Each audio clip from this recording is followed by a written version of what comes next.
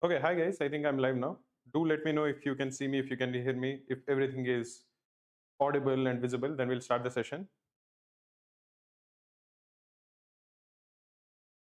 I'm just waiting for confirmation from you that everything is good. Okay, I think I'm visible. So let me know if the audio is also good, then I'll start teaching. This will be a 5-hour session. That is the plan. It might go slightly longer also. We plan to cover the entire arithmetic. At least you will get a pretty decent understanding of all the modules in arithmetic. That is the plan for this. So do let me know if everything is good. Yeah, I think everything is good. I think everybody can listen here. Today we started the session at 1 o'clock. Normally we start the session at 2 o'clock every Saturday because we want this to be a long session. I didn't want to break arithmetic into 2-3 parts, do one part this week and do one part next week. I felt just doing one shot arithmetic will be a better idea. It will be slightly tiring for us also, for maybe you also, but let us try to do the best that we can. So this will be a 5-hour session. I wanted to set a target of likes. The target is 350 likes. I want to get 350 likes before the stream ends. Please do like the stream. This is going to be our session. Next, if you're looking at what all we'll teach, we'll first go through time, speed, and distance. In time, speed, and distance, we'll be first looking at some intro. We'll be looking at relative velocity, then circular tracks. This is sometimes asked. We'll be looking at races and head starts. Then we'll be looking at boats and streams. After time, speed, and distance, we'll be looking at time and work. In time and work, we'll be looking at unitary method, some pipes where some water is coming in, some water is going out. These two I'll be teaching, time, speed, and distance, and time and work. After this, profit and loss and interest, we'll be looking at it. This will be taught by Sayali. We'll first look at profit, loss, and interest. Then we'll look at some partnership. We'll also look at fraudulent shopkeeper, which is often asked in CAT. We'll be looking at interest, compound interest, simple interest, and the difference between compound interest, simple interest. Then we'll be looking at installments. This also is many times asked in CAT. Many people confuse this aspect, but it is a very simple concept. Once you understand it, you will be able to get that question correct. Then I'll come back to teach averages, ratio, and proportion. I'll be looking at it. Weighted average also will cover. Percentages and variations also I'll cover. And finally, Sayali will come for mixers and alligations. This is basically the plan. This is what we are looking to cover. We will be looking at some concepts. We'll be solving questions. So it will be a mix of both concepts as well as questions. So do let me know. Otherwise, we'll get started because we have a lot to cover. Good afternoon to everyone. Quant rush I plan to not do this time. Thank you, Akshay Kumar. Quant rush I don't want to do this time because as it is, it will be a long session. So if I'm doing quant rush, it will be even longer.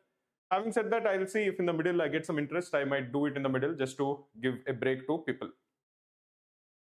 So yeah, we have around 90 people who are watching the stream live. Like I said, this is going to be a long stream. And I want you guys to like the stream. Our target is 350 likes before the stream ends. 350 likes is what I'm looking at. Now, one thing I wanted to tell you is, many of you know this, but arithmetic is by far the most important topic in CAT. If you're looking at the number of questions asked in CAT in the last, say, 5 years, across the 3 slots, this is the split. Time, speed, and distance in 2025, we had 4 questions. Time and work, we had 4 questions. Profit, loss, discount, and interest, we had 6 questions. Average, ratio, and proportion, we had 6 questions. Mixers and solutions, we had 3 questions. So if you're looking at all the 3 slots in 2025, we had 23 questions from arithmetic. You know that every slot has 22 questions.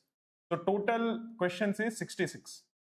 In slot 1, there are 22 quant questions. Slot 2, there are 22 quant questions. Slot 3, there are 23 quant questions, 22 quant questions. Total number of quant questions is 66. Out of those 66, arithmetic was 23. So roughly 1 out of every 3 questions in CAT quant is in arithmetic. This is by far the most important topic, and you can see that across all the years. Last year there were 23, the year before there were 25, the year before there were 22, then 25, then 28. So you can see that more than 1 in 3 are actually from arithmetic. So it's a very important topic. You can expect out of 22 questions, around 7 to 8 questions will be from this topic, will be from arithmetic. Very, very important topic. And I'll tell you another reason why I would want you to put a lot of emphasis on this. Arithmetic is an easy concept. I set the quant for dash cats. So sometimes I want to set a difficult question, and setting a difficult question in arithmetic is very difficult. If I want to set a difficult question in algebra, it is very easy. If I want to set a difficult question in geometry, also it is very easy. But setting a difficult question in arithmetic is very, very difficult. So most of the questions that are asked in arithmetic will be easy. If you know the concepts and if you know how to apply them, you should get most of these questions correct. So I want you to put a lot of emphasis and a lot of importance on arithmetic. So let us get started with the first topic. Again, before we get started, please do subscribe to our YouTube channel. I'll tell you why you should subscribe to our YouTube channel and click on the bell icon. Because normally we have our session every Saturday at 2 p.m. But this Saturday, because it will be a longer session, instead of 2 p.m. we changed it to 1 p.m. So sometimes these kind of small changes happen. Now, when sometimes these kind of changes happen, I want you to get a notification. You should not miss out because you feel that the session is at 2 p.m. Whenever we are going live, especially from now till CAT, in the run up to CAT, we'll be doing a lot of these impromptu sessions where we can't give you a lot of advance notice because we plan it on the go. So it is very important for you to subscribe and click on the bell icon so that if you actually go live or if you upload an important video, you should get a notification, and I want you to join us. Now the first topic is time, speed and distance. In time, speed and distance, I'll talk about the important concepts. There are three important concepts in time, speed and distance. One is time, one is speed, and one is distance. It is so obvious. Now what exactly is distance? Between 2 points, you will have a distance. Let us assume that these are 2 points. Say this is Delhi and this is, say, Agra. Now the distance between Delhi and Agra, I don't know. Let us assume is, say, 300 kilometers. This is the distance. Now to go from Delhi to Agra, you can reach in different times. If you go very fast, the time taken will be lesser. If you go very slowly, the time taken will be more. So suppose you are covering, say, 30 kilometers every hour. This will be the speed. So if you have to cover 300 kilometers and if you're covering 30 kilometers every hour, the time that it is going to take you will be 10 hours. But suppose you go very fast. Suppose instead of 30 kilometers per hour, you're going at 100 kilometers per hour. You are using the Yamuna Expressway. You're going at 100 kilometers per hour. The total distance you need to cover is 300 kilometers. You're going at 100 kilometers per hour. So you'll reach the destination in just 3 hours. Now, as an introduction to time, speed and distance, there's only one formula that is needed. It is a formula which many of us know. It is basically that time is equal to distance divided by speed. This is the starting formula for time, speed and distance. Time is equal to distance divided by speed, or time into speed is equal to distance. Now, one important concept that is there in time, speed and distance is that of units. Sometimes the speed is given in kilometers per hour. Sometimes it is given in meter per second. Speed can be given either in kilometers per hour or it can be given in meter per second. If you want to convert speed from kilometers per hour into meter per second, you have to multiply it with a particular constant. Similarly, if you want to convert it from meter per second into kilometers per hour, you'll have to multiply it with a different constant. What is that constant? If you want to convert kilometers per hour into meter per second, you multiply it with 5 by 18. If you want to convert meter per second into kilometers per hour, you multiply it with 18 by 5. For example, I'll give you 3 kilometers per hour. I want you to convert it into meter per second quickly. Suppose I'm giving you 108 kilometers per hour. Convert it into meter per second. This is the first thing. I'm giving you 72 kilometers per hour. I want you to convert it into meter per second. Similarly, I'm going to give you 54 kilometers per hour. I want you to convert it into meter per second. Please do let me know in the chat what it will be. Similarly, if I want to convert from meter per second into kilometers per hour, I'll give you a couple of words. Suppose I have 10 meter per second and I want to convert it into kilometers per hour. How much will it be? And the second one is, say, 25 meter per second. I wanted to convert into kilometers per hour. What should I do? To convert from kilometers per hour into meter per second and meter per second into kilometers per hour, do let me know quickly.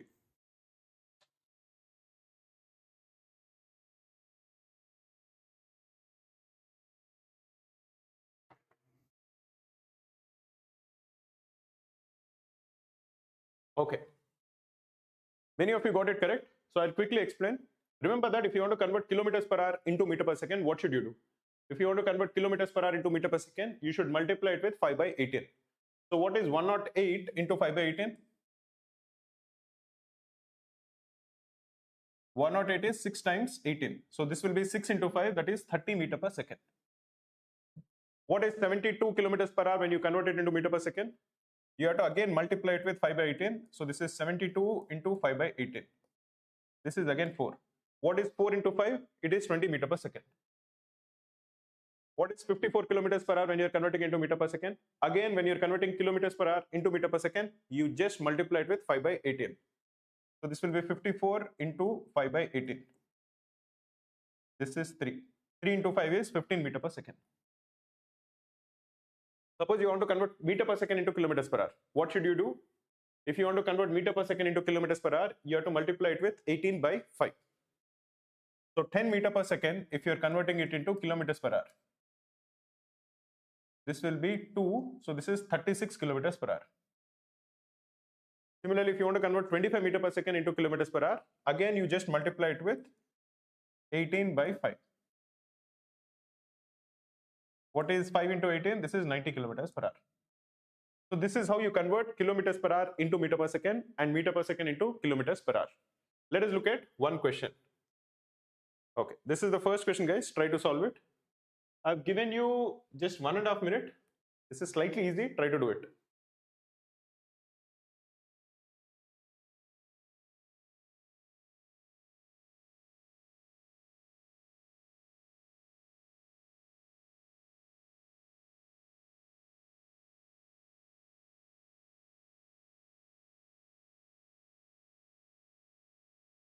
Harika Nising from basics to advanced. Yeah, I plan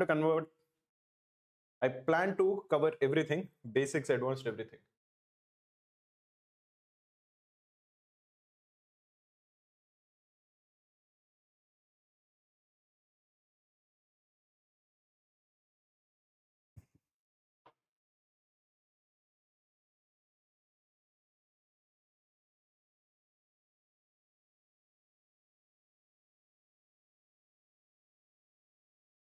We have close to 150 people who are watching the stream live. Please like the stream.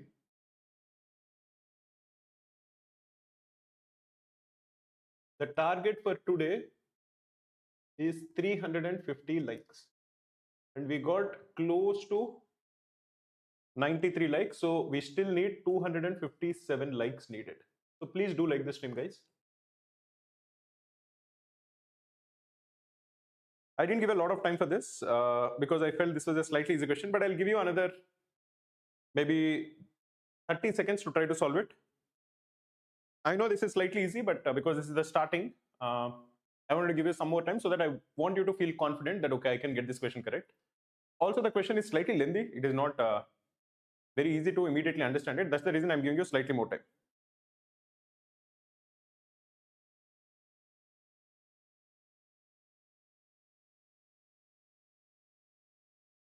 Pratik Mishra is saying, sir, I'm in my office. Will it be on YouTube for future reference? Yeah, it will be on YouTube, man. Don't worry. Okay, guys. Let me try to solve this question. There is a bus which travels at a speed of 60 kilometers per hour. It is moving continuously without any stoppages. However, including stoppages, its average speed reduces to 45 kilometers per hour for every hour that the bus is running. How much time does it spend at stoppages? So what does this mean? First, try to understand the question. What the question says is that when a bus is moving, it always moves at 60 kilometers per hour. However, it stops sometimes and then again it starts. When it again starts, it's going at 60 kilometers per hour. Now, for every hour that the bus is moving, how much time is it stopping? This is basically the question. So let us assume that the bus runs for 1 hour.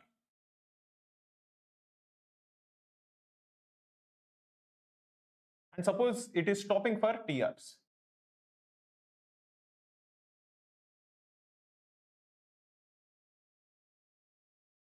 We need to calculate T and then we can solve the question. What we are asked to calculate is for every hour it is running, what is the time it is stopping? So what is the value of T? So what is the total time the bus is actually either running or stopping? It will be 1 plus T. What is the total distance it covers? The total distance it covers can be calculated in 2 ways. We know that time into speed is equal to distance. This is the formula for time, speed and distance. This is what we know. However, if you notice in the question, we are given two speeds. One is 60 kilometers per hour, one is 45 kilometers per hour. What does 60 kilometers per hour represent? 60 kilometers per hour represents the time that it is running. So if you are looking only at the time that it is running into the speed at which it runs, which is 60 kilometers per hour, the distance is 1 into 60. The other one is 45 kilometers per hour. What does 45 kilometers per hour say? 45 kilometers per hour is the total speed, the average speed, including both running and stopping. So the speed, if it is 45, you have to include the total time, which is running plus stopping, which is 1 plus t. Using this, we can calculate the value of t.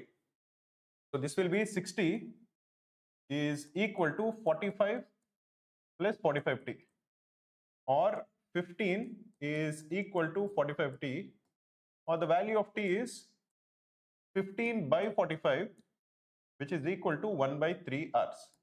What is the value of 1 by 3 hours? 1 by 3 hours is equal to 20 minutes. So the answer for this particular question is option B, which is 20 minutes. Let me quickly give a shout out to everybody who got this correct before going to the next question.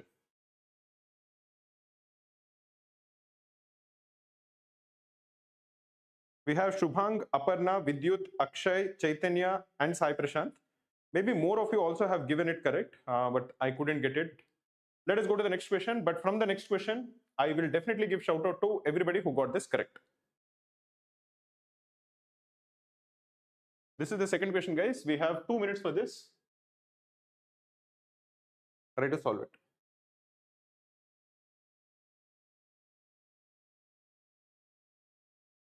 We have close to 200 people who are watching the stream live. We have 130 likes. Please like the stream. Our target is 350 likes. So 220 more likes needed. This will be a long stream. Your likes are what is going to motivate us to put in a lot of effort, because I'm sure I'll get tired in the middle. But looking at the like count, I feel that, okay, this is being very useful for students. So it motivates me to put in more effort while teaching.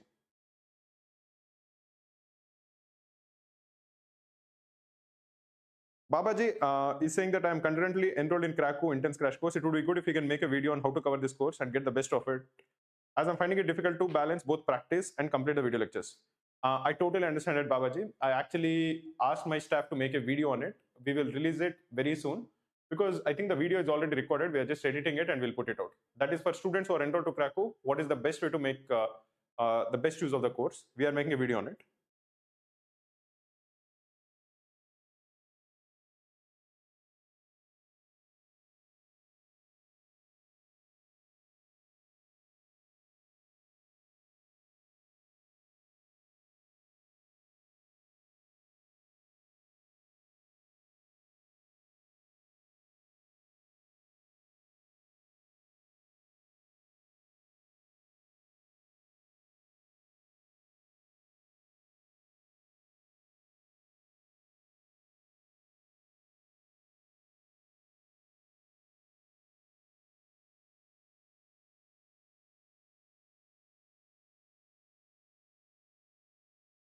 I'm going to give some more time, man, because I want more people to get it correct. Because I wanted to cover a lot of stuff, I gave little time for each question. I'll give you another, say, 30 seconds for you to get it correct. I know that the time is up, but don't worry, try to get it correct. And I want to give shout out to everybody who got it correct, because I know that that will be motivating for students. So try to get it correct.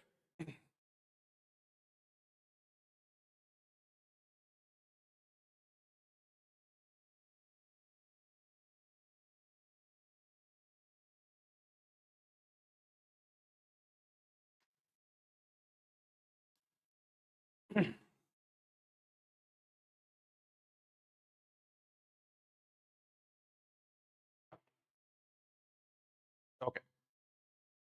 Let us try to solve this question, guys. First, try to understand what exactly is given. Here it is told that a person travels a certain distance at his usual speed. If he were to travel 6 kilometers slower than his usual speed, it will take him 4 hours more. And if he travels 4 kilometers faster than his usual speed, it will take him 1 hour less than the usual speed. What is the person's usual speed? The first thing you need to identify is nothing is given to us. but the speed is increasing or decreasing, and the time also is increasing or decreasing. So basically there are two variables. One is speed, the other is the usual speed and the usual time taken. Let us assume that his usual speed is s kilometers per hour. This is not given to us. But if you look at the question, we are asked to calculate what is the person's usual speed. So this is what we need to calculate. This is the most important thing. We need to calculate his usual speed. Second thing is, we don't know the usual time. Let the usual time be t hours. These are the two variables which are not known. Now what will his distance be? We know that time into speed is equal to distance. This is known to us. So the distance is equal to time into speed. So his distance, his usual distance is s into t.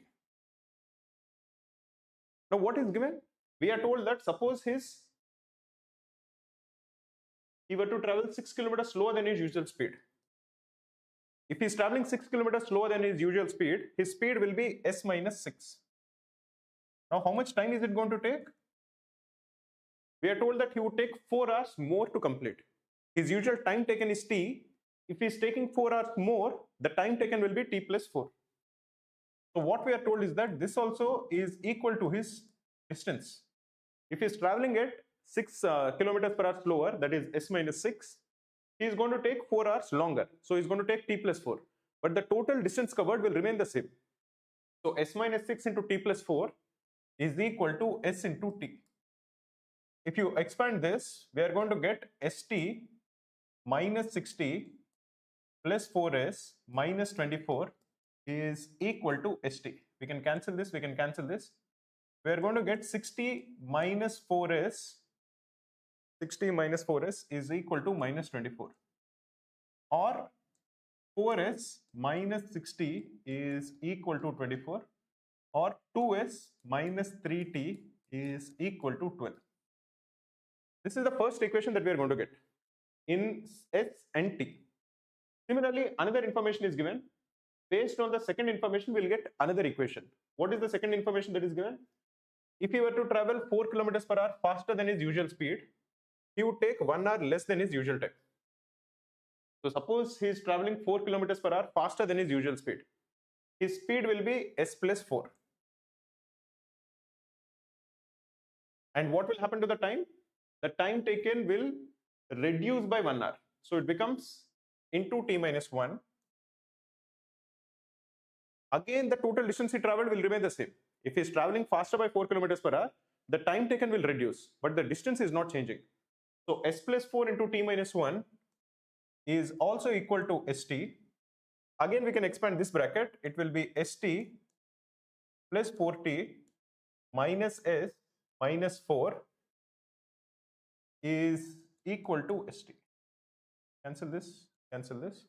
We have 4t minus s is equal to 4. This is the second equation in t and s. We need to solve these two equations. We'll get the value of s, we get the value of t. We can multiply this equation with 2, for example. If you multiply this equation with 2, you are going to get 8t minus 2s is equal to 8. Now you add this and you add this. This has 2s minus 3t. This has 8t minus 2s. So minus 2s and plus 2s, they get cancelled.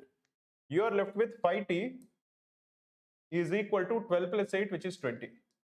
Or the value of t is 4 kilometers per hour.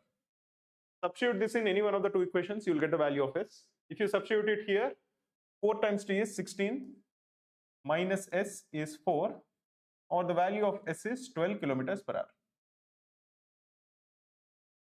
What are we required to calculate? We are required to calculate his usual speed, s, which will equal 12 kilometers per hour, which is option A. This I would say is not a very trivial question. This is, I would say, a slightly tough question. That is the reason I gave you slightly more time than 2 minutes to solve it. Let me quickly give a shout out to everybody who got it correct. People who got it correct, I think, should feel definitely happy about themselves. Like I said, this is a CAT level question. if you're getting these kind of questions correct, there is no reason why you can't get a similar question correct in CAT.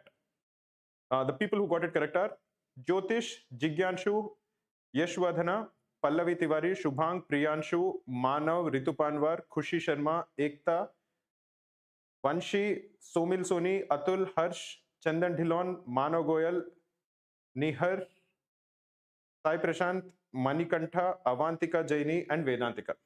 If I missed out on any name, sorry guys, I don't mean to do that. Now let us look at relative velocity. Relative velocity is also an important concept. Sometimes you can use it to solve questions quickly. What exactly does relative velocity say? Relative velocity says that if there are two people who are going in the same direction or in opposite directions, you can compare the speed of one with respect to the speed of the other. What I mean by that is, suppose there are two people, both of them are starting from the same point.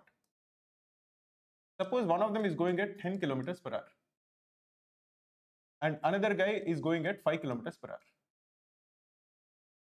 Now suppose you are required to calculate, let us give both of them names. Let this guy be P and let this guy be Q. P is going at 10 kilometers per hour, Q is going at 5 kilometers per hour. So what is the distance between both of them after, like, say 10 hours? If you are required to calculate what is the distance between them after 10 hours, you can do it in two ways. One, you can calculate, okay, in 10 hours, how much distance did P travel? In 10 hours, how much distance did Q travel? You calculate that and you calculate the difference. Let us try to do that. In 10 hours, P would have traveled 100 kilometers, which is 10 kilometers per hour into 10 hours. Similarly, in 10 hours, Q would have traveled how much? Q would have traveled 5 kilometers per hour into 10 hours, which is 50. So you can say that the distance between them is 50 kilometers, which is fine, that is correct. Another way to calculate it is, P is going at 10 kilometers per hour, Q is going at 5 kilometers per hour, both of them are going the same direction. So every hour, P will be ahead of Q by 10 minus 5, which is 5 kilometers per hour. Or basically what we are saying is that the relative velocity between P and Q is 5 kilometers per hour. Every hour, P will be 5 kilometers ahead of Q because they are going in the same direction. So after 10 hours, he'll be 50 kilometers ahead, which is 5 into 10. After 20 hours, you can immediately say that, okay, it will be 5 into 20, which is 100 kilometers. That is the concept of relative velocity, where we are saying that if both of them are going in the same direction, their relative velocity is x minus y kilometers per hour. In this case, it is 10 minus 5. If both of them are going in opposite directions, the relative velocity will be x plus y kilometers per hour. For example, if say both of them are starting at the same point A, if P is going at 12 kilometers per hour, and if Q is going at say 5 kilometers per hour, they are going in opposite directions. What is the distance between them after 4 hours? You can first calculate how much distance P traveled that side. You can calculate how much distance Q traveled this side and then add them up. Or you can directly say that the relative speed between P and Q is, they are going in opposite directions. So the relative speed is 12 plus 5, which is 17 kilometers per hour. And they are traveling for 4 hours. So the distance will be 17 into 4, which is 68 kilometers. This also you can do. Let us quickly solve a question on this so that you get comfortable with relative velocity.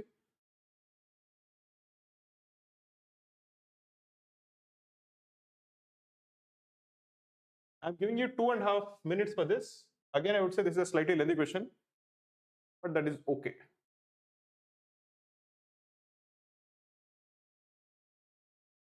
How many mocks ideally should we take for a safer set? Does this include both sectional and full length mocks or only full length mocks? I would say I want you to take at least 20 full length mocks. Number of sectionals can be much higher. Sectionals, so many people take a lot of sectionals. Some of the people say that they take sectionals because that helps them solve questions in the time pressure, which again I think is fine. So I won't put an upper limit on the number of sectionals, but mocks I would say you have to take at least 20.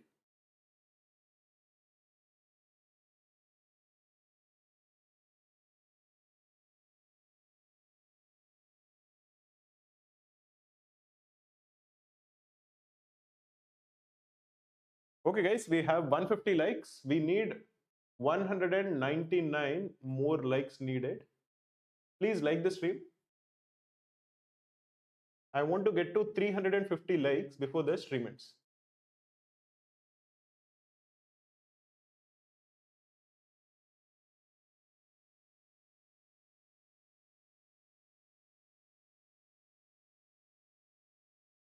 Manthavenikam, will there be marathon sessions for algebra and geometry as well in the future? We did a session on algebra last week. Definitely check it out. Geometry also will do it, but probably we'll do it in some time in the future, maybe after 3-4 weeks. We did a session on algebra last week. You should definitely check it out. Next week, we are doing a session on DLR, and the week after that, we'll do a session on VARC.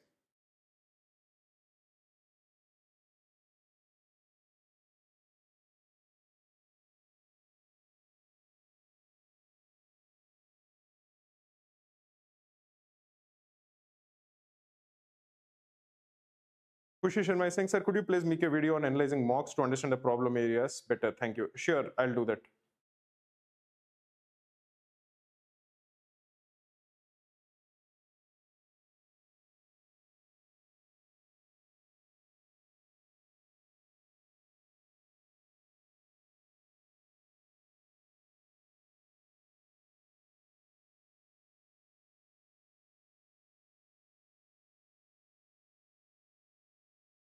Okay, guys, the time is nearly up.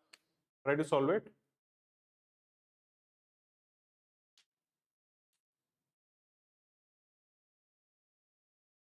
Okay, let us try to solve it. What exactly is given? Here we are told that there are two cars. They start from point A at the same time. The faster car travels to point B in 1 hour, 2 minutes and 30 seconds. After reaching the destination, the car turns around and meets the slower car after 20 minutes and 50 seconds. If the speed of the slower car is 24 kilometers per hour, find the distance between A and B. In these kind of questions, let us first try to understand what exactly is given. We are told that there are 2 points. This is A and this is B. We have 2 points A and B, and there are 2 cars which are going. We have a faster car and we have a slower car.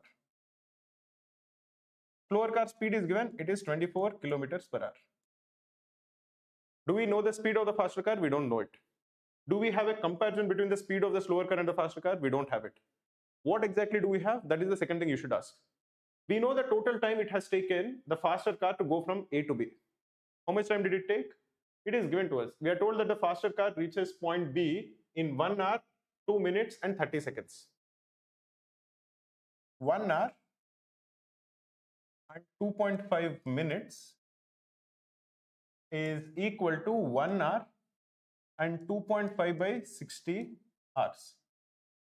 Because we know that there are 60 minutes in an hour, 2.5 minutes is 1, 2.5 by 60. What is 2.5 by 60? 2.5 by 60 is 1 by 24. So the faster car reached point A to point B in 1 by 24 hours, which is 25 by 24 hours. After that, it turned back. And both of them met at a particular point. How much time did it take the faster car? That also is given to us. What is given? That is 20 minutes and 50 seconds. 20 minutes and 50 seconds is 20 minutes and 5 by 6 minutes, which is 125 by 6 minutes, which is 125 by 360 hours, which is 25 by 72 hours. Now let us try to understand what exactly we have and what exactly we need to calculate. Getting that sense in solving a question is always very important, because then you will progress more efficiently. We have point A, we have point B. The faster car went from point A to point B in 25 by 24 hours. After that, it came back to one particular point. Let us say this is the point C in 25 by 72 hours. In this time, the slower car went from point A to point C.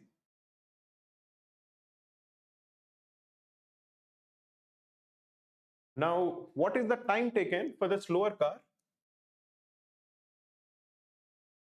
to go from A to C? The time taken for the slower car to go from A to C is 25 by 24, in which time the faster car went to A to B, plus 25 by 72, in which time it came back from B to C. So this is 25 by 24 plus 25 by 72, which if you simplify will be 100 by 72 hours. This is the total time it has taken, and in this time the slower car went from A to C. What is the time it has taken the faster car to go from A to C? Now you might think, but how do I know it? I don't know it. I just know that for the faster car it took 25 by 24 hours to go from A to B, and it has taken the faster car 25 by 72 hours to go from B to C. Now would you agree with me if I tell you that if it has taken the faster car X hours to go from A to C, to go from C to B also it would have taken it 25 by 72 hours. If it is taking the faster car 25 by 72 hours to come from B to C, it will take the faster car 25 by 72 hours to go from C to B. And if it has taken the faster car X hours to go from A to C, X plus 25 by 72 is equal to 25 by 24.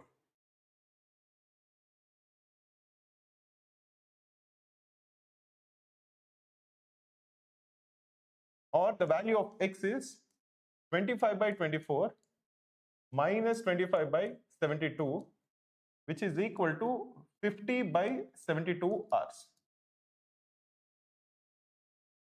So it has taken the faster car 50 by 72 hours to go from A to C. It has taken the slow car 100 by 72 hours. It has taken the fast car 50 by 72 hours to go from A to C. The faster car has taken half the time as the slower car to go from A to C. What does it mean? We know the speed of the slower car. It is 24 kilometers per hour. Slower car has taken double the time as the faster car. This would imply that the speed of the faster car will be double that of the slower car. So the speed of the faster car is 48 kilometers per hour. And how much time did the faster car take to go from A to B? The faster car has taken 25 by 24 hours to go from A to B. Therefore, the distance between A to B is speed of the faster car into the time it has taken, which will come to equal 50 kilometers will be the distance between A to B. And the answer for this particular question will be option A. Let me quickly give a shout out to everybody who got this question correct before going to the next question.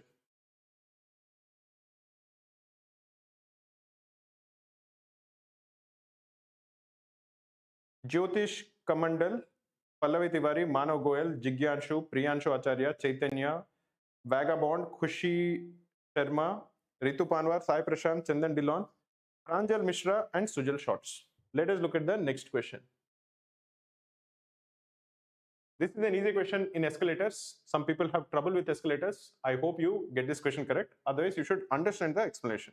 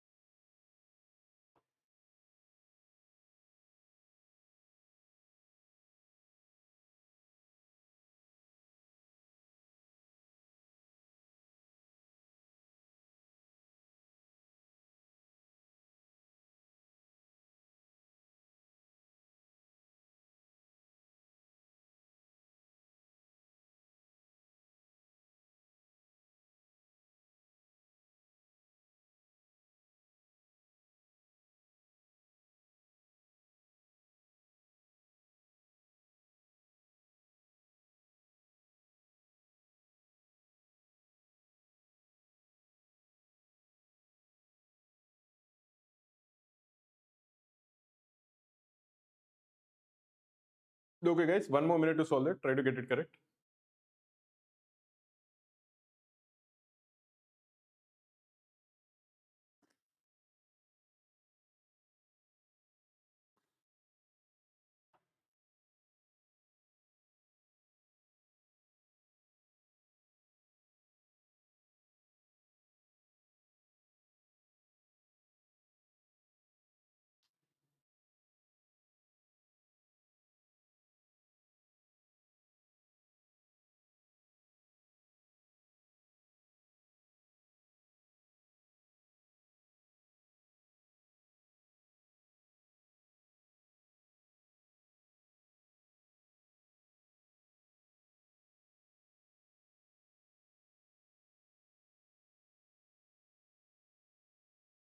So what does this say? It says that a person walks up a moving escalator and reaches the top in 20 seconds.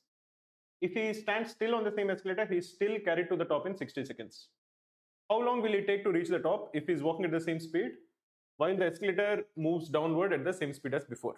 So let us first try to understand what exactly is given and also try to understand what exactly is needed to be calculated. We are given two scenarios. In the first scenario, let us assume that this is the escalator. It is going up like this at say E steps per second. And the guy is also going up. Let us assume that he is going at S steps per second.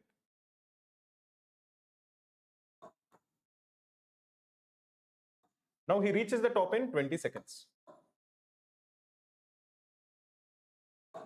The second scenario that is given is the escalator is going up. The speed of the escalator is still the same, which is E steps per second. But this guy is just standing still. He's not going up. And because he's not going up, it is going to take him more time, which is going to take 60 seconds. What we are asked to calculate is, suppose the escalator is coming down at E steps per second.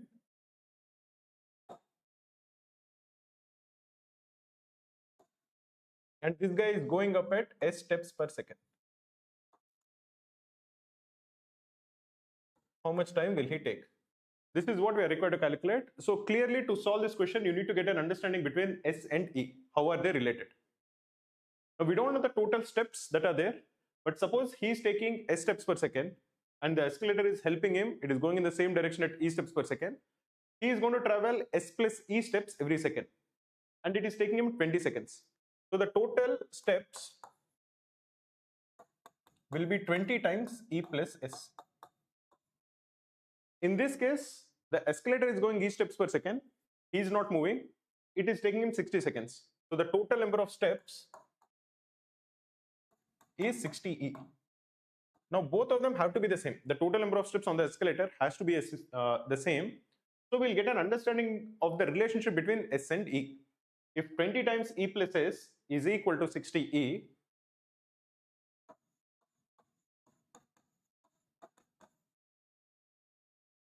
what we have is E plus S is equal to 3E, or the value of S is equal to 2E.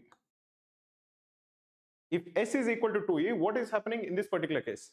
He is going up at S steps per second, which is 2E steps per second. And the escalator is coming down at E steps per second. So effectively, he is going up at 2E minus E, which is equal to E steps per second. What is the total number of steps? The total number of steps is 20 times E plus S, which is equal to 60E. So the number of steps is 60E. He is going up at E steps per second. Therefore, the time taken will be 60E divided by E, which is equal to 60 seconds. So the answer for this question will be option B, which is 60 seconds. Let me quickly give a shout out to everybody who got it correct before going to the next question. Many people got it correct. Well done, guys. We have Manav Goyal, Jigyanshu, Kishore, Jyotish Kamandal, Ritu Panwar, Suraj, Yashwadhan, Chaitanya, Somil, Sandeep Kumar, Sai Prashant, Just Vibing, Aparna Nair, Lokit, Pavallavi Tiwari, Vidyut, Rahul, Harsh, Manikanta, Sunil, Hemant Kohli, Mallikarjun, Raj, Harshini, Shubhang, Avantika Jain, Gokul Balasubramaniam, Vedantika, Aritra, Akshay Kumar, Atul, Shrutika, Saket Reddy, Ganesh, and Meeram Samit. What about circular tracks? This I think is an important concept. It's a very easy concept, but you would think not a lot of questions will be asked from this concept, but they come up at least once every year in one of the 3 slots. So it is something important that I want you to know. What does this say? It says that if there are 2 people who are going in a circular track, they're running in a circular track, and they're starting from the same point, but they can run either in opposite directions or in the same direction.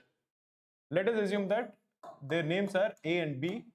Let the speed of A be A meter per second, and the speed of B be B meter per second. Now calculate the ratio of A's to B, the ratio of their speeds.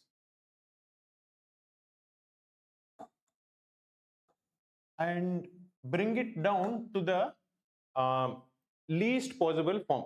That is, there should be no common ratios, or there should be no common terms between their speeds, and let the speed be x is to y. Now if they're going in same direction, the number of points at which they meet will be x minus y. If they're going in opposite directions,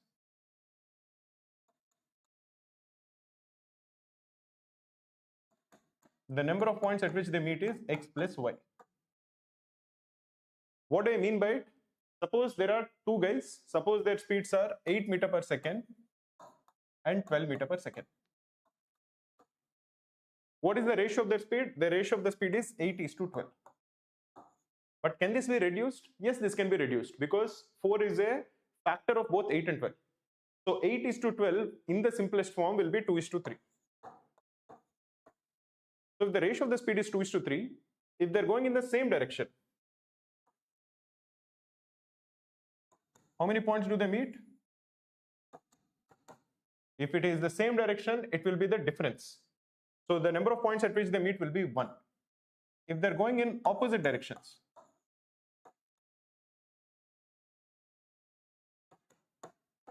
the number of points at which they meet will be sum of the ratios, which is 2 plus 3, which is 5.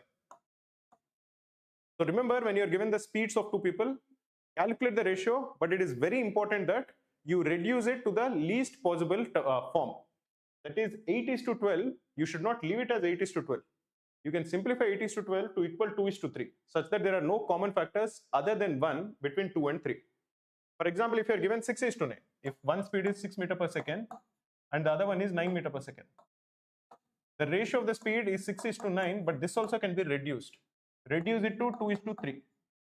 You can divide both of them with 3, you are going to get 2 is to 3. Again, if they are in same direction, it will be 3 minus 2, which is 1 meeting point. If they're going in opposite directions, it will be 2 plus 3, which is 5 meeting points. Based on it, we'll be having a question. Try to solve it. If you don't get it, I will explain and you'll get a good understanding. This also has 2.5 minutes. Try to solve it.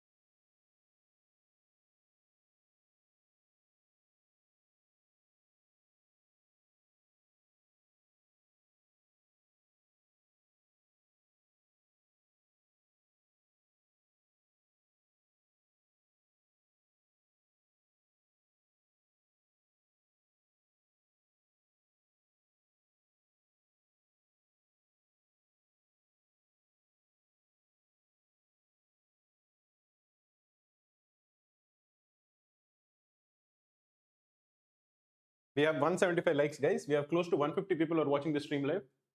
The target likes for today is 350 likes. We crossed halfway point, which is good. So we need another 175 more likes. Please do like the stream.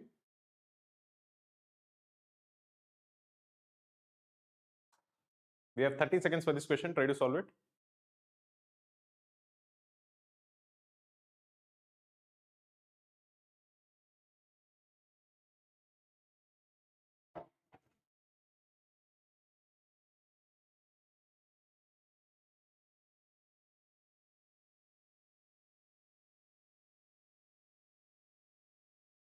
Many people got this correct. Well done.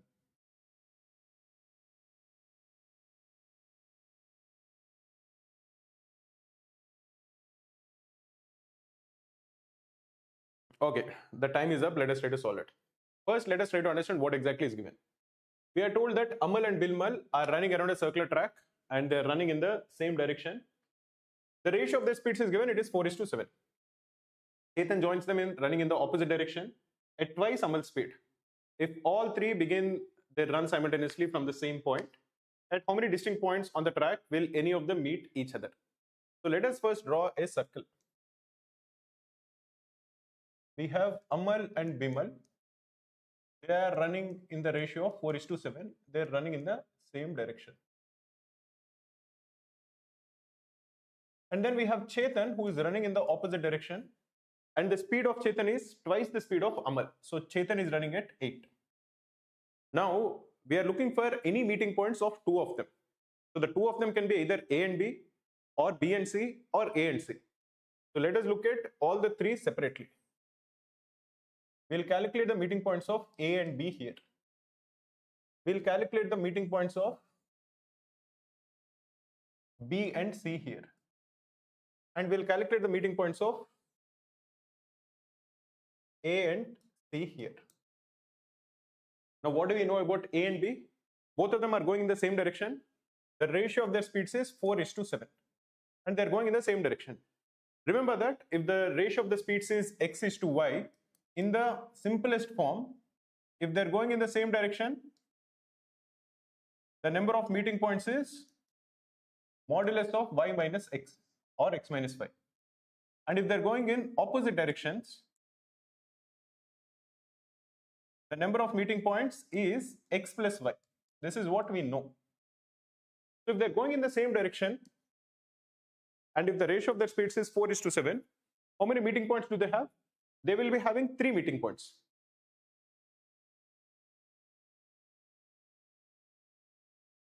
And what will those 3 meeting points be? They will be the starting point, this one and this one. You have to divide the circle into 3 exactly equal parts. So if you assume that this is 0 degrees, this will be 120 degrees, and this will be 240 degrees. These are the 3 points at which A and B meet. Let us calculate it for A and C. A and C are going in opposite directions.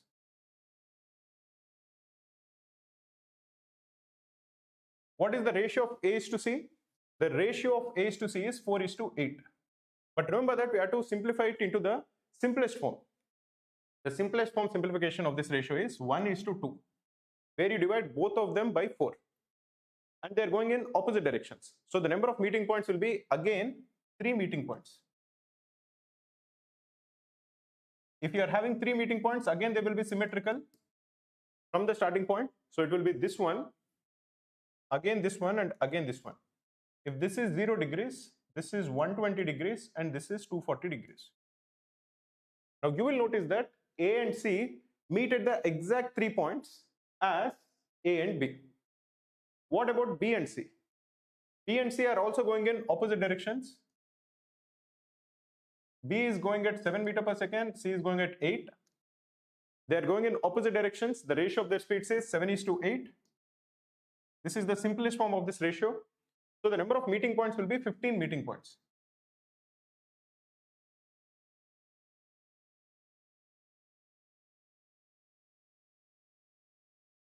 Now what will those 15 meeting points be? You divide 360 degrees with 15, you are going to get 24 degrees. So this will be 0. Then you will have 24, you will have 48, you will have 72, you will have 96, you will have 120, you will have 144, you will have 180, no, not 180, sorry, 120, 144, 168, 168 plus 24 is 192, 216, 240, 264, 288, 312 and 336. This is 0, this is 24, this is 48, this is 72, this is 96, this is 120, 144, 168, 192, 216, 240, 264, 288, 312 and 336. How did I get this 24? I've just divided the total angle around a circle, which is 360 degrees, with 15. I'm going to get 24 degrees. So I'm going to put 0 at the start, and I'm going to add 24, and I'm going to get the entire meeting points, the 15 meeting points. This is exactly the same thing I've done over here also. If I wanted these 3 meeting points, I've just divided 360 with 3. So I'm going to get 120. So I'm going to put 120 here, 240 here. Same over here also. Now, if I'm looking for unique distinct points, you have 0, 120 and 240. That is there here also. 0, 120, 240. So the total number of meeting points will be these 15 meeting points. Because these 3 meeting points and these 3 meeting points are already encompassed in these 15 meeting points. So the total number of meeting points, unique meeting points, will be option C, which is 15. I would say this is a tough question, but it will be good if you understood the explanation, because many concepts of the circular tracks are covered in this. Let me quickly give a shout out to students who got it correct. Again, students who were able to solve it, you should feel very happy, because this is definitely a CAT level question.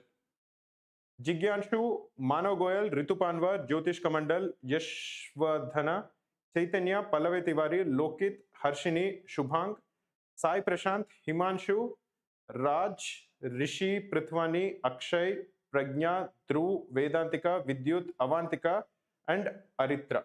Well done, guys. Let us look at the next question. Again, I've given 2.5 minutes for this. Try to solve it.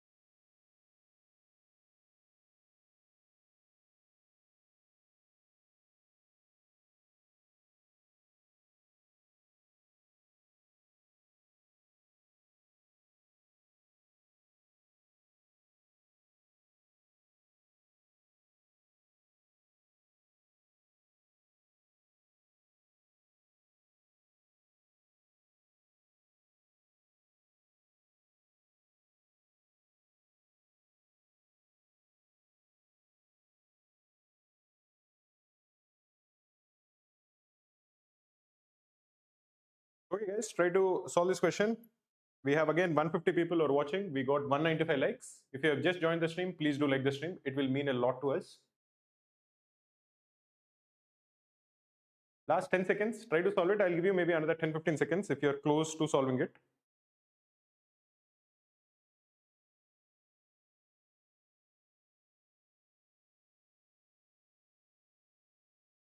Okay, time is up. Let us try to solve it.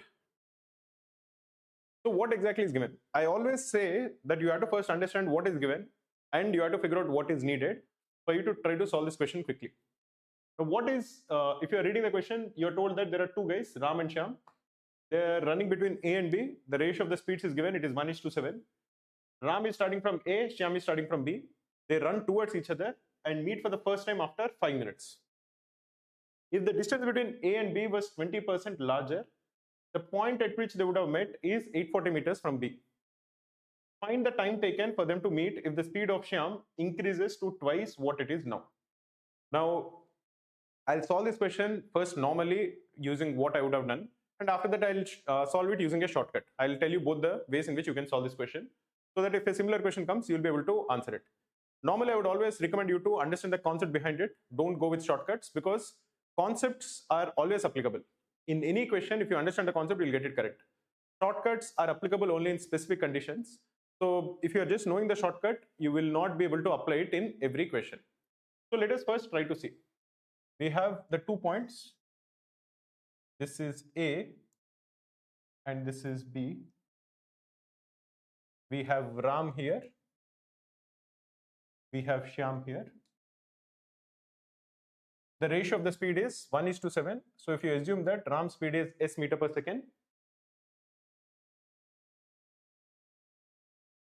what is the speed of Shyam? It is 7s meter per second. Both of them are running towards each other. They meet at some point over here.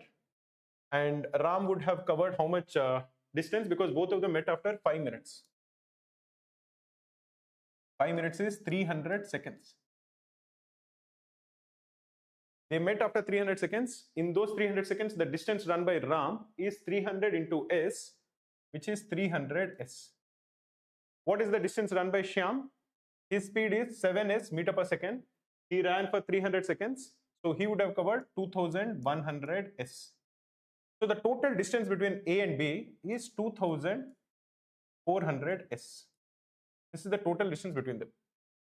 Now, if this distance was 20% longer, what would it become?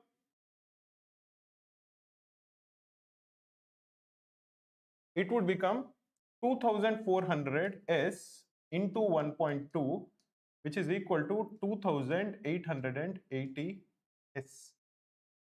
Now, if the distance is 2880, what we were told is they would have met 840 meters from B. This would mean that if they were meeting like this is B and this is A, they would have met at some point over here. This would have been 840 meters.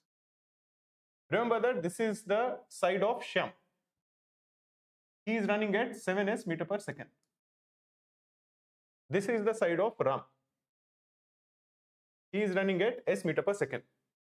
So if this is 840, if Shyam has run 840 meters, Ram would have run 1/7 of that, which is 120 meters. Because the ratio of the speeds is 1:7. So the total distance between A and B is 120 plus 840, which is 960 meters. 960 meters would be equal to 2880s. Or the value of s is 960 divided by 2880, which is equal to 1/3. So now if you are coming to the original situation, the original situation would be that Ram's speed is s meter per second, which is 1/3 meter per second. Shyam's speed is 7s meter per second, which is 7/3 meter per second. The total distance between them is 2400s, which is 800 meters. Now Shyam's speed doubles.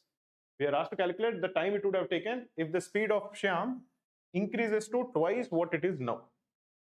So now Shyam's speed, instead of being 7/3, becomes 14/3. And Shyam is coming this side, Ram is going this side. So now their relative speed will be 1/3 plus 14/3, which is 15/3, which is equal to 5 meter per second. And the total distance is 800 meters. So the time taken will be 800 divided by 5, which is 160 seconds. So the answer for this question is 160 seconds. This is the conceptual way of solving it, where you're first finding out the distance between them, you're finding out the relative speeds, and then you're calculating the time it would take. But if you, in this particular question, you don't need to calculate the distance between them. You actually don't need to calculate what is the relative, what is the speed of both of them. How can you solve it? Suppose this is A and B.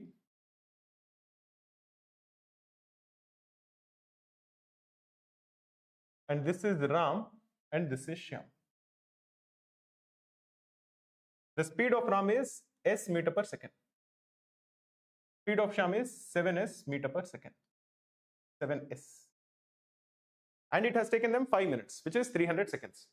So the distance will be, the relative speed is s meter per second and 7s meter per second.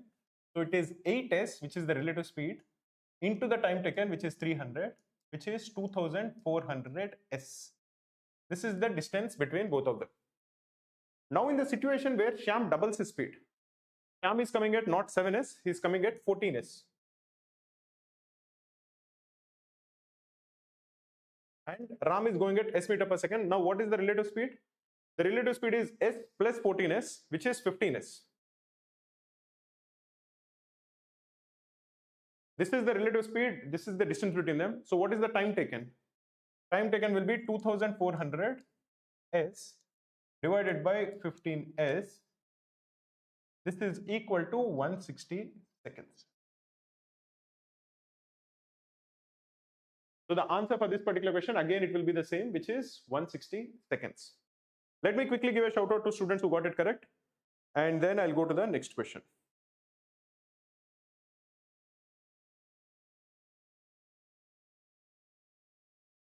A lot of people got it correct. Well done, guys. Mano Goyal, Yash Rawat, Jyotish Kamandal, Jigyanshu, Pallavi Tiwari, Somil Soni, Chandan Dhillon, Khushi Sharma, Sai Prashant, Ritu Panwar, Sandeep Kumar, Akshay Kumar, Shubhang, and Pragnya Agarwal. Guys, I wanted to tell you that we are launching a crash course for the last 85 days. The course will start on Monday. If you have any doubts about this crash course, you can just Google search Cracku Cat Crash Course. If you just Google search Cracku Cat Crash Course, or you can call us on this number 6303 239042. You will get all the details about the crash course. The crash course will have weekly revisions. It will have daily live classes. The daily live classes are from 7:30 to 9:30. I take the daily live class on Monday from 7:30 to 9:30. Sayali will take the daily live class on Thursday, again from 7:30 to 9:30. I primarily look at Quant and sometimes LRDA. Sayali primarily looks at VARC and sometimes LRDA. The remaining 3 days, that is on Tuesday, Wednesday, and Thursday, or Tuesday, Wednesday, and Friday, we have excellent faculty who get very high ratings from our students. All of them are people who have scored above 900 percentile in CAT, and the classes are pretty good. In addition to it, you'll get access to all the daily targets, all the mocks, all the sectionals, the study room, everything that is there at Cracku, you'll get access to it. If you have any doubts about this, you need to just Google search Cracku Cat Crash Course, or you can call us on this number, which is 6303 239042. Now let us look at races and head starts. Now when there are two people, say suppose they are racing. Now if we are saying that A beats B by X meters, what does that mean? It means that if there is a race of 100 meters, if you have A and B, if both of them complete the race, if A reaches here, and if you are saying that A beat B by X meters, it would mean that B did not finish the race by that time. B is over here, and this distance is X meters. A finished the race, A finished 100 meters, B is short by X meters, so the distance that B completed would be 100 minus X. So if the speed of A is SA, and if the speed of B is SB, the ratio of SA by SB will be equal to 100 divided by 100 minus X. Why is that the case? Because in the same time, A was able to run 100 meters, B was able to run only 100 minus X meters, because A won the race by X meters. So you can say that the ratio of the speed of A to the speed of B is 100 divided by 100 minus x. You can also say that A beat B by t seconds or some time. Here we are giving the distance with which A beat B. If you are giving the time with which A beat B, what it would mean is this is the distance of the race. This is 100 meters. This is A. Suppose he finished the race in x seconds.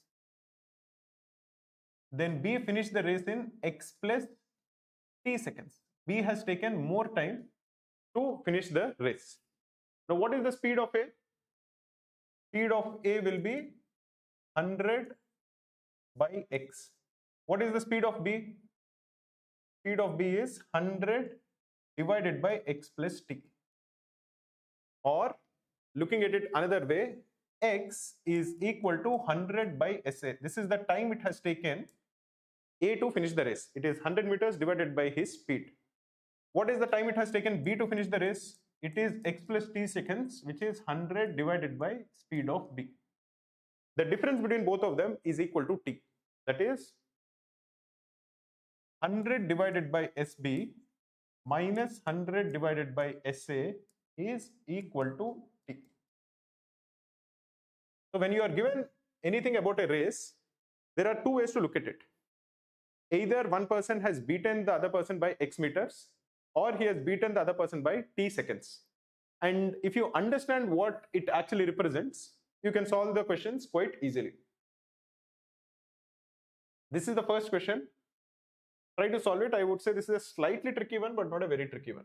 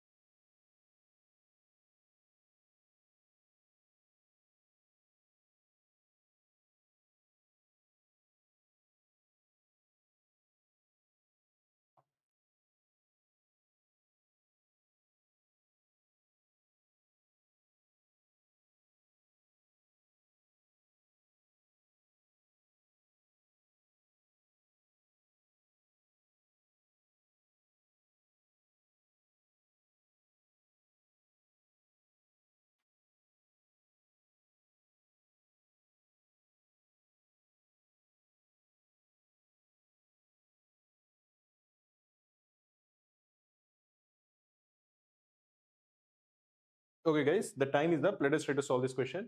What is given? We are told that there are two people, Manoj and Rushi. We have Manoj and we have Rushi. We are told that the distance that they cover in each hop is in the ratio of 3:5. So let us assume that Manoj covers a distance of 3D in one hop and Rushi covers a distance of 5D per hop.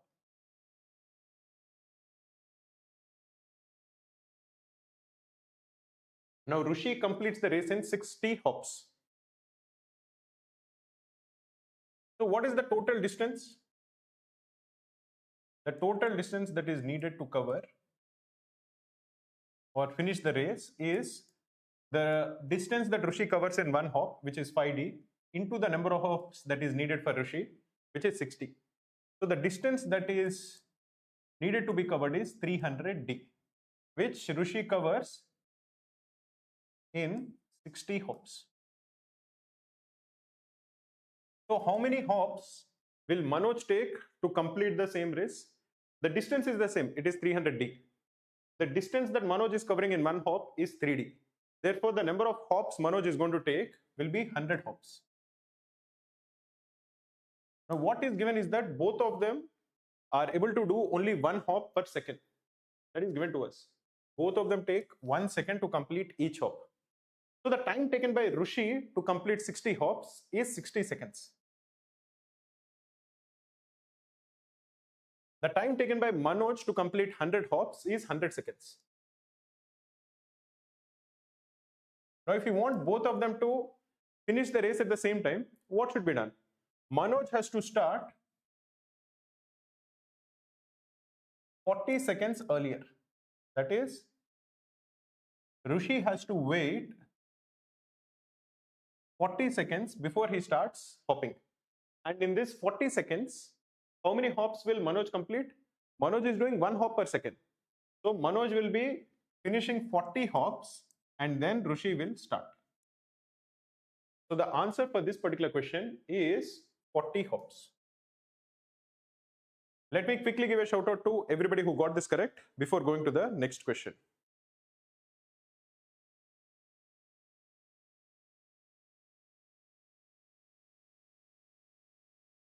We have Rohit, Mallikarjun, Jigyanshu, Shyam, Sunil Venkata, Ritu Panwar, Karthik, Shravani, Jyotish, Chaitanya, Manav Goyal, Pallavi Tiwari, Shubhang, Hemant, Aritra, Vidyut, Shreya, Akshay Kumar, Lokit, Yashwadhana, and Sai Prashant.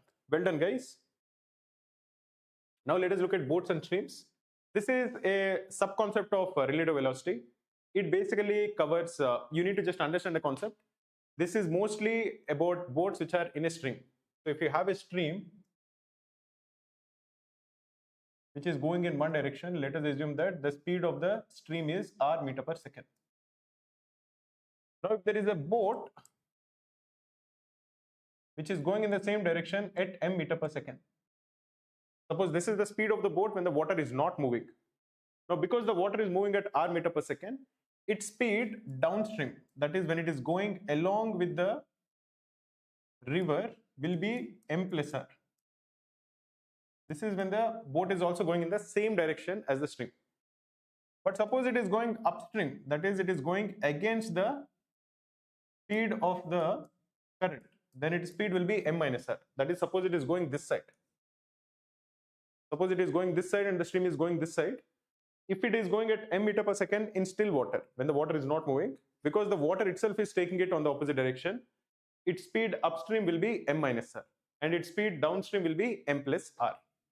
Let us solve one or two questions on this so that you are comfortable. This is a simple question, guys. Very simple question. I want you to get it correct. I want all of you to get it correct. I want to give a shout out to a lot of people.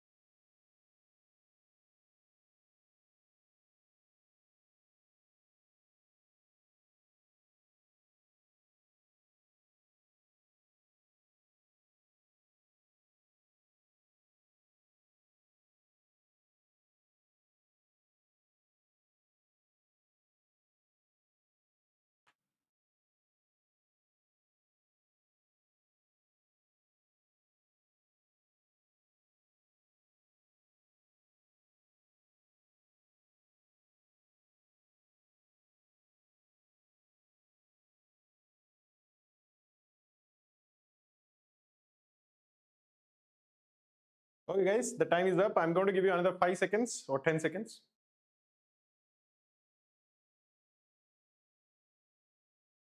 Okay. What exactly is given? The speed of the boat in still water is given. It is 10 kilometers per hour. The speed of the river current is given. It is 2 kilometers per hour. The boat travels a certain distance downstream in 2 hours. What is the time taken by the boat to cover double the previous distance while traveling upstream? So in this kind of a question, let us first understand what is the speed of the boat downstream, what is the speed of the boat upstream. Speed of the boat is 10 kilometers per hour, speed of the stream is 2 kilometers per hour. So speed of the boat downstream will be 10 plus 2, which is 12 kilometers per hour. Speed of the boat upstream will be 10 minus 2, which is 8 kilometers per hour. What we are told is that the boat is traveling downstream for 2 hours. So if it is traveling downstream for 2 hours, it is traveling at 12 kilometers per hour for 2 hours. So what is the distance traveled? The distance traveled by the boat is 12 into 2, which is 24 kilometers. What we are asked to calculate is the time taken by the boat to travel double this distance. What is double this distance? It is 24 into 2, which is 48 kilometers. So we are asked to calculate the time it takes to travel 48 kilometers while it is going upstream. And when it is going upstream, what is the speed of the boat? Speed of the boat is 8 kilometers per hour. So the time taken will be 48 divided by 8, which is equal to 6 hours. So the answer for this question is option C, which is 6 hours. This was an easy question. I am hoping to give a lot of shout outs to everybody who got this correct. Let us see. We have Mano Goyal, Pallavi Tiwari, Karthik, Srirekha, Jyotish Kamandal, Harshita, Chaitanya, Shubhang, Jigyanshu, Yashwadhana, Ritu Panwar, Kishore, Shyam, Akshay Kumar, Shubham, Chantanu, Chandan Dhillon, Sai Prashant, Avinash Thakur, Surya Bhagwan, Raj, Harshini, Suraj, Aritra, Shravani, Lokit, Ganesh, Shreya, Sandeep, Mallikarjun, Saket, Atul, Alan, Johnny, Vidyut, Sandeep Kumar, Rahul, Vedantika, Charan Sai, Pampana, Harsh, and Mareshwaran. Well done, guys. This was an easy question. Having said that, you actually got it correct, so you should feel very good about yourself. This, I would say, is a slightly tough question, but not very tough. Try to understand it, and then you should be able to solve it. Our target is 350 likes. Please do like the stream.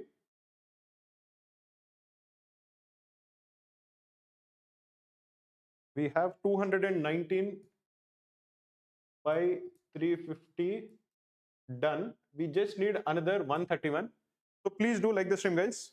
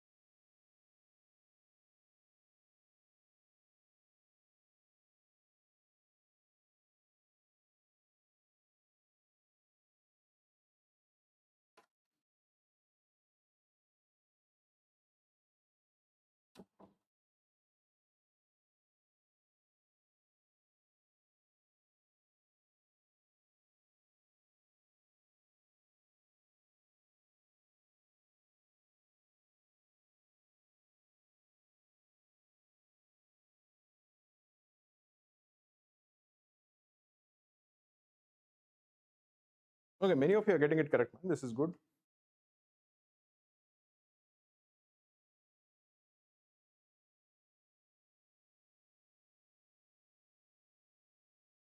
Last 20 seconds, guys. Try to solve it.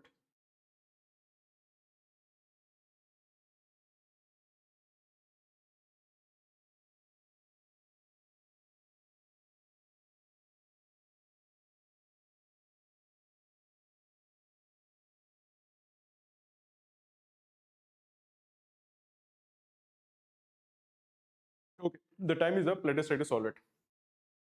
Now, again, in this question, if you understand what is given and if you understand what is required to be calculated, solving this is not difficult. And that is true for most of the questions in quant. Even if it is appearing very difficult, even if you're thinking that, okay, I don't know this, I don't understand this, you should not be underconfident. You should try to understand the question.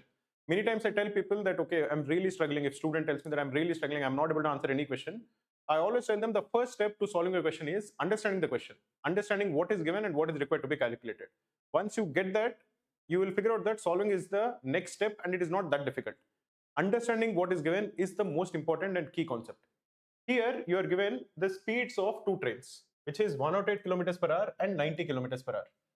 You are also given the lengths of both the trains. You are told that the first train is 250 meters long and the second one is 250 meters long. Now, we are told that both of them enter the tunnel, but the time taken for the rear end of the train A to enter the tunnel after its engine has exited the tunnel is x seconds. Similarly, the time for train B is y seconds. You are given x plus y. You are required to calculate the length of the tunnel. So let us first understand what exactly is given. You are given the speed of train A. What is the speed of train A? Speed of train A is 108 kilometers per hour. Let us try to convert it into meter per second. This is 108 into 5 by 18. This is equal to 30 meter per second. You are given the speed of train B. What is the speed of train B? Speed of train B is 90 kilometers per hour. 90 kilometers per hour is 90 into 5 by 18, which is 25 meter per second. You are given the lengths of train A and train B. Train A is 200 meters long. Train B is 250 meters long. This is given to you.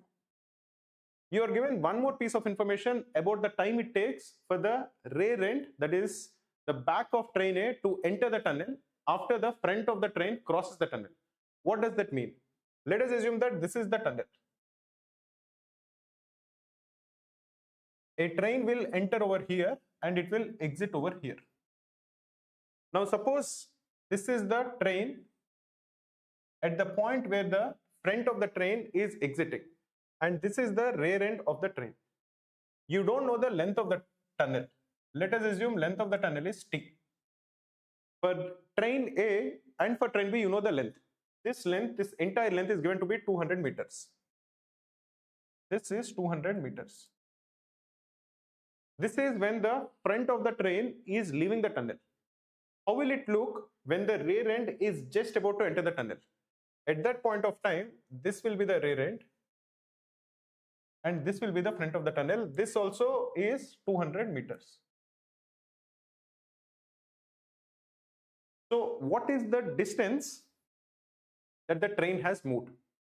If you are looking at the distance that the train has moved, you can look at it either as the front or the rear. If you are looking at the front of the tunnel, front of the train has gone from here to here. What is this distance? That distance is basically the difference between the length of the train and the length of the tunnel. That is equal to 200 minus t. Why is that equal to 200 minus t? Because if you're looking at it from here to here, this length is 200 meters. That is the length of the train. This length is 200 meters, out of which this part is the length of the tunnel, which is t. So this part will be 200 minus t. So what we are essentially saying is that the distance covered by the train in whatever he has described, this part, okay, the time it takes for the rear end of the train to enter the tunnel after its engine has exited the tunnel, what he's basically saying is the distance covered by the train is 200 minus t. And what is the speed of the train? Speed of the train is 30 meters per second. So 200 minus t, which is the distance traveled by train A, divided by 30 is equal to x. Similarly, in the case of train B, what is the distance that the train B would have covered? It will be length of the train, which is 250 minus t, and the speed of train B is given, it is 25 meter per second. This is equal to y. Now, do we have any information about x and y? We are not given x and y. We are just told what is the value of x plus y.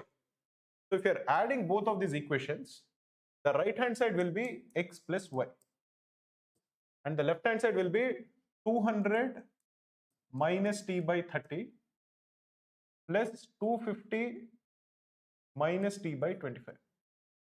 That is equal to x plus y. And what is the value of x plus y? X plus y is 5 2 by 3.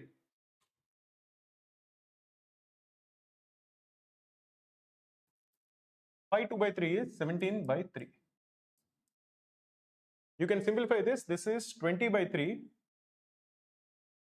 minus t by 30 plus 250 by 25 is 10 minus t by 25 is equal to 17 by 3.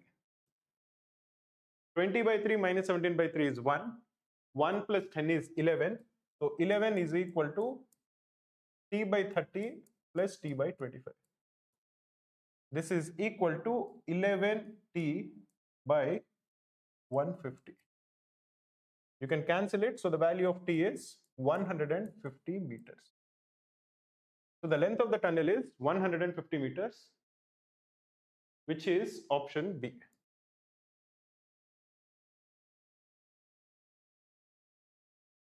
Let me quickly give a shout out to everybody who got this correct before going to the next question.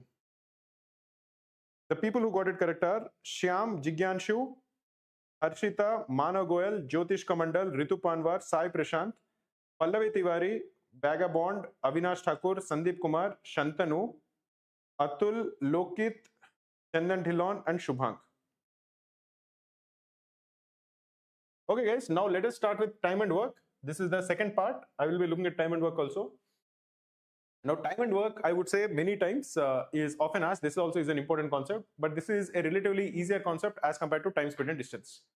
You need to understand just one concept in time and work, which is that if you are given the number of days it takes for the work to be done, or the number of hours that it takes for the work to be done, what is important is the efficiency of people. So basically, if you are told that there is a work where A takes 3 hours and B takes 2 hours. Now, the more time you take, the less efficient you are. So anybody who is taking more time is less efficient. That is basically what I would want you to think about. And their efficiency is inversely proportional to the time taken. For example, if A is taking 3 hours, we would say that efficiency of A is 1 by 3 and efficiency of B is 1 by 2.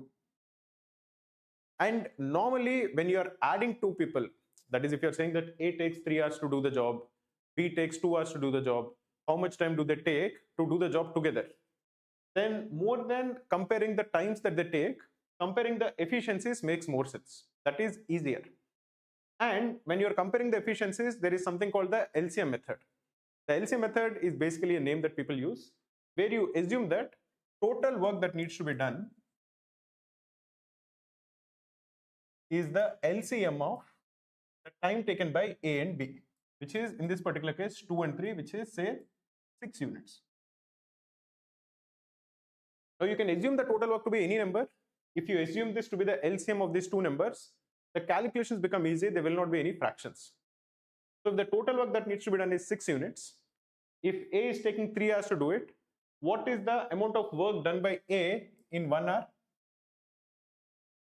The amount of work that he will do will be 6 divided by 3, which is 2 units.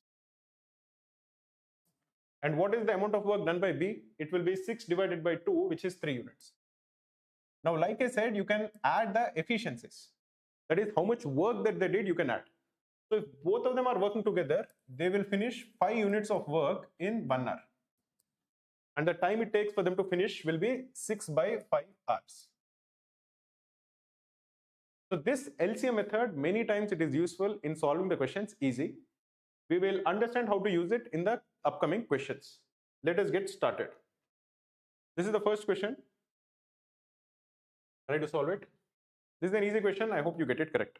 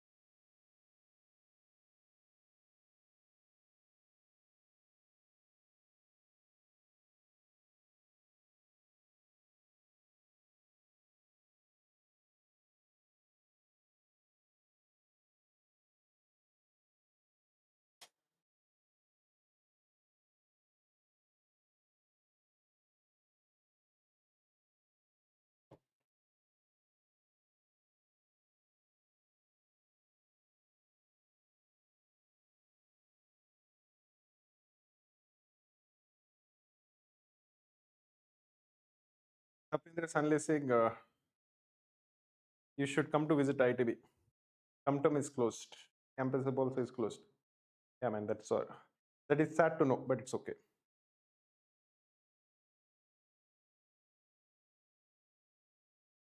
Why is TumTum closed?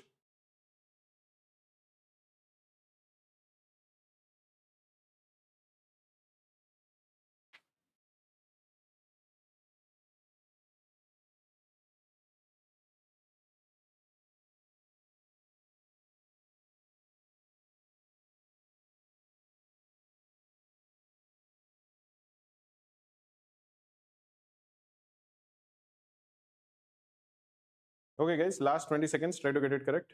Many people are getting it correct. Well done.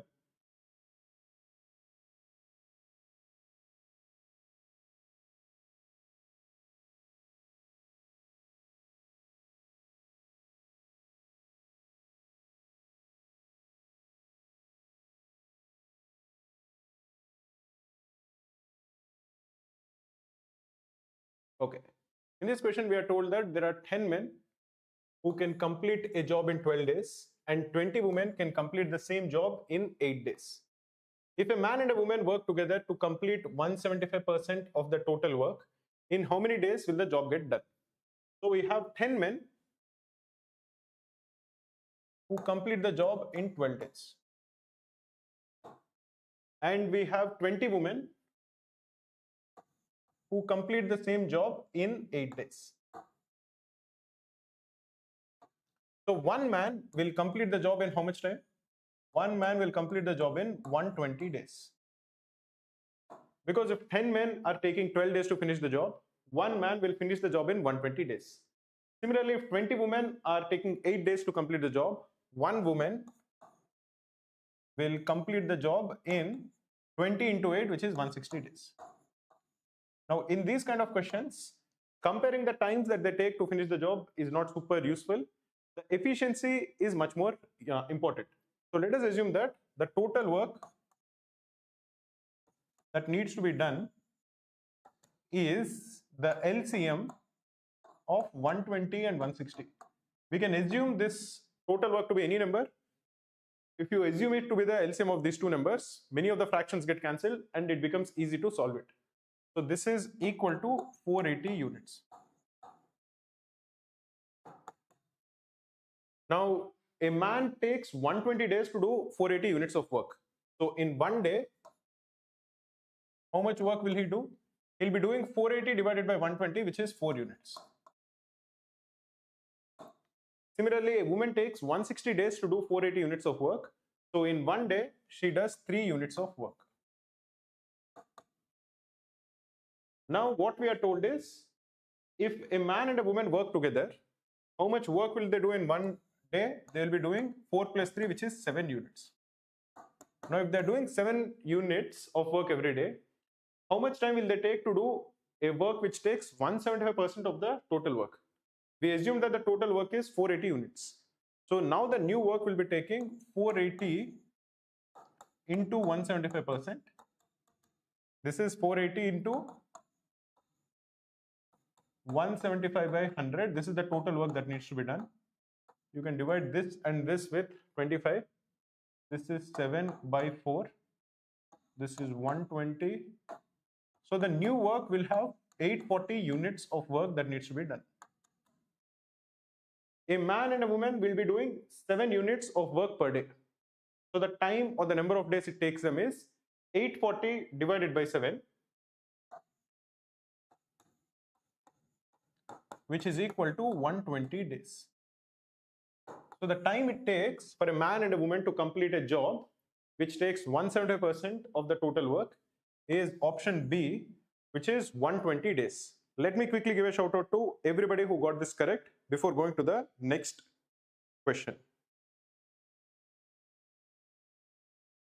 This is Pallavi Tiwari, Manav Goyal, Chandan Dhillon, Yashwadhana, Shantanu Mali, Ritu Panwar, Jigyanshu, Jyotish Kamandal, Harshita, Kishore, Sunil Venkata, Shubhang, Chaitanya, Pitambar, Arpita, Aritra,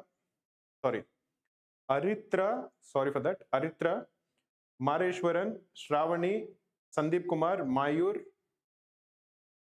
Shubham, Charan Sai, Avinash, Lokit, Atul, Dhruv, Ganesh, Suraj, Shreya, and Sai Prashant. Well done, guys. So many people got it correct, which is always good to see. Okay, let us do this question. This I would say is slightly tougher than the earlier one, but not a very difficult question. You should try to get this correct. This also can be gotten it correct. We gave 2.5 minutes. I think that is sufficient.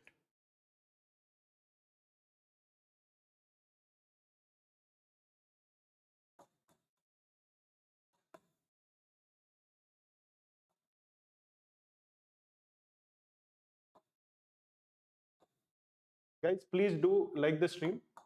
We just need another 110 more likes.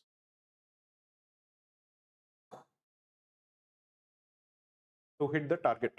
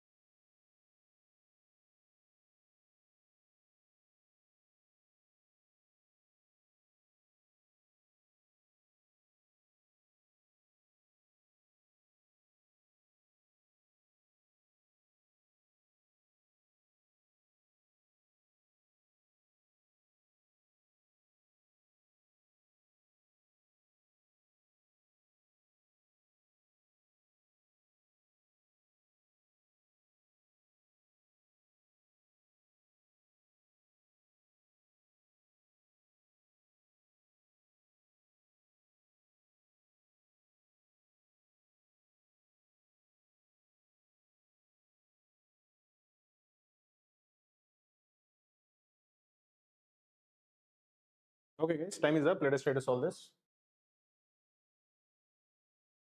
In this question, we are told that there are 20 men can complete a work in 15 days. 35 men can complete the same work in 10 days. 13 persons completed the work in 25 days. The number of women among the 13 persons is what? That is what we are required to calculate. Now 20 men finish the work in 15 days. So one man will finish the work in 300 days. Now 35 women can complete the same work in 10 days.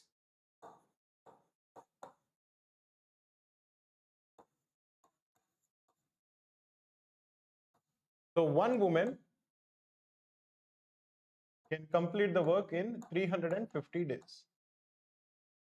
So we know the time it takes a man to complete the job. We know the time it takes a woman to complete the job.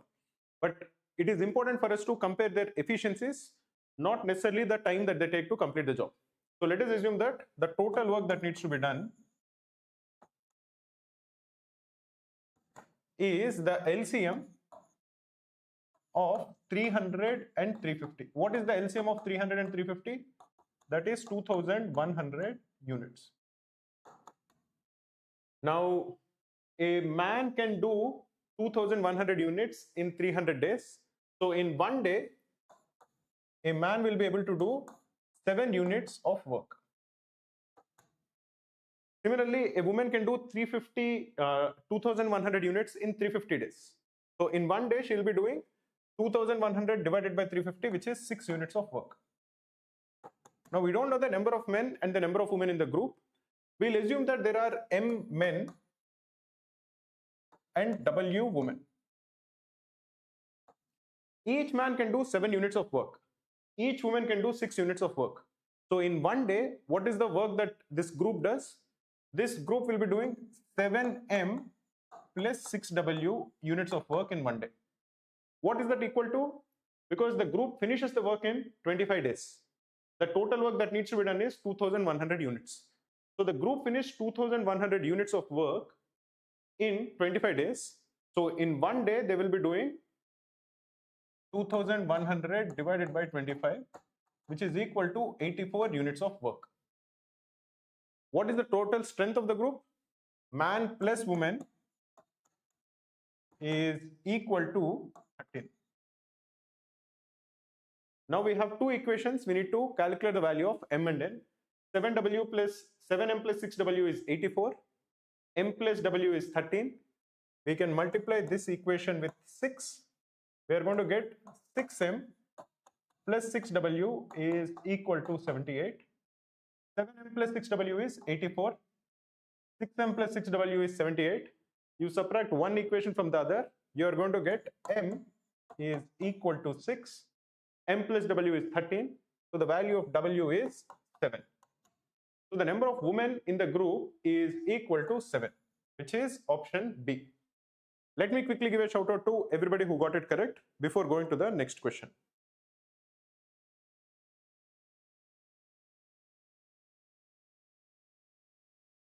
We have Yash Vadhana, Jyotish Kamandal, Sunil Venkata, Ritu Panwar, Pallavi Tiwari, Chandan Dhillon, Chaitanya, Shubham, Harshita, Avinash, Sandeep, Akshay, Aritra, Shantanu, Pitambar, Lokit, Charan Sai, Arul Tyagarajan, Shubhang, Himang, Shravani, Adarsh, Vedantika, Atul, Sai Prashant, Mareshwaran, Ganesh, and Manav Goyal. Well done, guys. So many people got it correct. Good to see.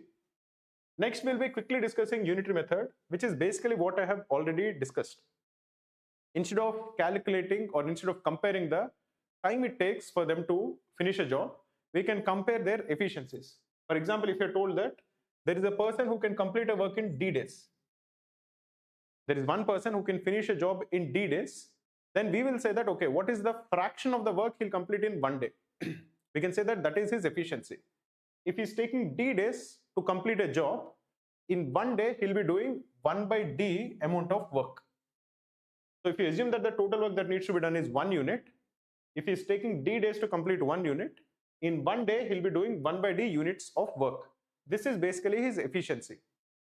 Similarly, if there are two people, If A is taking small a days and if B is taking small b days, their combined rate when both of them are working together, or their combined efficiency, will be 1 by A plus 1 by B. This is something that we have already seen. I just wanted to reinforce the concept that time it takes for two people to complete the job is not super important. How much work that they do in a given unit of time is much more important. That efficiency can be added and subtracted. Let us look at one more question.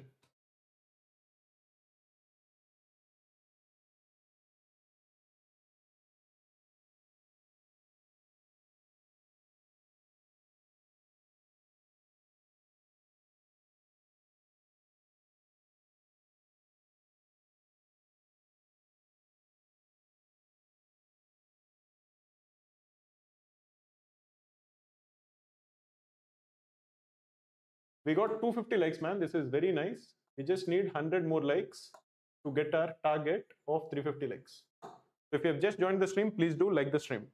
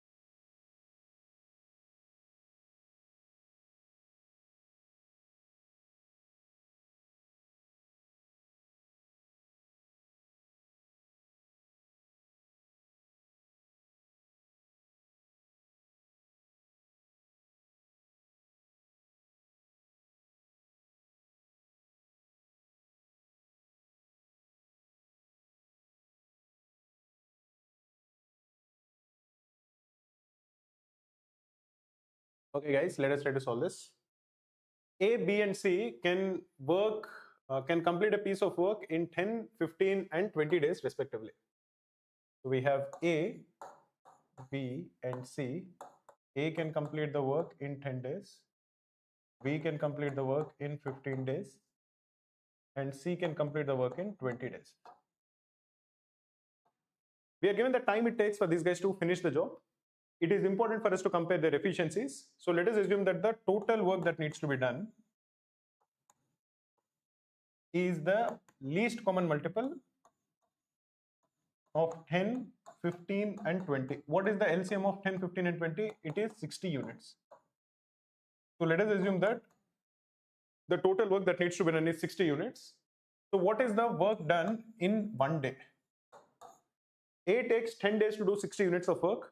So in one day, he does 6 units of work. B takes 15 days to do 60 units of work. So in one day, he does 4 units of work. C takes 20 days to do 60 units of work. So in one day, he does 3 units of work. All 3 of them start working. And in one day, they will be doing 6 plus 4 plus 3, which is 13 units. Now they work together for 3 days. So in 3 days, what is the total work that is done? The total work done will be 13 into 3, which is 39 units. This is the work that they will finish. Total work that needs to be done is 60 units. 39 units is done. So the work that is remaining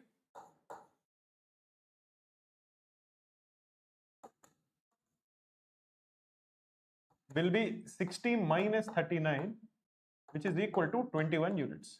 But now one person has left. Who has left?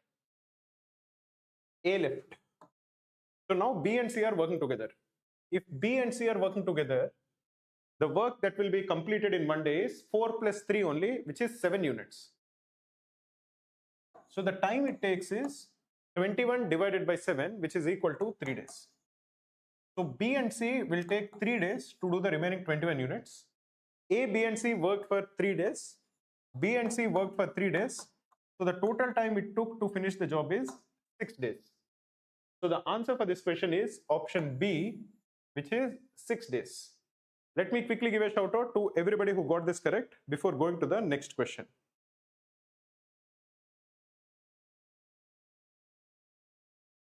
A lot of people who got it correct. Well done.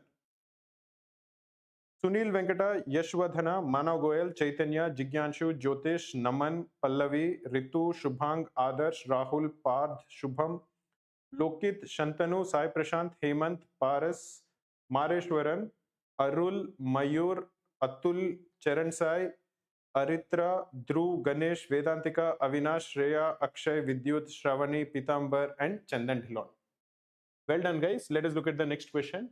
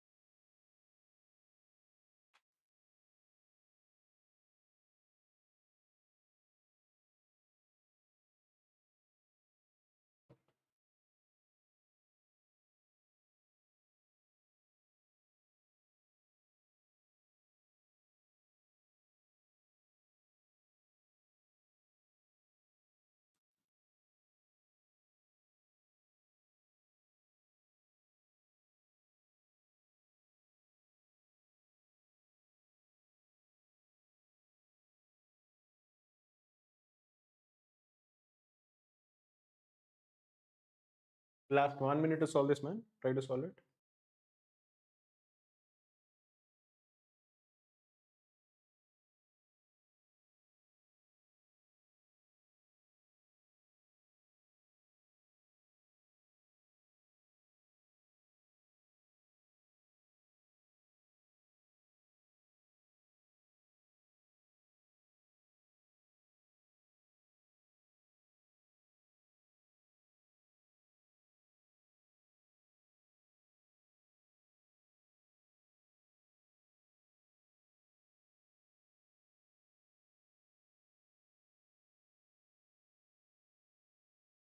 Somebody is asking, what does the 49 undefeated mean? Yeah. Let me know if anybody knows what it means.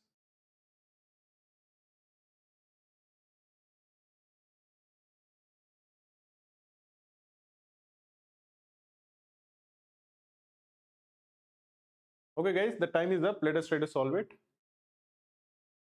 Here we are told that there is a tank.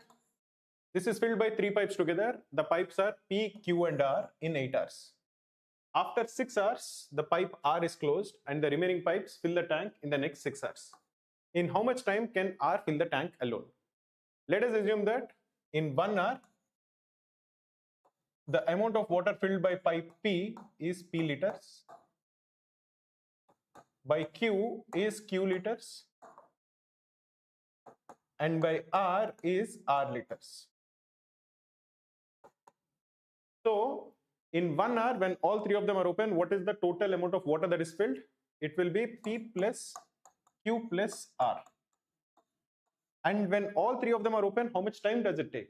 It takes them 8 hours. So total volume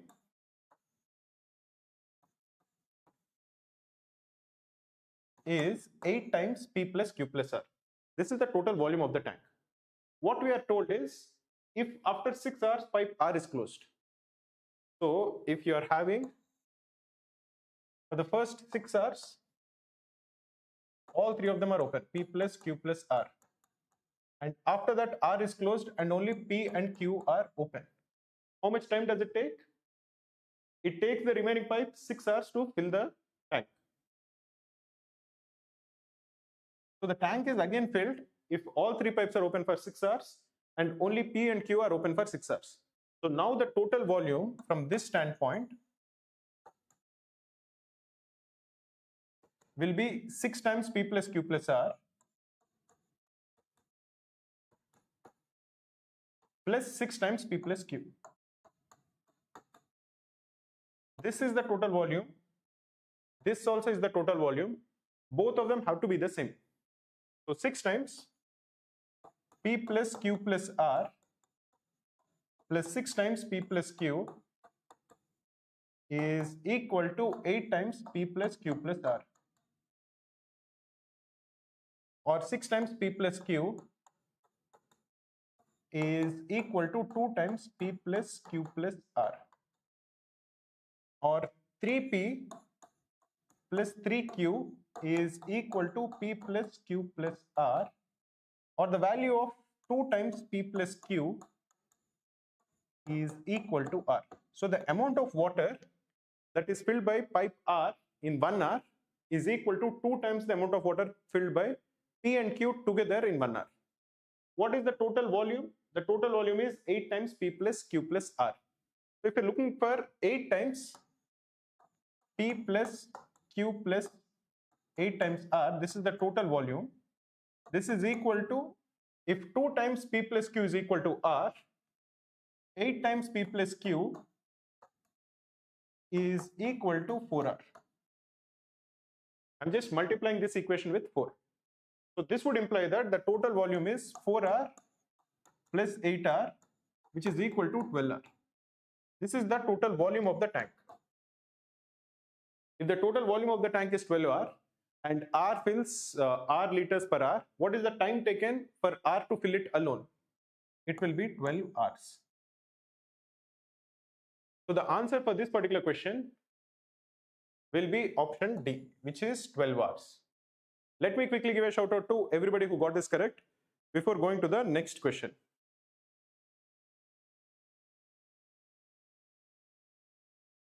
Many people got it correct. Well done. Let me quickly give a shout out. Mano Goyal, Chaitanya, Yashwadhana, Jigyanshu, Jyotish Kamandal, Pallavi Tiwari, Ritu Panwar, Joel Satvik, Shubham, Pratik, Shubhang, Vidyut, Naman, Avinash, Dhruv, Harshita, Akshay, Shravani, Amardeep, Shivam, Chantanu, Ganesh, Shreya, Chandan Dhillon, Mayur, Sai Prashant, Sandeep, Mohammad Fari,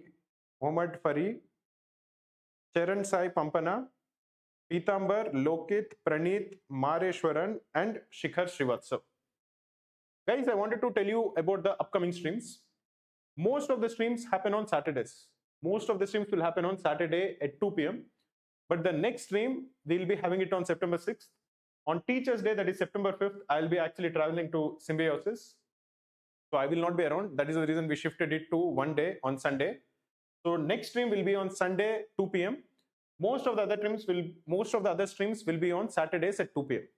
This is the upcoming schedule. Like I mentioned, even though we are trying to keep our schedule consistent at Saturday 2 p.m., sometimes it might change. And that is the reason I would want you to subscribe to the channel and click on the bell icon, so that if there is any impromptu stream that we are doing, if any of the schedule changes, you will not miss out on it. So having said that, let me now give it off to Sayali to look at profit and loss.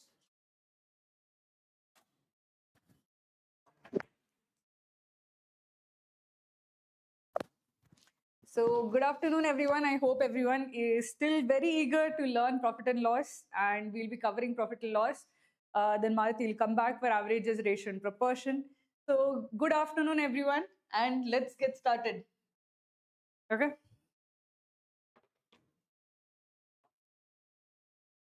So I'll quickly revise the basic idea of profit and loss. Most of you would know already, but let's see what exactly is profit and loss.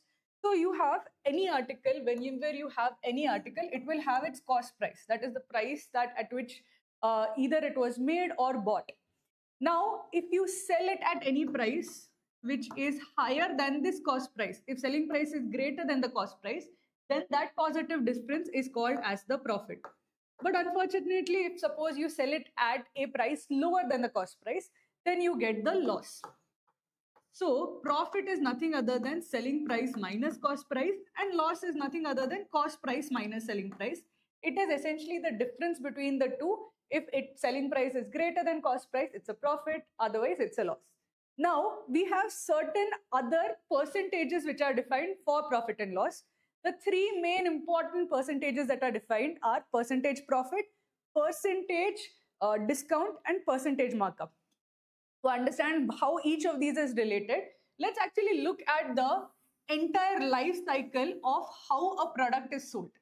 So whenever a product comes to a shopkeeper, he buys it, say, from a wholesaler. So he buys it at a price which is called as the cost price. What he does is that he puts a sticker on that particular item, which he calls as the mark price. This is the listing price or the mark price. This is the MRP that is printed. So this is the mark price. But often things don't sell on mark price. Even if you go to, like, say, any kind of retailer, often they have to give some amount of discount, and only then they can entice the buyer to buy. So in addition to mark price, you have something which is called as the selling price, which is generally lower than the mark price. Less than or equal to mark price it will be. Now, this percentage jump from cost price to mark price is called as percentage markup. Now, this jump from mark price to selling price is called as percentage discount. That is, how much discount are you giving on the mark price. This difference from cost price to selling price is called as percentage profit. Now, whenever it is percentage, whenever you are giving any kind of percentage, there has to be a denominator that is defined. Firstly, for percentage markup, you will have mark price minus cost price. This is the absolute markup, not percentage markup. Now, if I want it in percentage terms, I will have to divide it by some number, right? Now, whenever you have to figure out, okay, is it divided by mark price? Is it divided by cost price? Always remember, you have to divide by the before price. Before we achieve the mark price, which comes before, it is the cost price that comes before the mark price. So I will divide it by cost price into 100%. This is percentage markup. The difference between mark price and cost price divided by the before price, that is cost price, into 100% is the percentage markup. Now, between mark price and selling price, what is percentage discount? Percentage discount, this is percentage discount is nothing other than mark price minus selling price. Now, should it be divided by selling price? Should it be divided by mark price? What should it be divided by? Again, remember that you have to divide by the before price. Which is the before price between these two? Mark price is the before price. So divided by mark price into 100%. And finally, we have our most important percentage profit or loss. What is the value over here? This is basically selling price minus cost price, the difference between the two.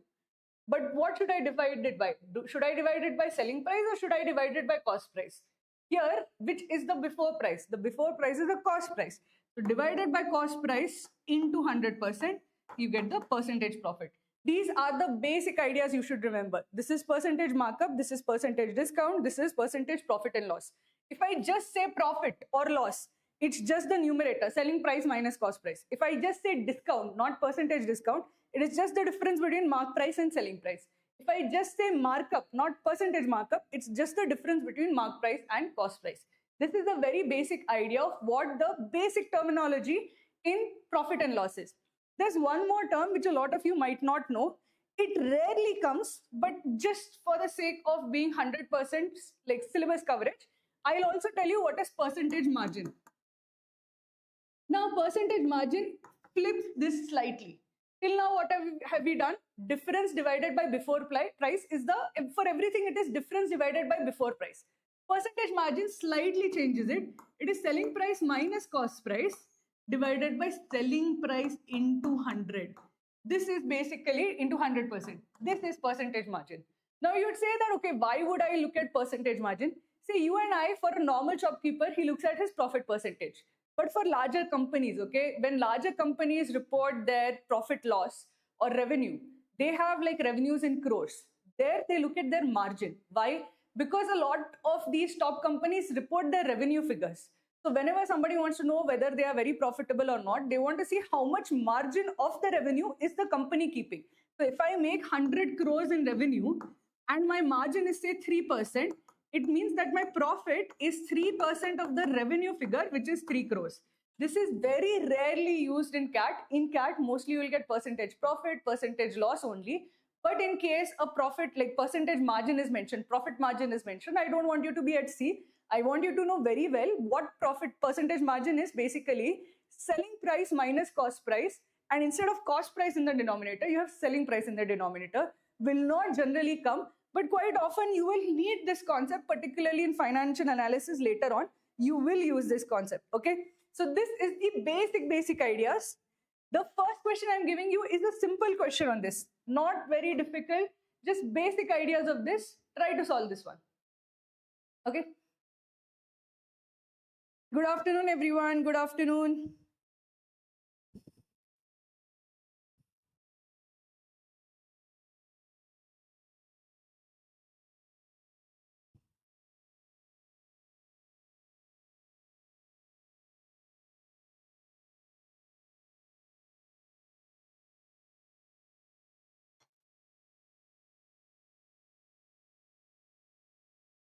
So Shivam, I'll answer your question. Shivam asked, how does the Cracku's new mock feature, expected percentile feature work? So what we noticed for a lot of people who are taking mocks early on, when the number of mock takers is less than 1,000, the percentile was not very accurate. Eventually, see, dashcards are taken somewhere between 5,000 to 10,000 people.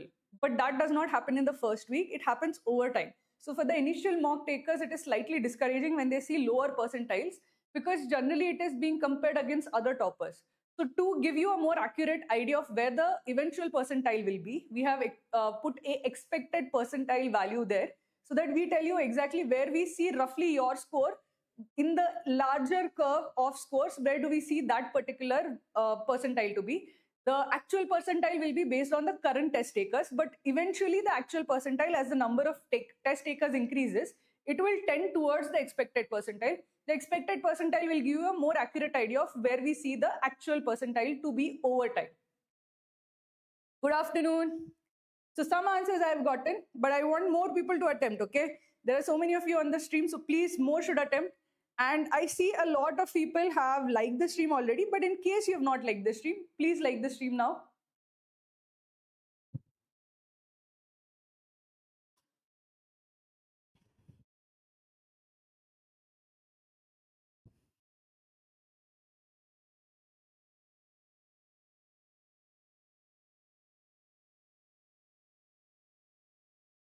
Okay, so the time is up. Let's try to solve this one. Did you feel this was a difficult question, or did you feel this was like doable? A shopkeeper bought 3 units of an article and sold one at 25% loss due to damage. He marks up the second article by 60% over cost price and offers successive discounts of 20% and 12.5%. He also charges a 10% service fee on the selling price of this article. The customer pays 1386 for the article. The cost price is the same for every unit of the article. If the total profit on all 3 units combined is to be at least 20%, what should be the minimum selling price of the third unit? Now our job is, first was sold at 25% loss. The second was sold at like first markup, then successive discounts, then a service fee. After all of this, it is 1386. So from this, can we figure out what is the cost price of the article? Let the cost price of the article say is X, okay? Now first is that he marks up the article by 60% over the cost price. So mark price will be how much? Mark price will be 1 plus percentage markup into cost price. So if cost price is X, mark price would be 1 plus 60% into X. So this is 1.6 times X. After that, he offers 2 successive discounts of 20% and 12.5%. Whenever anybody gives you 12.5%, right, immediately think 12.5% is 1 by 8. So instead of putting 12.5%, I'll directly put 1 by 8. Now, what would be the selling price of this? Since there are 2 discounts, I'll say this is 1 minus D1%. 1 minus D2% into the mark price. So here, what are the discounts? 1 minus 20%, so that is 1 minus 0.2. 1 minus 12.5%, that is 1 by 8, into the mark price, which is 1.6 times x. So how much is this? This is 0.8 into 7 by 8 into 1.6x. This I can cancel. This is 0.1. So this is 0.7 into 1.6x. This is the selling price. This is given as how much? This is equal to there is a 10% service fee also. So after service fee, so post service fee, selling price would be how much? This will be 0.7 into 1.6x. And how much is the service fee? 10%. So this is added on to the selling price. So this would be 1 plus 10%, or you can write it as 1.1 times. Now this is equal to how much? It is equal to 1386. 1386. Now if I have an equation with x and right hand side I have an exact value, can I find out the value of x? Yes. I can say that 0.7 into 1.6 into x into 1.1 is equal to 1386. Let me divide everything. X is equal to 1386 divided by 0.7 into 1.6 into 1.1. 1.1 I'll say is 11. So this is 10 times, this is 11 times. So this I'll divide this by 11. I'll get 128. So that is 266. This is 126 into 10. 126 is 14 times 9. So again I will divide by 7. So I'll say divide by 7. Again I'll put a 10 over here. If I divide this by 7, I get how much? This is 1 times 18 times this. So this is equal to how much? This is 1800 divided by 1.6. I'll say this is 16. I'll multiply by another 10 over here. This is, if I divide by 4, this is equal to 900, 450. So 450 into 10 divided by 4, that is 4500 by 4. How much is this? 1125. So what is our original cost price of each article? Each article's cost price I am getting as, so cost price of each article is 1125. The first article was sold at the discount 25% loss due to damage. So what was the selling price of the first article?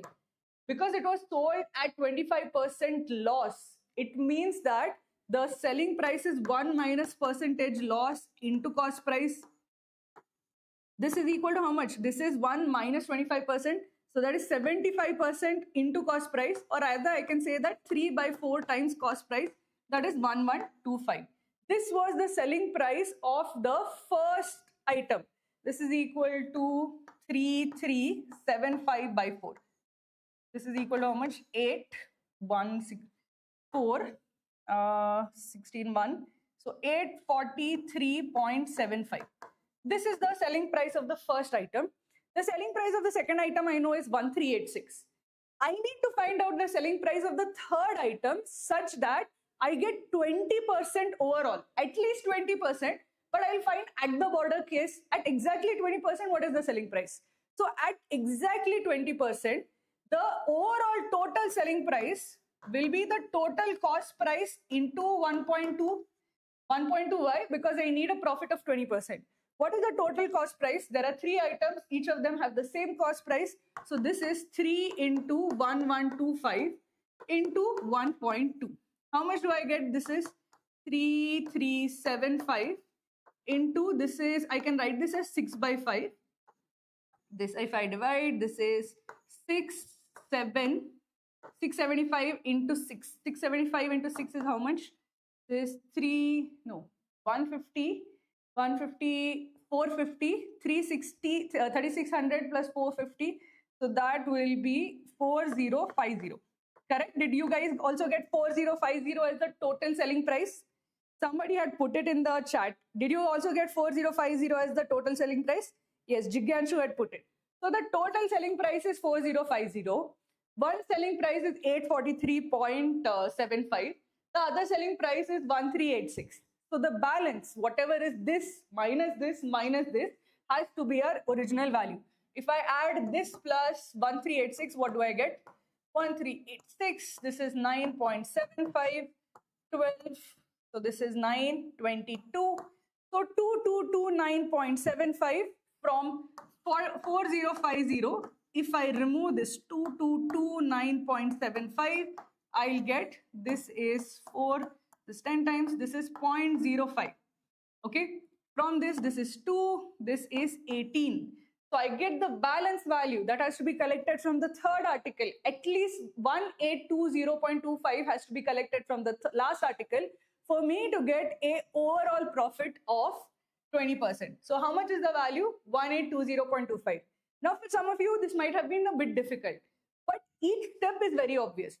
There are 3 articles. The first gives us very little information. The third, we have to find out the information about it. The second is only one which has a lot of information. What information does it have? It has the selling price. It has selling price after markup, after discount. But with that, what will we get? The idea should be to use the second part to get the cost price of one article. Each article has the same cost price. Once you get a cost price of one article, you get the cost price of all articles. Find the selling price of the first article, find the total cost price, find the total selling price. Given that there is 20% overall profit, you get the balance selling price. Simple question if you break it down and focus on what the information is given. Anybody has any question about it? ये लोग 2 seconds में कैसे answer कर रहे हैं? It's okay. See, I will tell you that focus on your preparation, on your answering. A lot of people, what they do sometimes is that they put it in Google Chrome and they put the entire equation in Google Chrome and they can quickly solve it. You can't actually do that in actual CAT. You do not have that kind of a calculator. So some people might be like using things that they should not do, but don't focus on their answers. I want you guys to try to solve it in the timer. Whether you get it first or not is not important. Whether you get the answer or not is important. In the timer, if you get it, excellent. Even after the timer you get it, that is fine. But I want you to focus on your journey because that is the most important thing that you have to do. Focus on what your next win is, not what others are doing. Okay, so let's go, guys. One small request from my side. Please like the stream, guys. This is another question. Similar question. Again, you have profit loss. You have like simple profit loss question is there. The basics of profit and loss are enough to solve this question. I want all of you to try to solve it. I'm giving 2 minutes for this and it is sufficient. 2 minutes are sufficient for this. Whether you use the normal calculator or you just calculate the way I have done, you should be able to do this in 2 minutes. So come on, guys. I want all of you to try this, try to solve this question. Any short approach, basically what you have to do to shorten the approach is try to aggregate as much of the solving as possible and then in one go put it in the calculator. So you had that 0.7 into 1.6, you put it in the calculator in one go, you will get the cost price. From that you can easily calculate, okay, 3 times that into 1.2, you will get the total selling price. From that, basically you have to use the calculator strategically. It will reduce the time it takes for you to actually get the answer.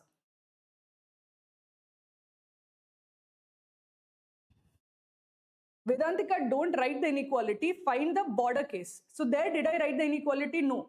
The profit had to be greater than or equal to 20%. So find the profit at exact 20%. That value will be basically the lowest selling price. Anything above that, the profit will be greater than that. Decimal or fraction, which should you prefer? I would say that if the decimals are not too painful, put decimals only because you can easily put it in the calculator and divide by decimal, multiply by decimal. If you have fractions, it increases the input time in the calculator.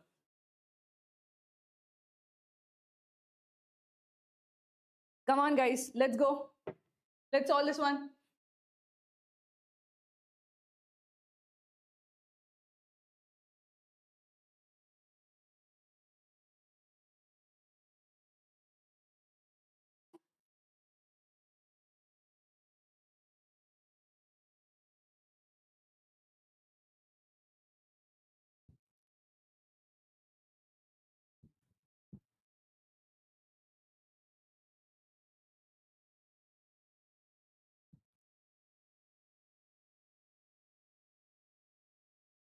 So time is up. I'll give you 1 minute extra because I was talking in the middle.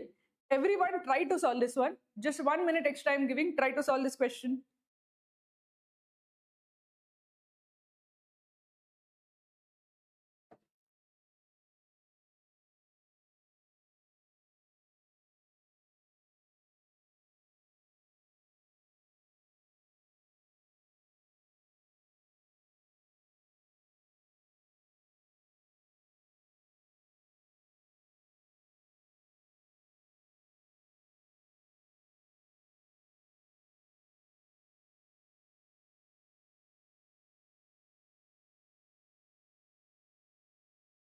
Okay, so many of you have gotten the answer A. Some of you might be still in the process, so continue, keep solving. I'll solve in parallel, but don't stop solving. Okay, so let's see how to solve this one. A shopkeeper sells 15 cars at 10% profit and 5 cars at 10% loss, earning an overall profit of rupees 100. He then sells another 20 cars to a wholesaler with some of them at 10% profit and the remainder at 10% loss. The wholesaler sells at all 20 cars for 2332, making an overall 10% profit.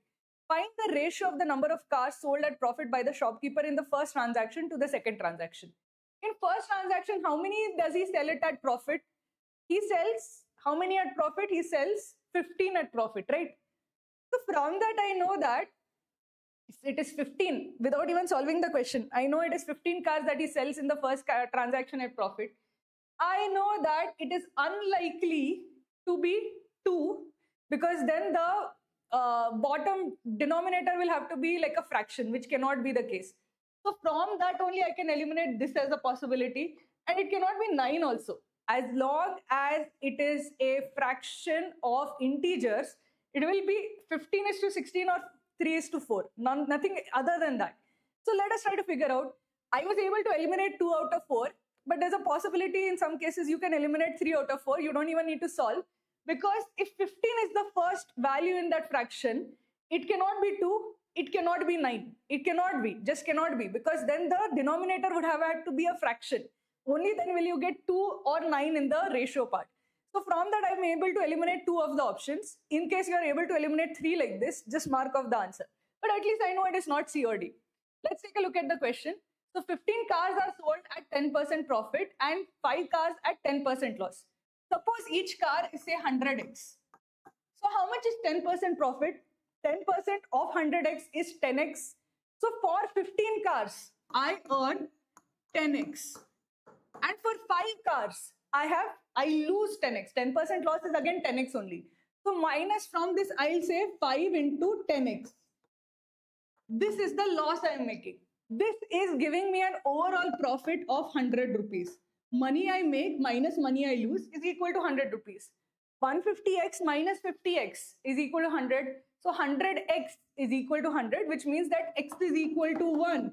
That means the cost price of each car is how much? It is 100 rupees. So each car, the cost price is 100 rupees. He then sells another 20 cars to a wholesaler with some at 10% profit and the remainder at 10% loss. The wholesaler sells 20 cars for 2332, making an overall 10% profit. If he makes a 10% profit, his total selling price is how much? This is 2332. If total selling price is 2332, percentage profit is 10%. So what is the wholesaler's total cost price? Total cost price would be total selling price divided by 1 plus percent profit. So this is 2332 divided by 1 plus 10%. So that is basically divided by 1.1. Or I can say that divided by 11, and here I'll multiply 10. So if I divide this by 11, how much do I get? This is 2, 13, 1, 212 into 10, 2120. So the total cost price of the seller is how much? The total cost price of the wholesaler is 2120. Now, if he basically buys at 2120, the total selling price of the original shopkeeper is how much? The total selling price of the total cost price of the wholesaler is the total selling price of the shopkeeper. Here, wholesaler shopkeeper is kind of reversed over here. So the total selling price for the shopkeeper was actually 2120. Here, he sold some of them at a profit and some of them at a loss. So how much would he have sold at profit? How much would he have sold at loss? These are 20 cars. 20 cars, 100 rupees each. The cost price should have been 2000. So whatever he sold at a profit minus whatever he sold at a loss, the overall profit that he is making is 2120 minus 2000. So he's making a net profit of 120 rupees. So let's say of these 20 cars, he sold A at 10% profit, and therefore 20 minus A will be sold at 10% loss. Okay? If it is 10% profit, how much does he make? He makes 10 rupees. If it is 10% loss, how much does he make? He loses 10 rupees. So from this A into 10 rupees, the profitable ones, minus 20 minus A into 10 rupees. This is the part that he loses money. This total profit is 120 rupees. So how much is it? I have one equation with A. I can solve it and get the answer. So 10A minus 200 minus, so plus 10A. This is equal to 120. So I get how much? 20A is equal to 320, or A is equal to how much? A is equal to 16. So of these 20 cars, he sold 16 at a 10 rupee profit and he sold 4 at a 10 rupee loss. So in the first transaction, he sold 15 cars at a 10% profit. In the second transaction, he sold 16 cars at a 10% profit. So what was the ratio? It is 15:16. Always remember, wherever possible, use the options. If removing 3 options is possible, remove it. I don't want you to solve where it is not necessary, especially when options are given. Okay, pretty simple question, not a very difficult question. Direct application of profit and loss concepts. Okay, so let's go to the next question. Okay, I'll answer your question in a minute, Yugandhar. I'll just go to the next question. When I give the question, I'll answer your question. Okay, so let's go to the concept of partnerships. This is also often asked, and it's one of the simplest topics. Generally, what they'll have is that they'll have people who start a business together, invest some money in it, and they are invested in the business for some point of time. You have to basically figure out what is their share of the business. Share of the business determines how much profit or percentage of the profit they are entitled to. So let us see. So in the partnership, there's a business agreement. Suppose there are, like, say, 3 people, A, B, and C. Suppose A puts in 1,000 rupees, B puts in 2,000 rupees, and C puts in 5,000 rupees. A stays invested for all the 12 months that are there. Okay, all the 12 months of the year he's invested. B stays for 6 months, and after 6 months he says that, you know what, I want my money back. So here, after 6 months, he exits the business. C stays for 4 months. After 4 months, he says that I want my money, or he joins in the last 4 months of the business. So here, this is the money, that investment amount that they have put, okay? And this is the time that they have put, investment and time. The idea you should remember is that the percentage share of profit is the product of the amount that they have invested and the time that they have invested for. So A has invested 1,000 rupees for 12 this. So his stake would be 12,000. 12,000, you would say, but 12,000 is not even the profit. Wait a minute. I'm just saying that the ratio, we will have to find the ratio, but first I'll multiply and I'll say this is 12,000. This is 2,000 into 6, again it is 12,000. So B's share of the profit is also 12,000. C is 5,000 into 4. So that is 20,000. So over here, can I just like divide by 1,000 first? If I divide by 1,000, I'll get 12 is to 12 is to 20. Again, I can divide by 4 again. So that would be 3 is to 3 is to 5. So finally, I get that their ratio should be in the, like, whatever is the stake, whatever money they earn, they should get in the ratio of 3 is to 3 is to 5. So if I tell you at the end of the year, the business has made, say, 22,000 rupees profit. How much of it should go to A? How much of it should go to B? How much of it should go to C? So then I'll say that it has to be distributed in the 3 is to 3 is to 5 ratio. 3 parts to A, 3 parts to B, 5 parts to C. Total, how many parts are there? 3 plus 3 plus 5. There are 11 parts. 11 parts is equal to 22K. So each part is 2K. So that means 2 into 6, A should get 2 into 6, A should get 6,000. B should also get 6,000. And C should get 10,000. So based on the amount they have invested into the time that they have invested for, that gives me the proportion of how much percentage they should get of the profit. Whenever I am given the profit figure, I will split it up by this ratio and give each proportionately whatever is their stake in the business. Now in this, they might add some kind of complication. The complication that they might add is that, okay, A takes a salary of 5,000. So if A takes a salary of 5,000, you first remove the 5,000. From this 22K, I'll remove the 5,000 because 5,000 is not part of the profit. 5,000 is the salary given to A. You first remove that part and then apportion. The remaining 17K has to be then divided into 11 parts. So always remember the percentage, whatever ratio that you get over here, this ratio only shares the profit. It does not share the pre-cost profit or revenue. It doesn't share. Revenue, remove all the costs that are there. Then final profit that is there, you have to share it in the ratio of the product of their investment amounts into time. Okay, simple idea, simple concept. So let us go to the next question. This is based on this concept. So let's try to solve this one.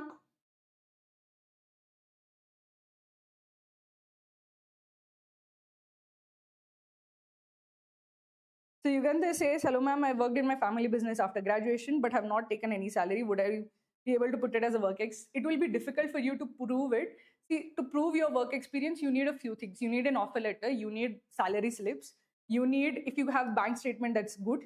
You need, if possible, you need PF also, because they have kind of become strict about recognizing work experience. So they are requiring proof of salary through PF contribution. So what I would say is that try your best to show that you have gotten salary, show that you have gotten salary in cash, get salary slips printed in the name or letterhead, get a sign, and show that, okay, I have gotten this salary in terms of cash. Okay, they might accept it, they might not accept it, but that will be at least some proof.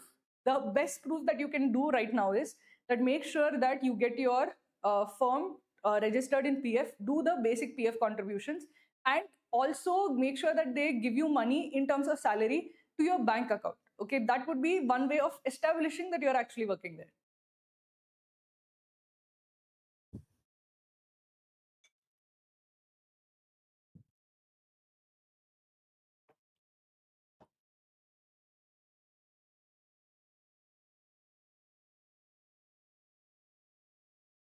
Arnav is saying, ma'am, here we can also remove option B. Even that was possible because in the last case, if it was in 3:4 ratio, you would need all 20 to be actually sold at profit, which we know that was not the case. Because if all 20 were sold at the profit, it would not have been in that particular format.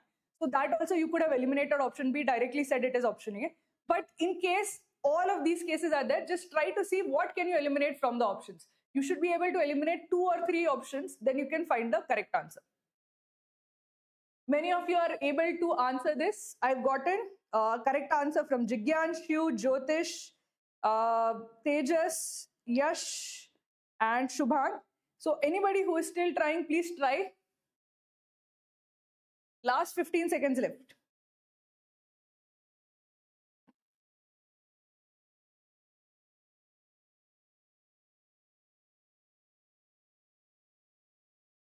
Okay, I'm seeing some queries about profile. For profile, I would suggest please go to our score calculator, our profile evaluator. Our profile evaluator tool will be exactly able to tell you what percentile will get you which calls. We have put a lot of effort into actually coding it, into making a good profile evaluator. So please use it. It will give you a very accurate picture of what you need for which calls. Okay, so most of you were able to solve this one. If you're in the middle of solving it, continue solving it. It's an easy question. Most of you will be able to solve it, but just continue and finish it off. In the meanwhile, I'll start solving it. ABC entered into a partnership. Initially, A invested 5,000, B invested 10,000, C invested 7,000. After 3 months, B withdrew an amount of 2,000. After 6 months, C added 3,000. If the profit at the end of the year is 13,200, then the profit earned by C. What is the profit earned by C? So you have A, you have B, and you have C. And unfortunately, they have decided to basically play around with the amount that they have invested. A invests 5,000. Does he change the amount that he has invested? No. The entire year, it's at the end of the year. So all 12 months, he has put 5,000 only. So thankfully, he has made our life slightly easy. 5,000 into 12 months. So we have 5,000 into 12 is A's contribution. B, on the other hand, is very uncertain. B invests 10,000, but after 3 months, he withdraws 2,000. So for 3 months, he has invested 10,000. And for the remaining 9 months, he has invested only 8,000. That is from 10,000, we deduct 2,000, we get 8,000. So first 3 into 10,000, we'll put that. And for the remaining 9 months, how much does he put? He puts only 8,000. He removes this. After 6 months, he added 3,000. Okay, so he starts initially by investing 7,000. For 6 months, he has invested only 7,000. So 6 into 7,000. And for the remaining 6 months, he actually adds 3,000. So another 3,000 to 7,000, it becomes 10,000. So this gives me the proportion in which I have to split it. So 5,000 into 12 is how much? It is directly 60K. This is 3 into 10K, 30K. 9 into 8K, that is 72K. 72K plus 30K is 102K. Here you have 42K plus 60K, another 102K. So this is the ratio in which I have to split the proportion. This is the proportion in which I have to split. I'll divide by 1,000 throughout. If I divide by 1,000, I get 60 is to 102 is to 102. But I can also divide by 2, right? Both of these are, all of these are even numbers. So I'll get this is 30 is to 51 is to 51. Again, I see that these are multiples of 3. So this is 10 is to 17 is to 17. How much is this? 10 is to 17 is to 17. This is prime numbers. I can't reduce it any further. So this is 34 parts, 44 parts. So total of 44 parts are there. How much is the profit? Profit at the end of the years is 1320. So 13200, I have to divide it into 44 parts. They are asked what is the profit earned by C. Profit earned by C is 17 of those 44 parts. So multiplied by 17 will give you my final answer. How much is this? First I'll divide by 11. So this is 4. This is so this is 1, 1200. So this is 300 over here. 300 into 17 is how much? 5100. So how much is the profit which is C's part? It is 5100, which is option C. I often feel that whenever you want to do these partnership things, right? Whenever multiple things are happening, make a table like this. Show everything. So 5,000 into 12, 3,000 into this. So I get this direct proportion, 60K, 102K, 100 in this K. Then even when I simplify, right, it becomes easy for me to not make a mistake. So just a small quick change in your representation might make your thinking clearer and make it less error prone. Okay, so let's go to the next part. Okay, now my favorite type of profit and loss questions, which are fraudulent shopkeeper. How many of you struggle with fraudulent shopkeeper? Okay. Ma'am, I struggle with arithmetic questions and I feel scared of them, but I'm comfortable with algebra and can solve those questions. Do you have any tips for me? Friends, if algebra is your strong point, very good. Solve a lot of algebra questions, but what I would suggest is arithmetic is actually vast. There is arithmetic, time, speed, distance, time and work, profit and loss, compound interest, simple interest. There will be parts you will not be very comfortable with. So there are some people who are not very comfortable with time, speed, distance, but they're totally okay with ratio and proportion. So within arithmetic also, I would say that figure out what you're okay with, what you're not okay with. Arithmetic is a set of diverse skills. It's not one thing.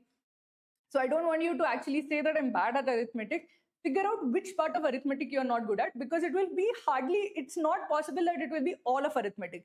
There'll be some part of arithmetic that you can do. So whichever parts you're okay with, focus on them, plus algebra, plus logarithms you can do. If you're good at algebra, logarithms are also something that you can do well, plus number systems. That's a good combination. If you string together these 4 topics also, you can get to 10 attempts and you can get to 95% time.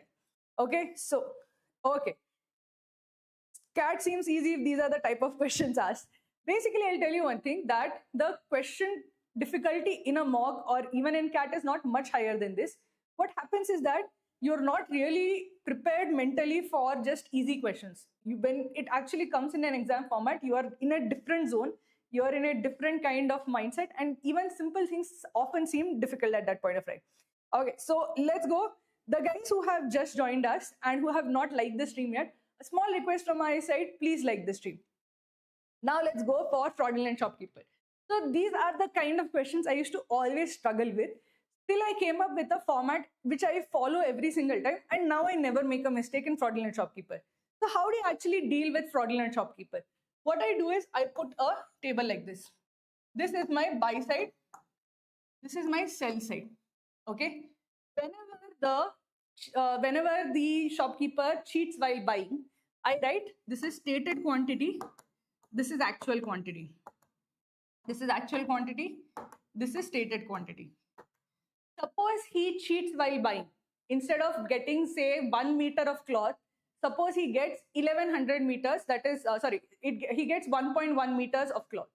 So here, what is the stated quantity? 1 meter. What is the actual quantity? 1.1 meter. So then I say that actual quantity on both sides will be equal. So 1.1 meter here will be 1.1 meter while selling also. So here, whatever I write for actual quantity, I just copy it over the other side. So when you say cheats only while buying, the stated quantity on the right hand side while selling, if he doesn't cheat, the stated quantity while selling is also 1.1 meter. In this case, suppose it is 100 rupees per meter. While buying, he has said I'm buying only 1 meter. So he has paid 100 rupees while buying. While selling, he is selling at 1.1 meters. He's saying I'm selling 1.1 meters. He's not cheating there. 1 meter is 100 rupees. So 1.1 meters would be 110 rupees. Now what would be the percentage profit? Directly this to this, the difference is 10 rupees. 10 rupees divided by 100, it is directly a 10% profit. So this is the format that I always follow. When you're cheating while buying, do this. When you're cheating while selling, you have to do the other side. Okay. This is basically the format that you follow. Buy side write down, sell side write down, stated quantity, actual quantity, stated quantity, actual quantity. These two actual quantities should be equal. If there is any kind of loss, okay, then the actual quantity will change. Suppose if it is given that while cutting the cloth, he lost, say, 10% of the cloth. If while cutting the cloth, he lost 10% of the cloth, so 1.1 meters, 10% of it would be how much? 0.11. So 10% of the cloth, if it was lost while cutting, the actual quantity would be 90% of this. So the actual quantity now becomes 0.99 meters. If he doesn't cheat while selling, how much would it be? Stated quantity will also be 0.99 meters, which means that now he will be able to sell it only for 99 rupees and the loss will be 1% loss. So whenever you have any kind of cheating while buying or selling, write the actual quantity. If there is loss in any way, damage, the actual quantity will change. Otherwise, both of these two actual quantities should remain the same. The stated quantity and actual quantity when he's cheating while buying, stated quantity will be less than actual quantity when he's cheating while buying. When he's selling, if he's cheating while selling, the stated quantity will be more than the actual quantity while he's selling. Okay. So, but if you follow this table, every single time you will get a very easy answer for what is the percentage profit, what is the percentage loss. So I'll give you this question. Okay. He pays 1 kg but actually receives 1.1 kg. What is he gains extra goods without paying. Again, what is the percentage profit over here? 1.1, we found it is 10%. I'll give you a second side of the debate. When you cheat while selling. So this is basically when you cheat while selling. Do the same table and tell me what would be the percentage profit. You're not cheating while buying. So sorry, buy side, actual stated quantity and actual quantity are say the same. Okay. Shopkeeper claims 1 kg but gives 900 grams. Customer pays for 1 kg but receives less.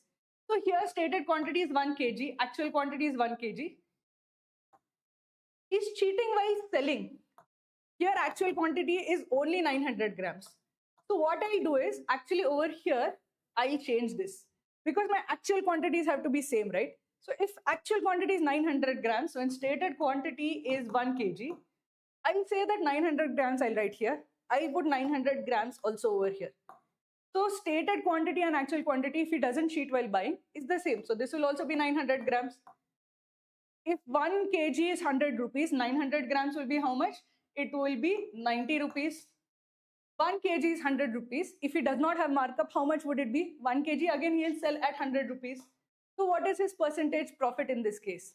He gets 10 rupees extra on 90. So that would be 10 divided by 90. So that would be how much? That would be 11.11%.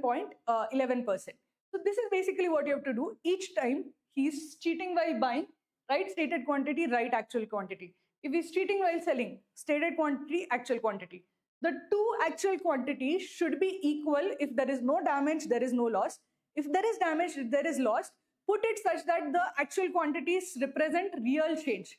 So if 10% is lost while cutting the cloth, 1 meter will become 0.9 meters. So that relation between the actual quantity should remain as it exists in real life. If in real life 1 meter 10% damage is there, you will be left with 0.9 meters, right? So keep that same relationship between the actual quantities. If there is no loss, no damage of that sort, keep the actual quantities equal. Remove or change the stated quantities based on whether he's lying while buying or lying while selling. Keep the amount, this amount that is there has to be based on the stated quantity.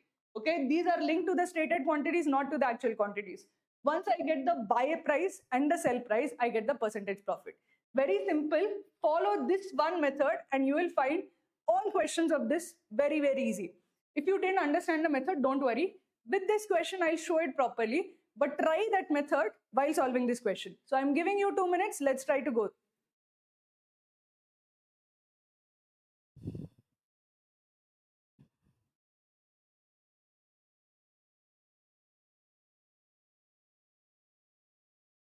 Marishwaran, we'll solve this example together. These questions tend to be slightly on the difficult side, but if you follow the method, it will not be difficult. So try to follow this method on this one, you will get the answer.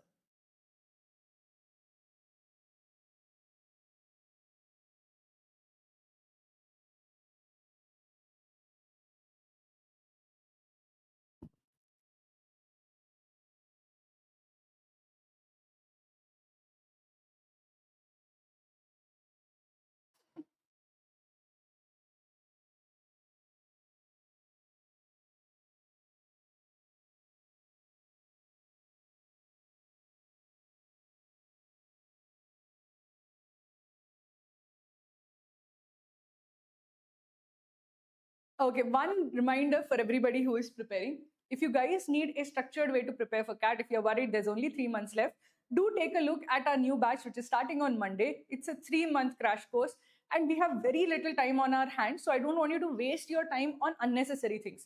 So do check out the batch, which is starting Monday. We'll make sure that we'll make the best use of these 3 months. Not a single day will be wasted. You will get live sessions, you will get concept videos, you will get tons of questions to practice, so that we make sure that these 3 months are the most productive months towards CAT. Okay.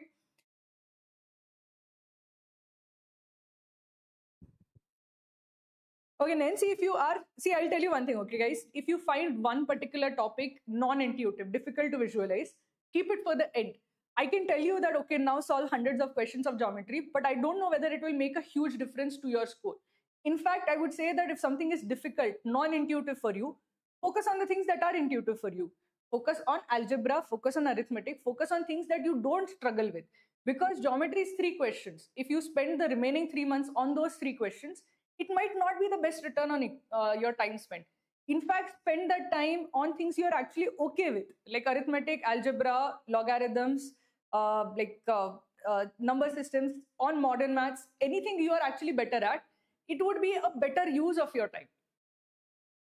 Okay, so some people are saying B, 35. Did anybody else get any other answer? So quite a few of you getting B. So let's see how to solve this one. A dishonest shopkeeper uses a faulty balance that measures 1200 grams for a kilogram while buying goods and 800 grams for a kilogram while selling them. So he's cheating while both buying and selling. In transit, 10% of his goods are damaged and are discarded. He marks up the goods by 25% above the original cost price and offers a 20% discount on the mark price and sells the remaining goods. What is his overall profit percentage? So here I will draw my table first. Okay, this is the buy side. This is the sell side. There is the stated quantity. There is the actual quantity. Actual quantity, stated quantity. One thing that is happening between the actual quantity is that 10% of his goods are damaged during the transit. So the actual quantities will actually be slightly different. The actual quantity here while selling will be 90% of the actual quantity while buying, because 10% is discarded. So let's see what is the stated quantity and actual quantity while buying. He gets 1200 for 1 kg, which means that while buying, he says that I am buying 1 kg, but actually gets 1200 grams because he's a cheat. Now, while selling, is he able to sell all 1200 grams? No. 10% of it goes waste. So now he is able to sell only 90% of 1200 grams, which is how much? This is equal to 1080 grams. So he's selling 1080 grams. But even while selling 1080 grams, he's cheating while selling also. While selling, when he is saying that I'm giving 1 kg, he is actually giving only 800 grams for a kilogram. 800 grams for a kilogram. So when he is saying that I'm giving 1 kg, he is actually giving 800 grams. So what would be the stated quantity if he is giving 1080 grams? So if I cross multiply, I get that required stated quantity. So it will be 1080 into 1 kg divided by 800 grams.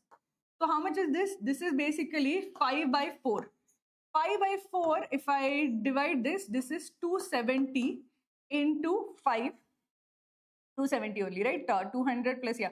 270 into 5. So that would be 1350. So his stated quantity in that case would be how much? 1350. Why 1350 grams?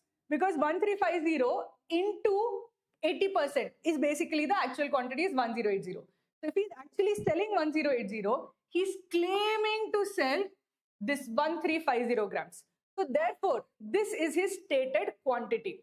Now, if you look at the price, he doesn't sell it at cost price also. He marks it up by 20%, 25% and then offers a 20% discount. So assume that 1 kg is 100 rupees. When he buys, he says I'm buying 1 kg. So he's going to give 100 rupees for purchase. While selling, he'll first mark it up 100 into 1.25. This is the markup. And then he's giving a 20% discount on the mark price. That is 0.8. Okay. This will be the price per kg. I'm not considered the weight over here.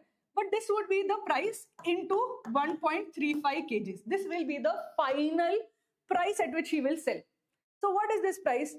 1.25 is 5 by 4. 0.8 is how much? 4 by 5. This cancels each other off. So that markup of 1.25 into 0.8 is essentially 1 only. So if you increase the price by 25% and give a discount of 20%, it cancels each other off and you get 1. So this is basically the final price, 100 into 1.35 grams, which is how much? This is 135 rupees. So while selling, how much does he get? He gets 135 rupees. Buying for 100, selling for 135. What is the percentage profit? Directly you can tell it is 35% per profit. If you follow this particular format, you will get the answer very quickly without any mistake. While buying, write down the stated quantity 1 kg. But he cheats, he actually gets 1200 grams. He pays 100 rupees saying it is 1 kg. 1200 grams, is he able to sell all 1200 grams? No. 10% goes waste. So he actually is able to sell only 1080 grams. But when he is selling also, he is cheating. So if he is selling 1080 grams, he is claiming to sell 1.35 kgs. If he is claiming to sell 1.35 kgs, how much would be the cost price at which he would sell? That discount and markup cancel each other. So he's finally selling at 1.35 kgs, again at 100 rupees per kg only. So we get 135 rupees. The percentage profit is 35%. I'll give you another question, similar question. Here instead of like a mixture, you have basically milk and this. But the same idea, okay? You have the same basic idea of like cheating while buying, cheating while selling. Do that same exact table, you will get the answer. Okay, come on guys, try to solve this one.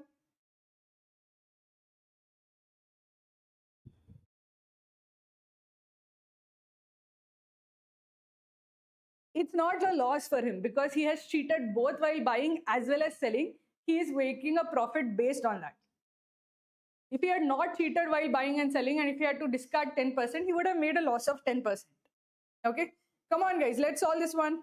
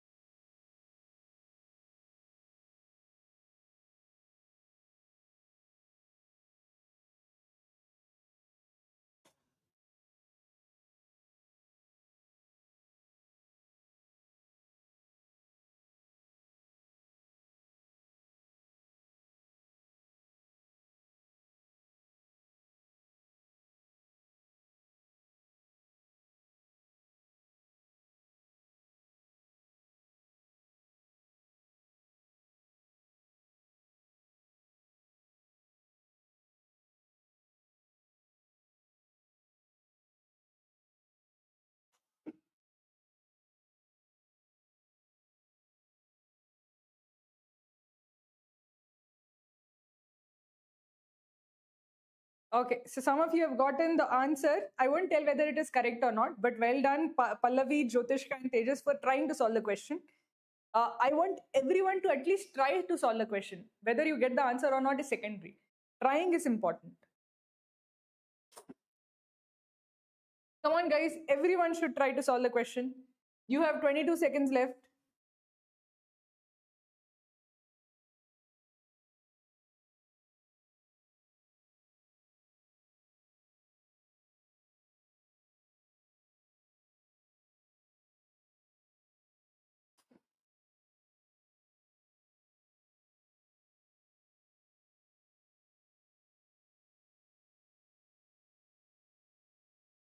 Okay, so the time is up. And well done, Pallavi. Well done, Jyotishka. Well done, Tejas, Shash, Sunil, and the others who have gotten it. See, this is not an easy question. So if you have been able to solve it, very well. If you are still in the process of solving it, continue solving it, because 2.5 minutes is slightly on the lesser side for a question that is this difficult. It will take 3 to 3.5 minutes. If you are in the middle, continue solving it. I want you to know that if you follow the method, you are definitely getting to the answer. So let's see. A milkman purchases 20% extra pure milk from his supplier while paying for 1 liter. He dilutes the milk with water available at no cost, such that the final mixture has milk to water in the ratio of 3:1. While selling, he gives 20% less milk for every 1 liter. He marks up the cost price of pure milk by 25%, but also offers a 10% discount. What is his actual profit percentage? So on buy side, he's cheating. On the sell side, he's cheating. Okay, so let's see. We have the stated quantity. Suppose his stated quantity is 1 liter. What is his actual quantity? If he says he is taking 1 liter, he is taking 20% extra, which means that he is actually getting 1.2 liters when he says that he is taking 1 liter. Suppose 1 liter of milk is rupees 100. So what is his buy value? Buy value is 100 rupees per liter. So he pays 100 rupees while buying. Now we'll come to the sell side, because he does a lot of jhol here also. What is the actual quantity while selling?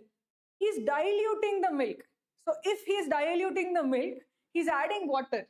So this 1.2 liters of milk, does it remain 1.2 liters while selling? No. Why? Because he has added water to it.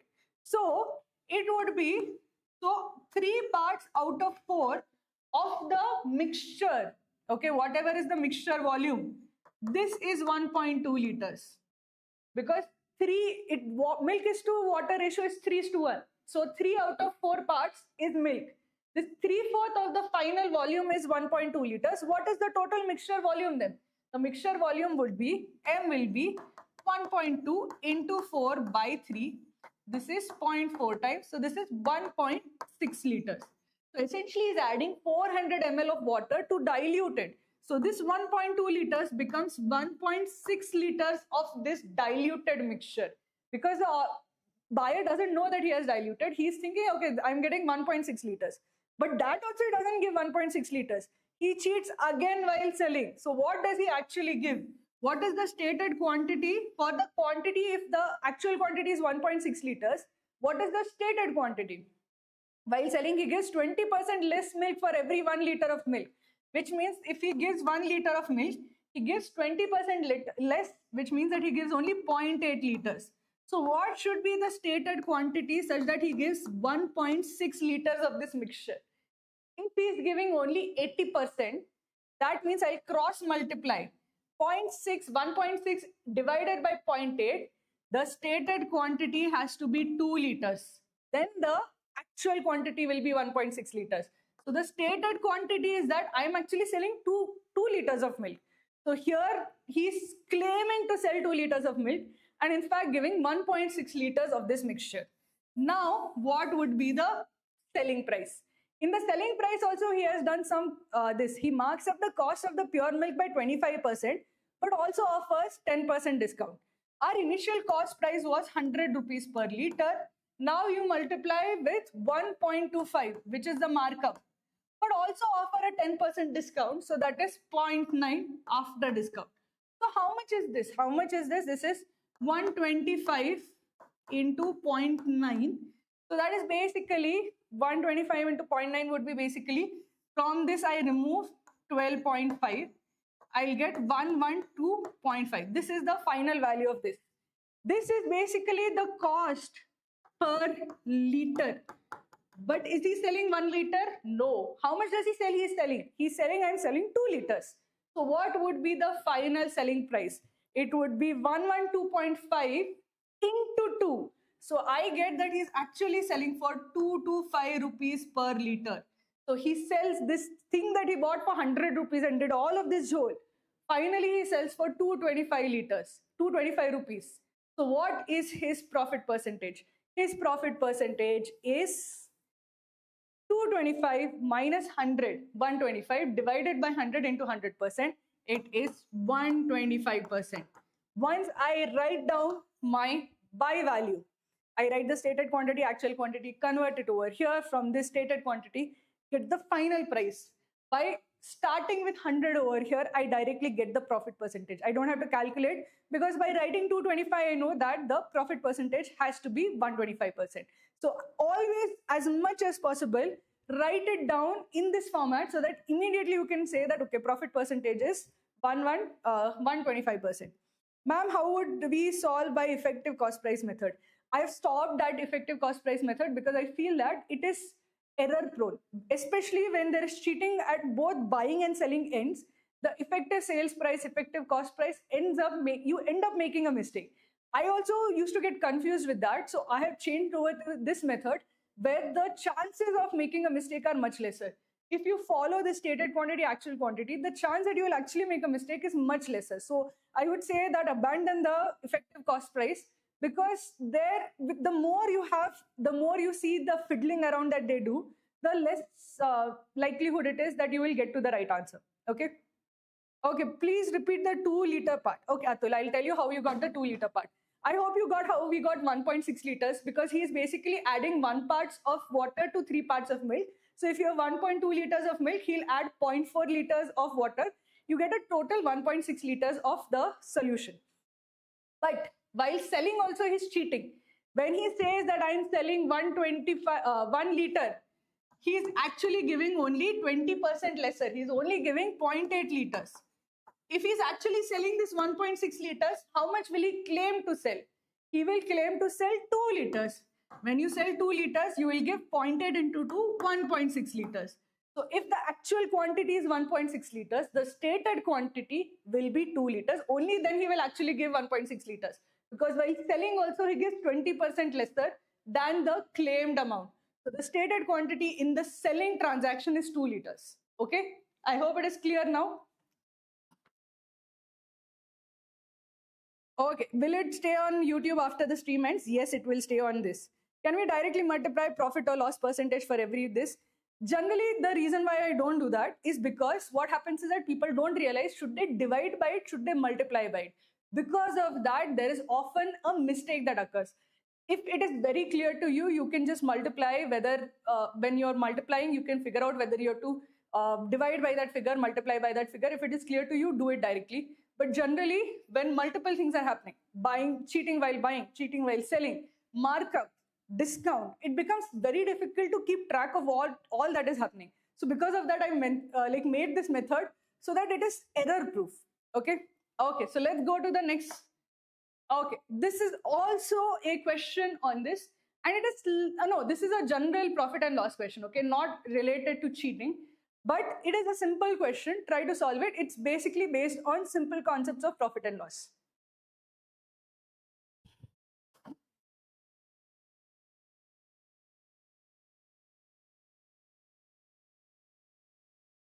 No.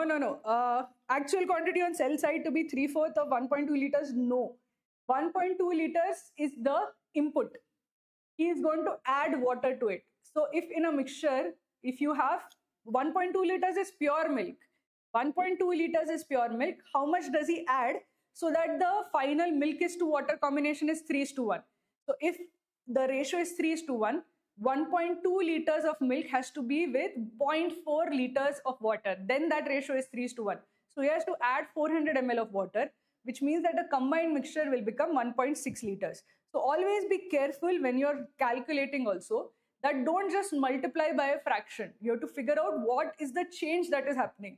Here, milk is being added to, water is being added. So the actual quantity will be more, right? Not lesser. No worries, Manvendra, we'll be solving them. So hopefully today we'll get those concepts clear for you. Come on, guys, you have 1 minute. Try to solve this one.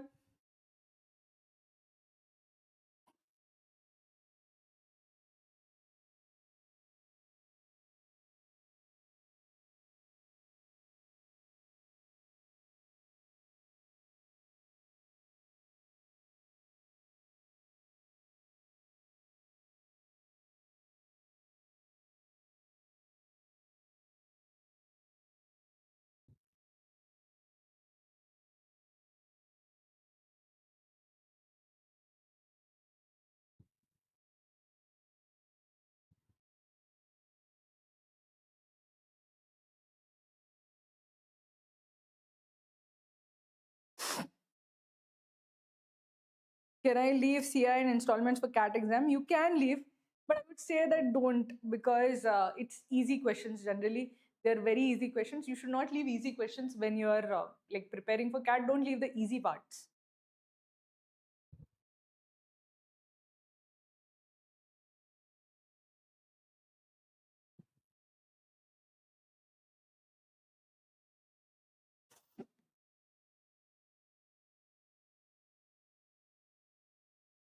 Put some effort. The SI and CI is not difficult. I would say for installments, I'll teach you how to solve it. If you just follow my method, it will not be difficult. Okay. So time is up. I've not gotten any answer from anybody. Were you guys not able to solve this one? I got one answer from Jyotishka and Manvendra. Anybody else who is able to solve this one or is in the process? Come on, guys, try to solve this one.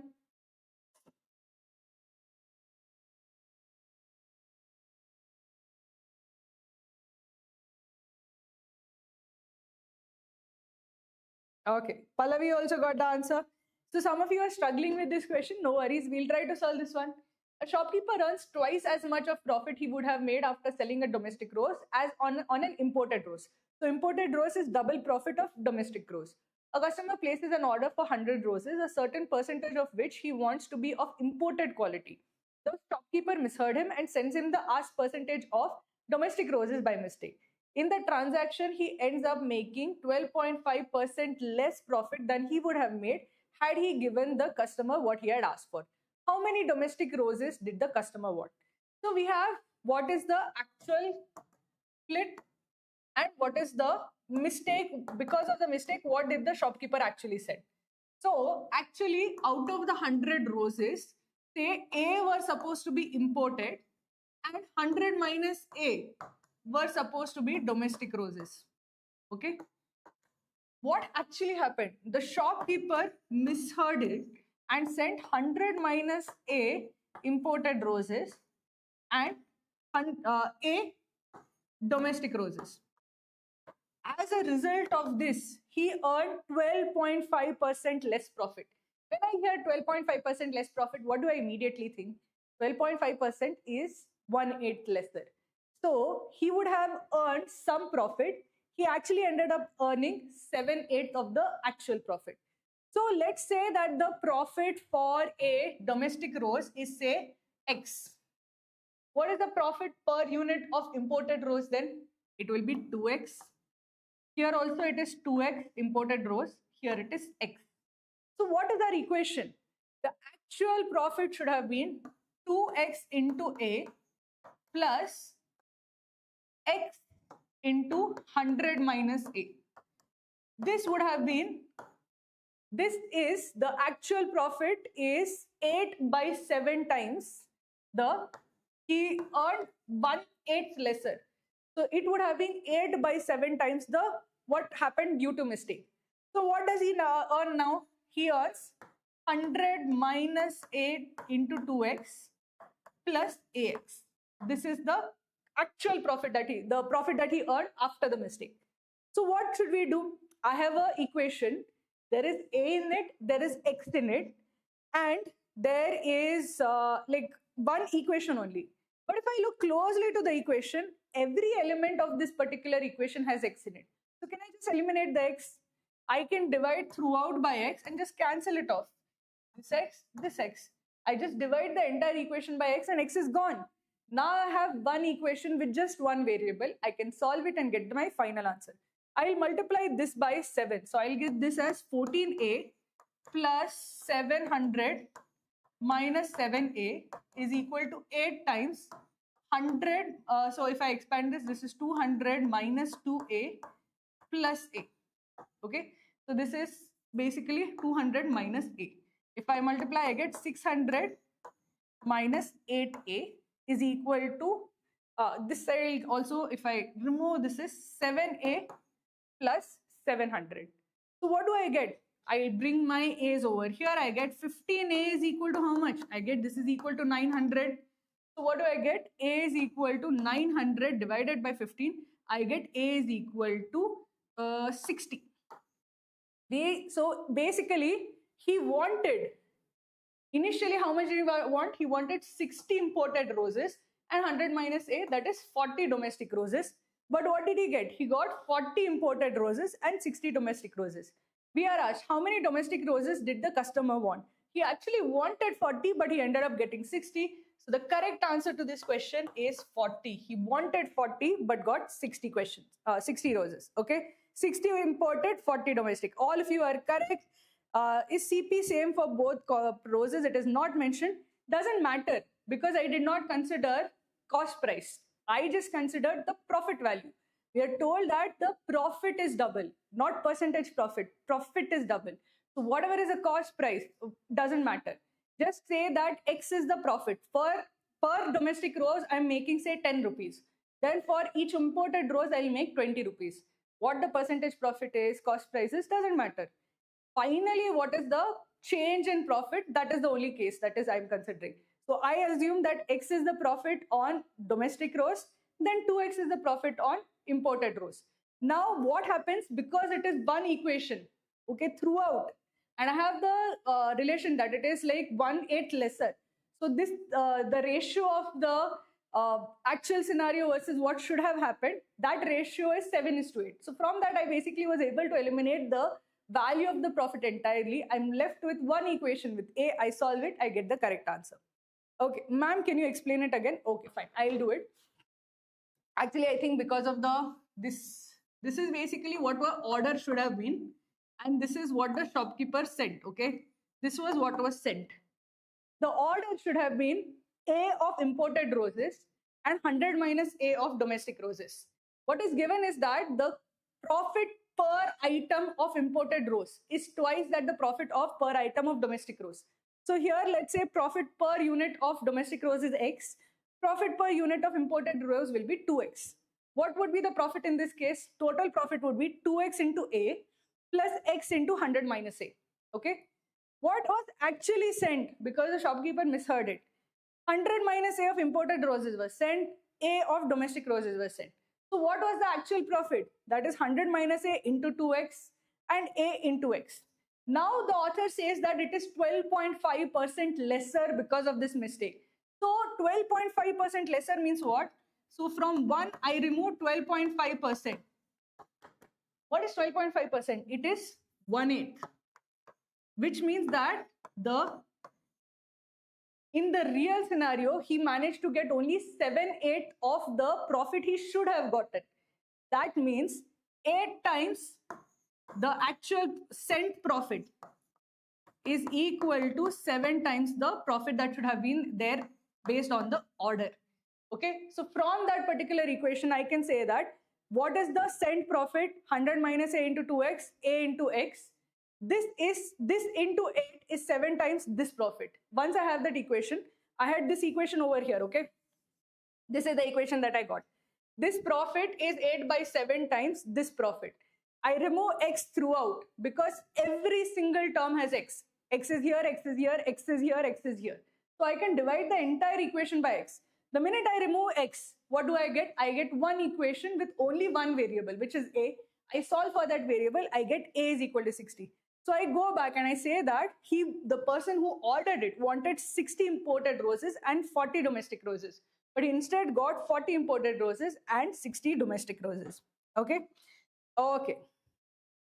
Let's go to the next question, guys. Okay, so coming to interest, somebody was saying 8 by 7, why? 8 by 7, why? Because in the question it was given that the profit is 12.5% lesser. What does 12.5% lesser mean? 12.5% lesser means that it is 1 minus 12.5%. What is 12.5%? It is 1 by 8. That is 1 minus 1 by 8. That is 7 by 8. So if it should have been 800 rupees, it was only 7/8 of 800. So it was only 700 rupees. So 700 is 12.5% lesser than 800. So the relationship between the profit that should have been there to the profit that was there is 8:7. That is basically the way I took that ratio. Once you have the ratio of profit that should have been there but was actually there, I can then eliminate the common factors. Okay, I hope it is clear to you guys. Okay, so let's go to the next one. Interest. A lot of people don't like interest. I also hate the amount of calculation that is involved, but I feel it is like sure marks. It's time taking, it's time consuming. I am prone to making errors there, but I feel that if nothing is working in my favor, I know that this will take 3 minutes, but I'll get those marks. So if you, like, God forbid, you have a difficult CAT 2026, okay? You have very difficult quant section. I don't want you to lose marks which are for sure marks. Because no matter what happens, simple interest, compound interest, you give it enough izzat and you solve it properly, you will get the answer. There is no rocket science behind it. It's just like time consuming, meticulous work. But if you do it properly, you will get the answer. So I don't want you to guys to leave this. This is just something that you should definitely do. You might not solve it. If the paper is easy, don't solve it. It takes time. But the paper is difficult. These are 3 marks that will actually save you. Okay. So what is simple interest? Simple interest basically means that the interest doesn't earn interest. Whatever is the amount. So suppose if I give 10,000, say for 5 years at 10% interest rate, then the total simple interest will be basically the principal 10,000 into the period 5 into 10%, which is 10 by 100. This would be the simple formula for the simple interest. So I will say cancel this, I'll get this is equal to 5,000. So I get 5,000 as simple interest. Total amount that I have to repay is the principal 10,000 plus 5,000. The amount becomes principal plus simple interest, which is equal to 15,000. Compound interest is slightly different. What is different about compound interest? The thing with compound interest is that the interest after every year also earns its own interest. Here if I put for 5 years, okay, 4, 3, 4, 5. This is a 10K at 10% interest. After the first year, how much simple interest would I have earned? Every year I'm earning 1,000, okay? 10% of 10K is 1,000. So every year I'm getting plus 1K as interest, plus 1K, plus 1K, plus 1K. This is 4, right? This is 5. So after end of 5 years, I'm getting 15K. Total principal plus interest will become plus 15K. But that is not the case with compound interest. With compound interest, what is happening is that the first year I'll get, like simple interest, I'll get 1K only. But for the subsequent years, this second year, I'll get 10% of this plus 10% of this 1K also. So I'll get 1K for the principal plus 1K, 10% of 1K plus 100. Okay, so I'll get 1100 as the second year interest. For the third year, this is for the second year. For the third year, what would be my interest? So I will get 10% of this. So I'll get 1,000. What is the combined interest that I have earned till now? This 1,000 plus this 1100, I have how much interest? I have the interest of 2,100 as interest. 2,100 as interest, accumulated interest is there. I get 10% of the accumulated interest also.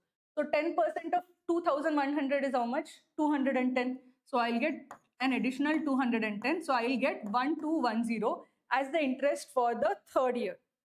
Okay, this is first year, second year, third year. Okay, I'll keep doing this till I basically end up getting a kind of a progression. The general formula for it is that the general formula for the total interest that you have earned. This, if P is the principal, 1 plus R by 100 raised to T. This is the total amount that you will get at the end of T years. But if you just want the compound interest, this is P into 1 plus R divided by 100 raised to T minus P. This is the compound interest. Now over here, what I would always say is that the compound interest T is the term or the number of periods, and R is the rate per period. Okay. Now, for example, if I am earning say 10% per annum, okay, for say 5 years, compounded annually, what is the number of periods?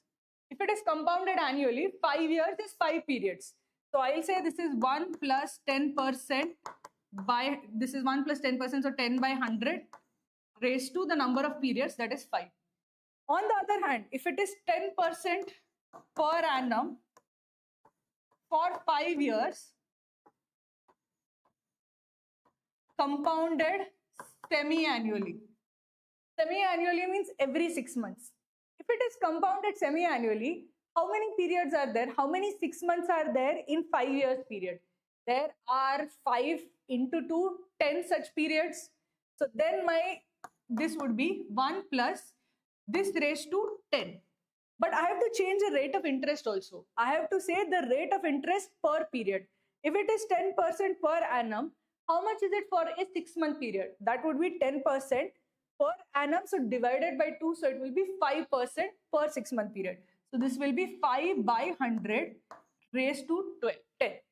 Now if I say the same thing, 10% per, I'll take instead of 10%, I'll say 12%, say it is 12% per annum for 5 years. But it is compounded, say, monthly. Can you guys tell me how much would be the effective rate and the number of periods? I want, this is 1 plus what value divided by 100 raised to what value? Can you guys tell me this?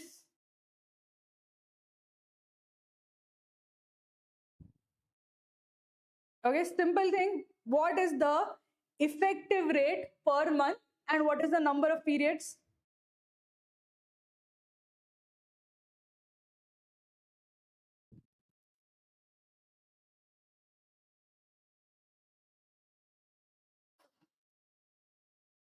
So Shubhang is saying this is 60 and 1. So 1.01, I'm thinking that you basically told the combined value. So 12% per annum. So how much per month? 12% divided by 12. So it is 1% per month. So this is 1 by 100. If it is 5 years and monthly, there are 12 months per year. 12 into 5, this is equal to 60. So this is the basic things that you need to remember for compound interest and simple interest. I'll give you a basic question on compound and simple interest. Then we'll go to installments. Installments is just slightly harder, not much harder. But let's start with the basics. Let's go with this. Okay, this is the longest question, but much of it is useless. This is a previous IFT question, okay? But I want you to see the question, try to solve it. And remember, much of what is actually given is completely pointless. Okay, so this is the remaining part of the question.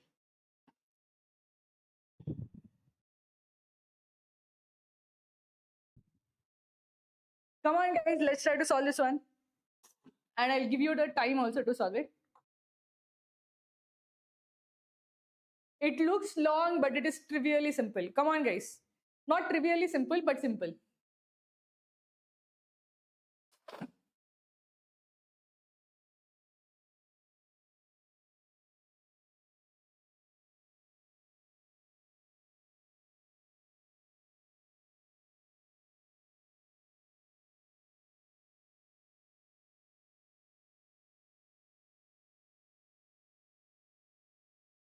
Somebody was asking how long will this session last. It is a 6-hour marathon, 5.5 hours marathon. So we'll try to finish by 5:30. Okay, sorry, 6:30.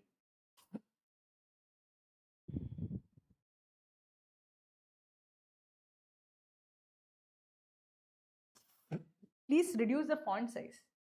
The first part is useless, so ignore that.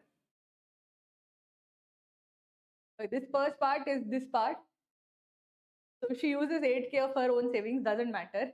Borrows 12K from public sector bank under the Mudra scheme. So from this point is the only relevant portion.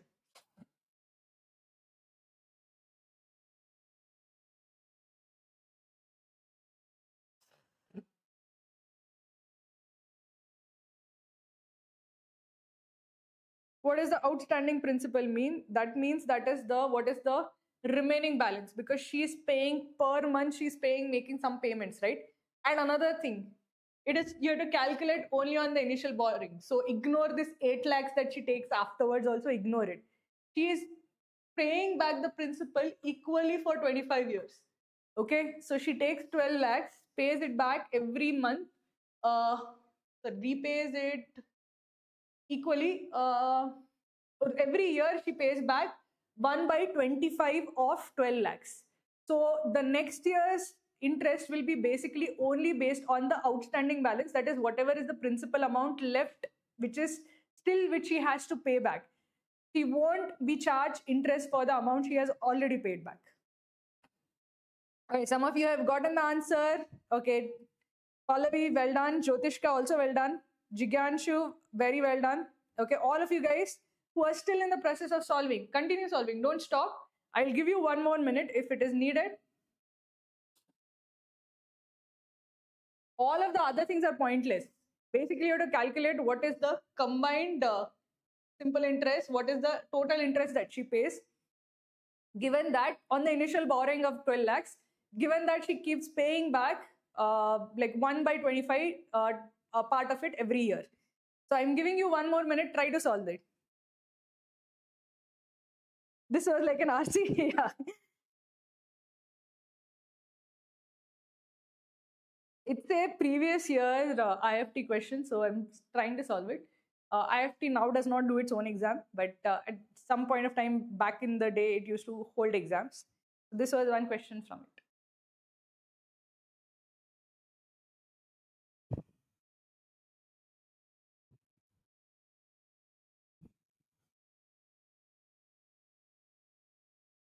Okay, so let's see how to solve it. Okay, we'll read it out.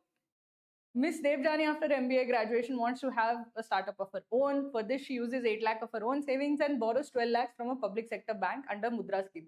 As per the agreement of the bank, she is supposed to repay the principal of this loan equally over the period of the loan, which is 25 years.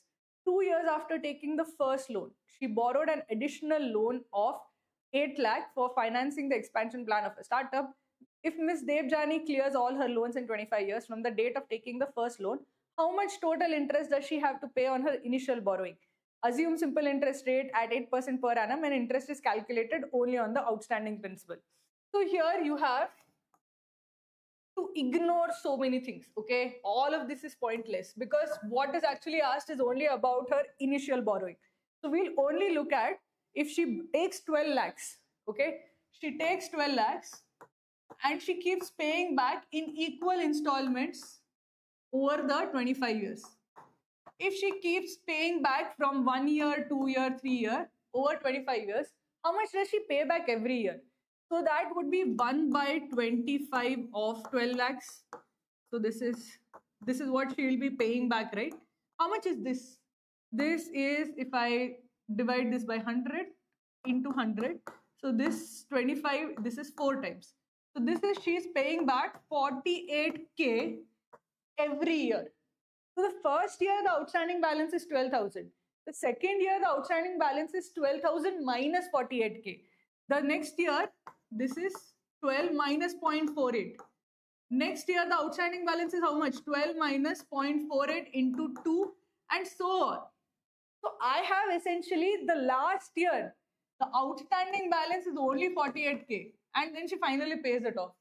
It is simple interest that I have to pay for all of these years at 8% per annum. Last year, 24th year, outstanding balance is only 48K. So that I can look at it as a decreasing arithmetic progression, which decreases from 12 lakhs down to 48K, okay, over the 25 years.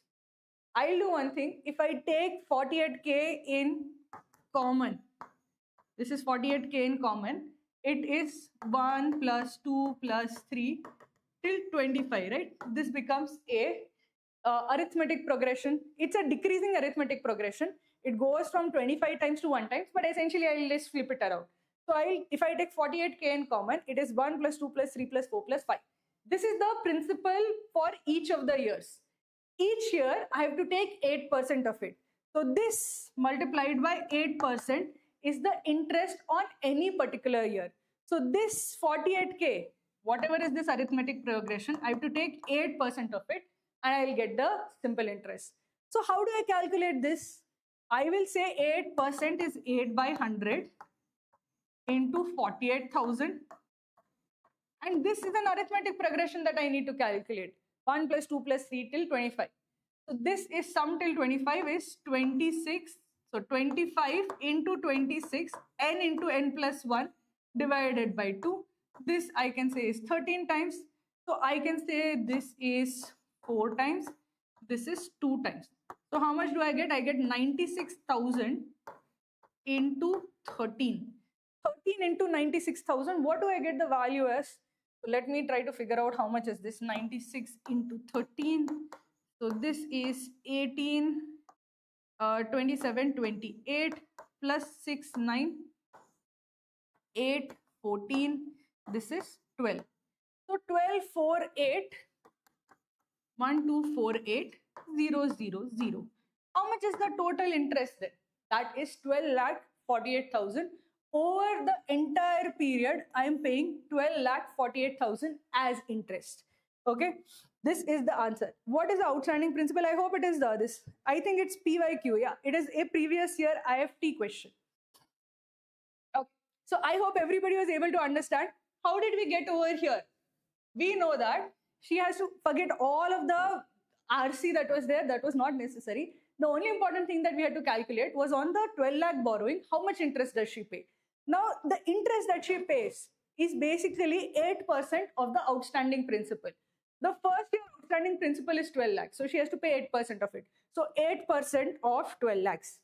Then next year, it is 12 minus 0.48. Why 0.48? Because every year she is repaying back 48,000. So now it will be 8% of 12 minus 48,000. So whatever is that value. Third year, it is 12 minus 48 into 2. And so on. Till the 24th year, we have only 48,000 remaining. Then it will be 8% of that. So 8% of all of these values I have to calculate. That is basically the total simple interest that she's paying. 8% of 12 lakhs plus 8% of 12 minus 0.48 plus 8% of 12 minus 0.96 and so on till finally we have 48,000. This is a decreasing arithmetic progression. For the ease of counting, what do? I invert the arithmetic progression. I take it the other way around. 48,000, 96,000, 144,000 and so on till finally 12 lakh is the final value. This is basically an arithmetic progression where each term is a multiple of 48k. So I take 48k in common and I have a normal arithmetic progression 1 plus 2 plus 3 till 25. That value, this simple sum of integers till 25 is 25 into 26 divided by 2. This part, 8% of 48k, I calculate. This is the total interest that I get, which is 12,48,000. Okay? Anybody who did not understand any of this, just let me know. She borrows an additional 8 lakhs also. But that was, as I mentioned, not at all point of the paragraph. They just did it to actually mislead you. Because look at what they asked. If Devjani clears all her loans, how much total interest does she have to pay on her initial borrowing? They are not asking you for the interest that she pays on the 8 lakhs at all. It is done just to confuse you. You have to calculate only for this 12 lakhs how much interest she pays. Okay? Okay. Please explain again why 12 lakh was divided initially by 25 to get 48,000.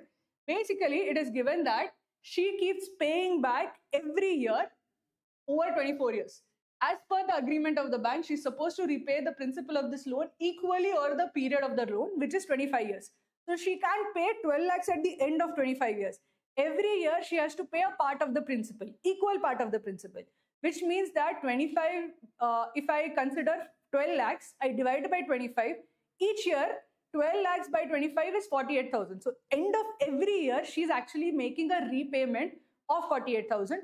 Till in the last year, only 48,000 is left, and 25th year, she pays back that 48,000 and she's done. So what do I get? I get a equation like this. Last year, 48,000 is balanced. The year before that would be 48 into 2, 96K will be balanced. 48 into 3, 144K is balanced, and so on. Till the first year, if I continue multiplying by 48K, the first year she has 12 lakhs in balance. If I take 48 like together, I'll see that it is like a decreasing arithmetic progression. 48 into 25, 48 into 24, 48 into 23, finally till 48 into 1. For each of these years, I have to pay 8%. So 8% of this, 8% of this, 8% of this, 8% of this. So I take all of that in common. So 8% of 48K into 1 plus 2 plus 3 plus 4 till 25.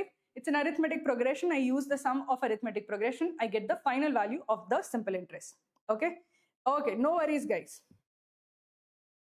Where you wrote 25 into 26 by 2. Why is this 25 into 26 by 2? 1 plus 2 plus 3 plus 4 till 25, what is it? It is a simple arithmetic progression of the first 25 terms. Sum of first 25 terms is how much? 25 n into n plus 1 divided by 2. 25 into 26 divided by 2, we get this part. Okay, I hope everyone is clear now. Okay, so let's go to the next part, which is CI and SI difference. A lot of questions come on this, and if you remember the difference very quickly, right, it will actually save you some amount of time. Now, this is given R by 100, but I generally find it kind of difficult to remember this R by 100. So I use a short form, which is the small letter r. This is basically if I assume that the percentage, the interest is written in a decimal form, what would be the value? So what would be the simple interest for the first year? Simple interest, compound interest. If the compound interest is done annually, there is zero difference. The difference between simple interest and compound interest on annual compounding is 0. What is the difference between simple interest and compound interest after 2 years? The difference is basically, as I had mentioned, that in compound interest, you earn interest on the interest accumulated. So you earn R% of the interest of the first year, which is PR. The interest of the first year in this case is PR, right?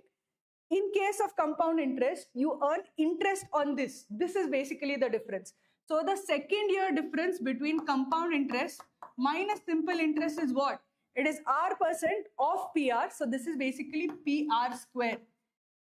This would be the compound difference between compound interest for the second year. So for compound interest for the second year is PR, 2PR plus PR square, and simple interest for 2 years is just 2PR. Okay.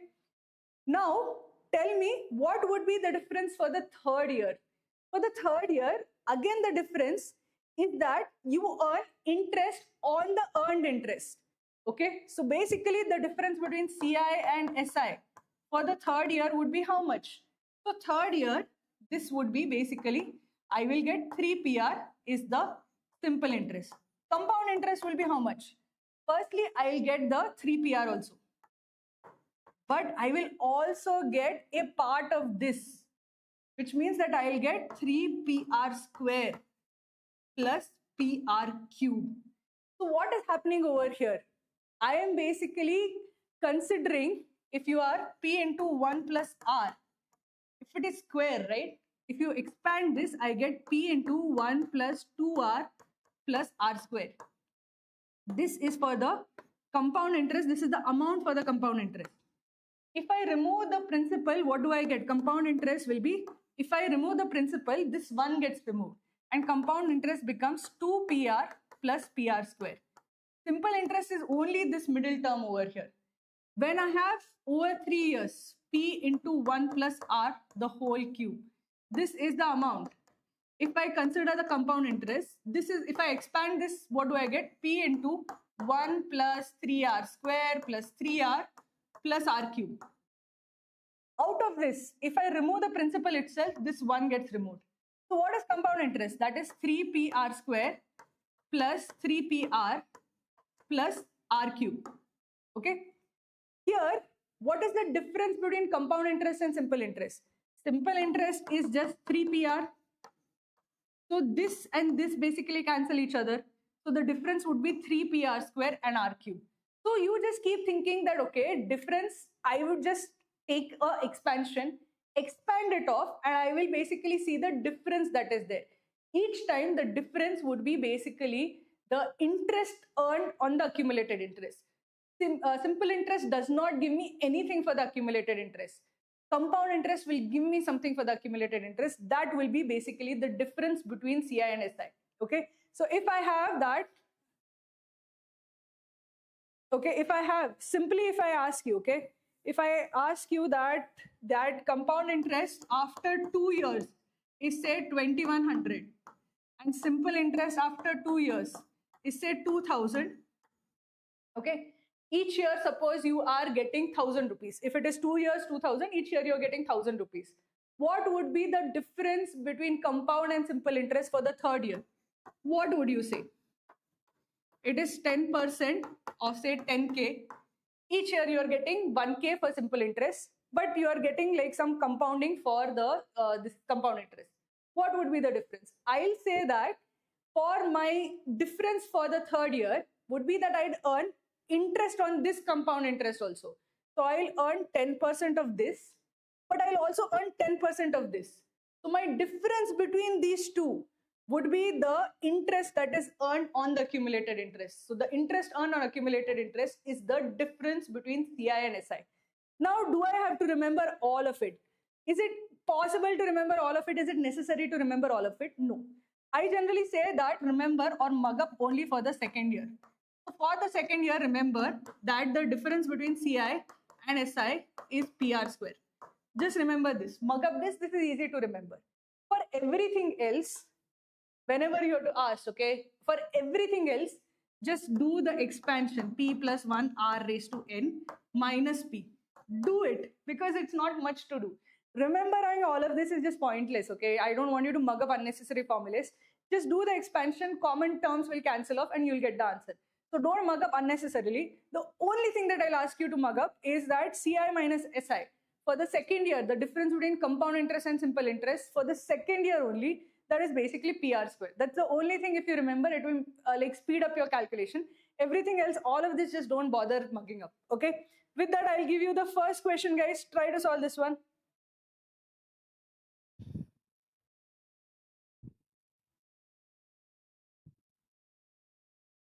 I think this is a very large way to solve the equation. I agree. Don't mug up unnecessarily. The only thing that you mug up is for the second year. Difference between compound interest and simple interest is PR square. That's because it's a simple enough, cute enough formula for you to actually remember. Everything else, which was like 3 PR square, R cube, don't remember. Expand it and cancel it off. You will get it easily. Okay. Here you have a like a slightly more number of years, 3 years, 4 years. Just use the expansion, cancel off the values, you will get the answer. Don't mug up unnecessarily. Come on, guys, try to solve this one.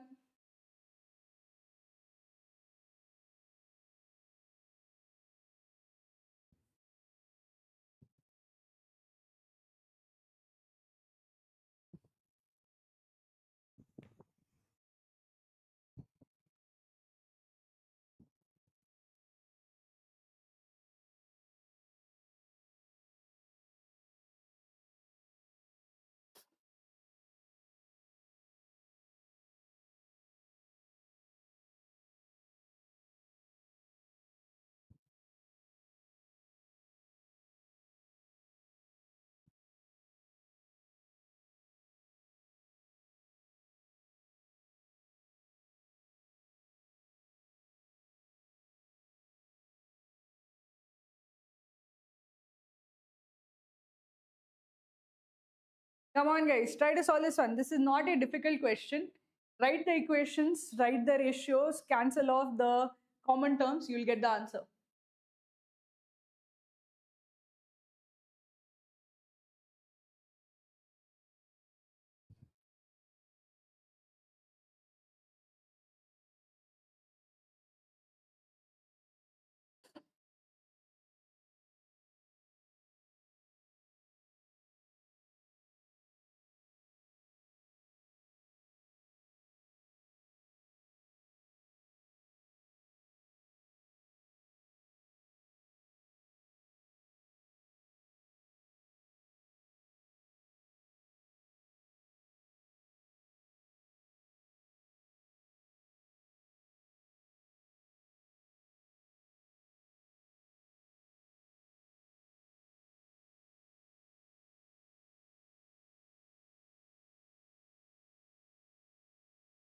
Okay, I've gotten answers, two different answers now. Pallavi is saying A, and Jigyanshu is saying 54%. Jyotishka is also saying A. So let's see who is right. I want everyone to solve and give me more answers. I have 3 people saying A now, and 1 person saying B. So I need more people to attempt the question and tell me which one is right, who is right. I'll give 1 more minute. More of you should attempt, not just the usual this. I know Pallavi and Jyotishka are very good students, so is Jigyanshu. But more of you should attempt these questions. Come on, guys, try to solve this one. I need 1 more person, then I'll solve it. 1 more person to attempt it. Okay, so Hidden Movie X again says it's A, 69. So many of you are going towards A. 1 of you is saying 54. So let's see what is the correct answer. So an investor let out certain sum on simple interest and the same sum on compound interest at the same rate of interest per annum. He noticed that the ratio of the difference of the compound interest and simple interest for 4 years, to the difference of the compound interest and the simple interest for 3 years is 20:8. The approximate rate of interest per annum is given by. So you have that the difference in CI and SI for 4 years, okay, to the difference between CI and SI for 3 years. This difference is 20:8. Now you have to find out the rate of interest. Same rate of interest for both simple interest, compound interest. Same sum for both. Principal is same, interest is same. What is the compound interest for 4 years? That would be P into 1 plus R raised to 4 minus P. What is the simple interest for 4 years? That would be 4 PR. So minus 4 PR. Why? Because essentially simple interest for 4 years is directly 4 PR. So this should be our numerator. This is the compound interest part minus the simple interest part for 4 years. For 3 years, what is the value? 3 years it will be P plus 1 plus R cube minus P. This is the compound interest minus 3 PR. This is the simple interest.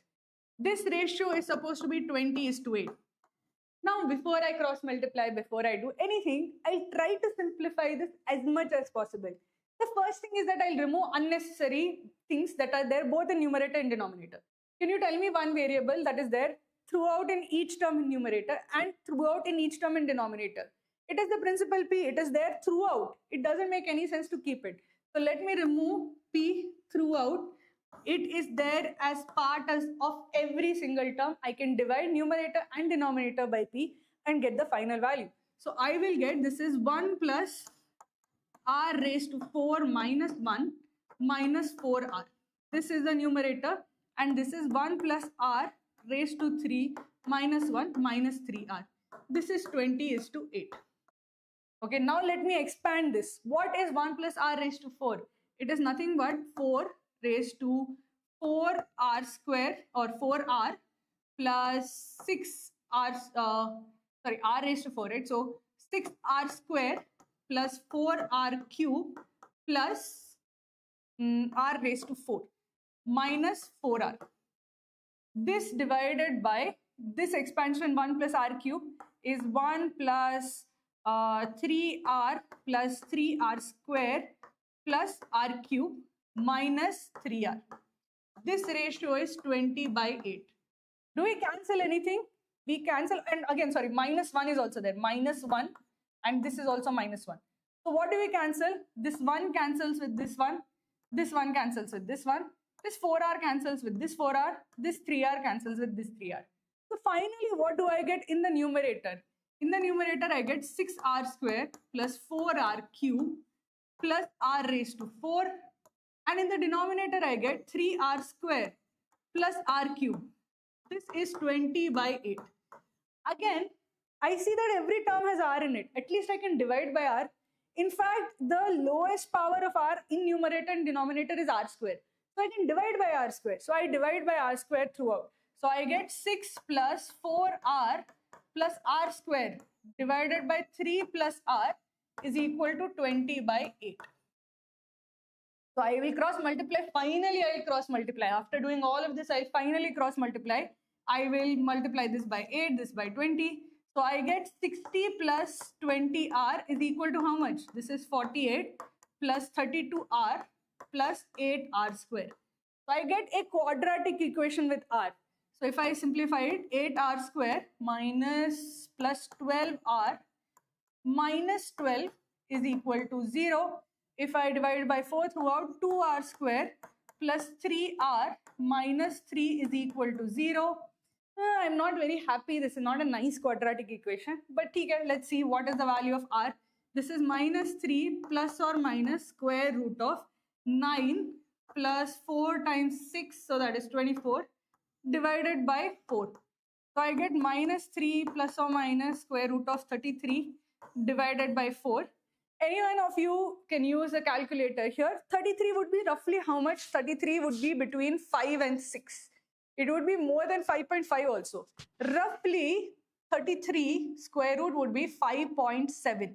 So this would be minus 3. If I minus root 33, it will be negative rate of interest, which doesn't make any sense. So r has to be plus 5.7 divided by 4. So how much is this? This is 2.7 divided by 4. So this will be 0.6 and 3 will be 37 something 675. But 33 is actually more than 0.57. So this would be closer to 0.68 rather than 0.67. This would be more than 0.675. So what is the value that I have close to 0.68? There's only one value which is close to 0.68, which is A, 69%. So I get the value of R as 69%. Made a silly mistake from my side. That's okay. So Shubhang also got the answer. Jigyanshu, you also got the answer, I'm sure, after correction. Rohit Kumar also got the answers. Very well done. So the value over here, finally, what should you actually do? Here, you could have mugged up the formulae, but it is pointless. Don't mug up the formulae unnecessarily. So here I just wrote what is simple interest, what is compound interest. I got an equation, numerator and equation, equation and denominator. Simplify, open up the expansion, cancel the common terms. You will end up with the same thing. You will have this is the difference, this is the difference. This you could have mugged up, but what is the point of mugging up? This we had in that list of formulae, right? Difference. But what is the point of mugging up? In 2 steps, if you can come to the value, why mug up? So this is the difference between compound and simple interest in over like 4 years. This is the difference between compound and simple interest over 3 years.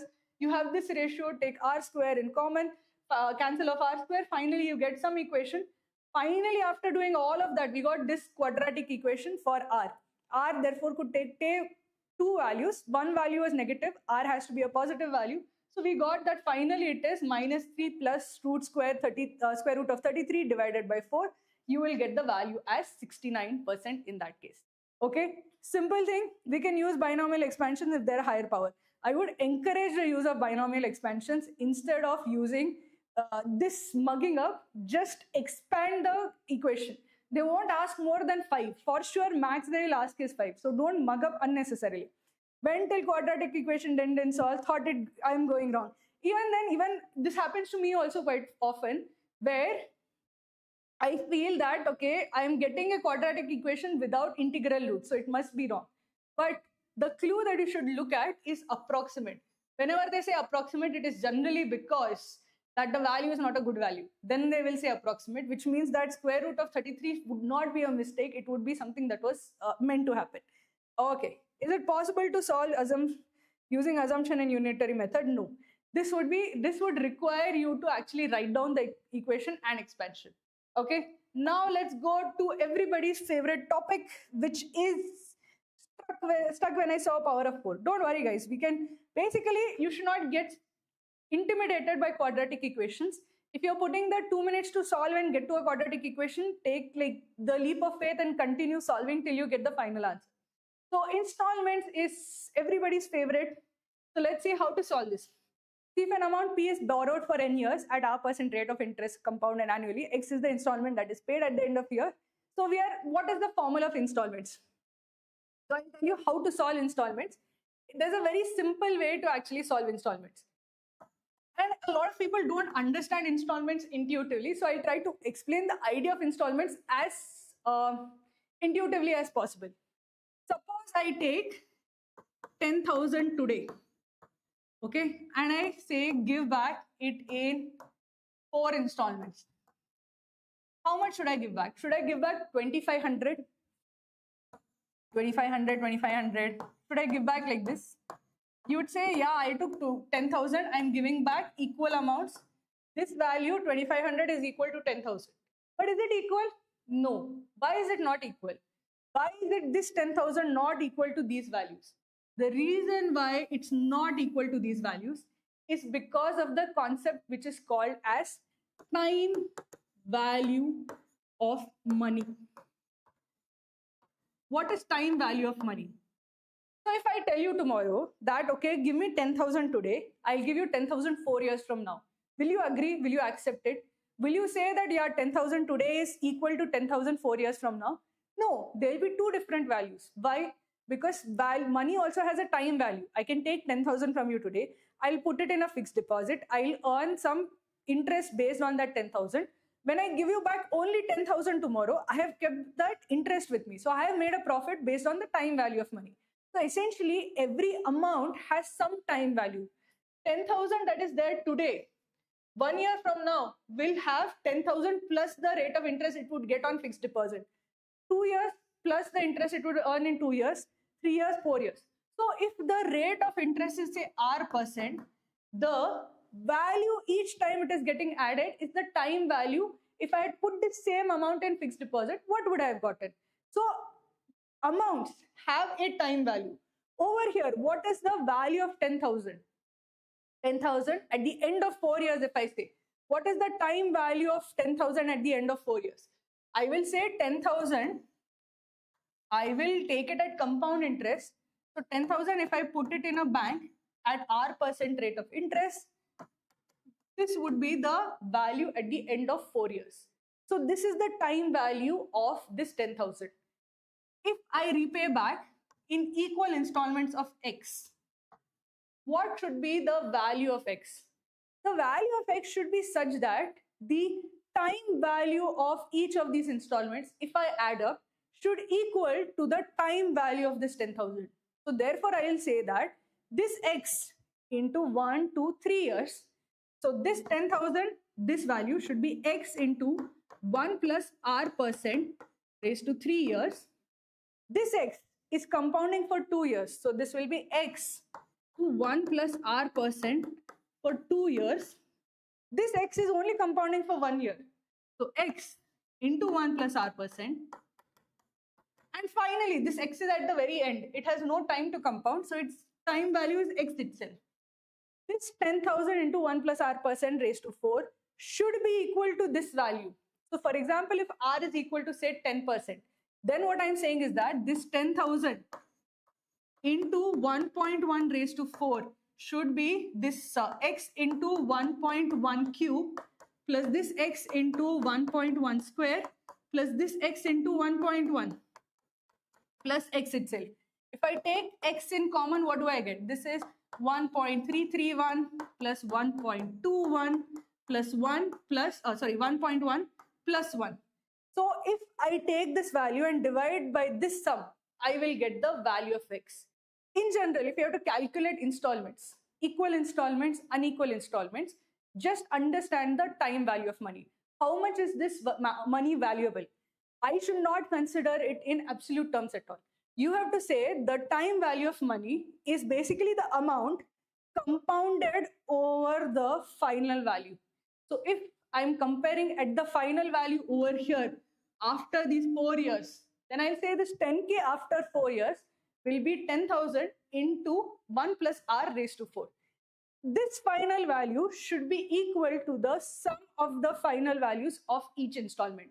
If I have unequal installments also, suppose this is X, this is 2X, this is 3X, this is 4X, doesn't matter. The same concept applies. So this X will compound for 3 years. This 2X will compound for 2 years. This 3X will compound for 1 year. This 4X will not compound at all. Again, the future value of this should equal to the future value of this. That is the basic concept. Just compare the future values of each incoming versus outgoing. Both future values should be equal. You will get the value of the installment. Okay. We'll use this in this particular next question. I want every one of you to answer this. Okay. Avoid that thing. Ask me, is it possible to solve this? Okay. Okay. Okay, so let's go to the question. I want you to draw that diagram, okay? And say incoming future value, outgoing future value, sum of values, finally, what is the installment, okay? Rate, whatever is the rate given, 1 plus the rate percent.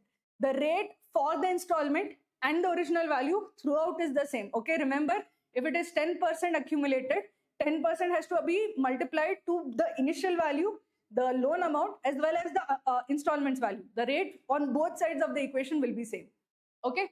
Let's try to do this one.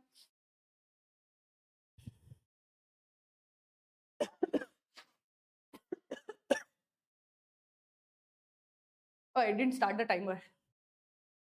Come on, guys, try to solve this one.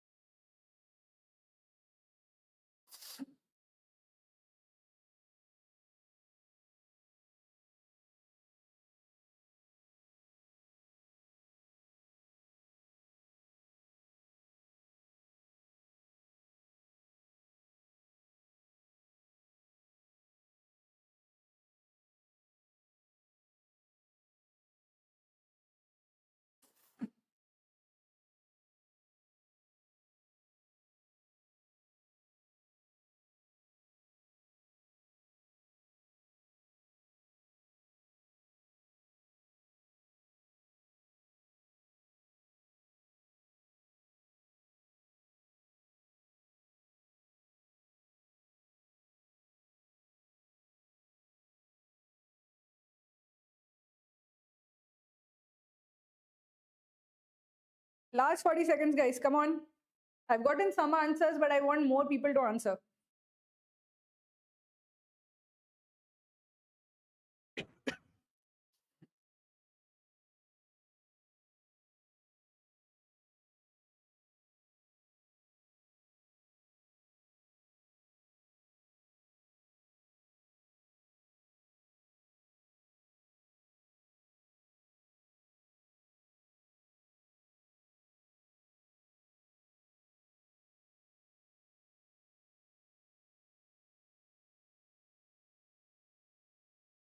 Okay, so the time is up. The answer that I've gotten from all of you is 52%. So Jyotishka, Belora, Pallavi, Lokit, Shravani, Jigyanshu, Nidhan Mui all have given C 52% as the answer. I don't know whether it's a right answer or not. If you guys are in the middle of solving, continue solving. You get your answer independently. But let's try to see how to solve this one. A shopkeeper buys a smartphone for 9,000 rupees and marks it up by 40%. He then offers a discount of 10%. The customer purchases the smartphone through a 3-year EMI scheme with equal annual installments at 10% compound interest per annum. Find the approximate net profit percentage earned by the shopkeeper. So what is the purchase price for the customer? First, let us find out what is the selling price of the smartphone. So the selling price of the smartphone will be the cost price into percentage markup, so 1 plus 40%. But then there's a discount also. Minus 1 minus 10%. This is a discount. So what is his final purchase price? This is 9,000 into 1.4 into 0.9. Can somebody tell me what is this value? What is this value? Can somebody tell me? This is 8100 into 1 or 810 into 14. So this is 810 into 14. This is 432 plus 81, 4311340. Okay. So this final purchase price for him is what? 11340. Can somebody tell me, is this the correct answer? Did you guys get that? Okay, 1 month. Okay. What did you guys get as the final purchase price for the this 11340? Okay. So this is the purchase price, but is this the final amount that the customer pays? No, because he pays this in EMIs. So when you actually calculate the profit percentage, we have to actually look at the total amount that is given by the customer.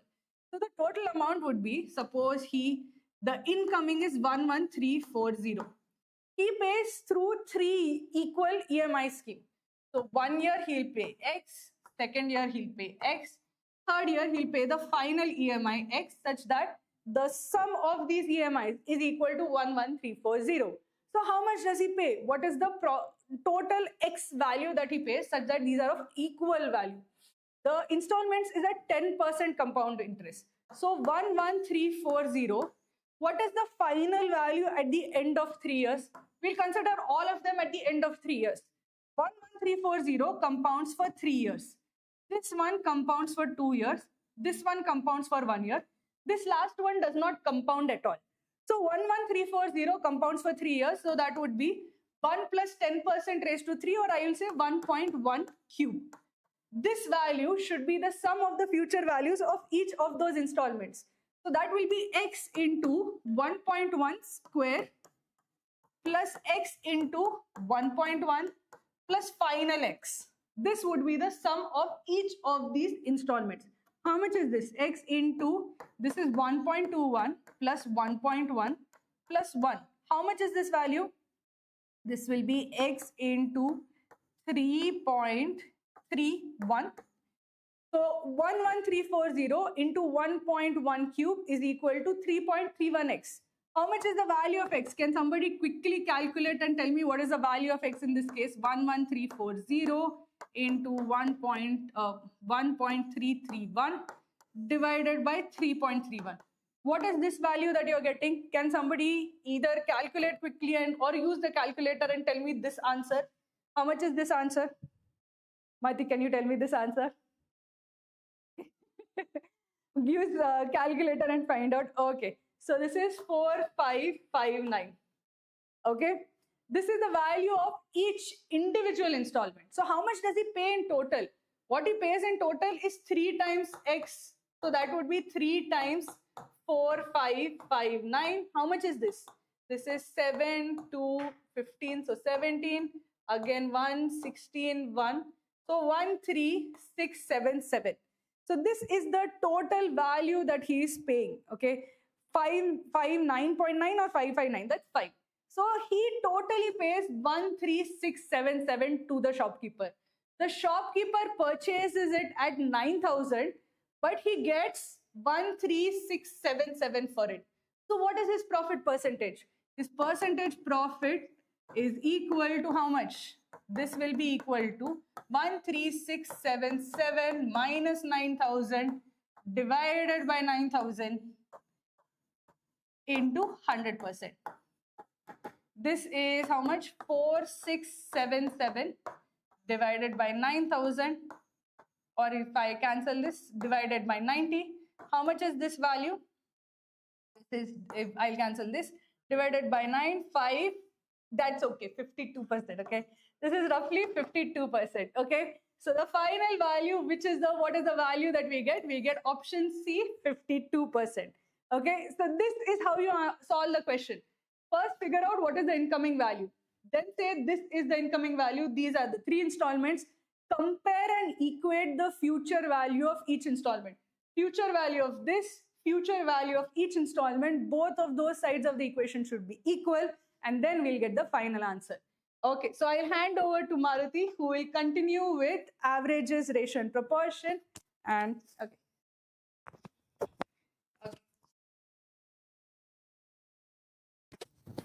Okay guys, next will be average, ratio and proportion. If you want to download the PDF of all the questions for this session, you can check the description. You can download the PDF. The link for it will be in the description. If you face any issues, you can let us know in the comments.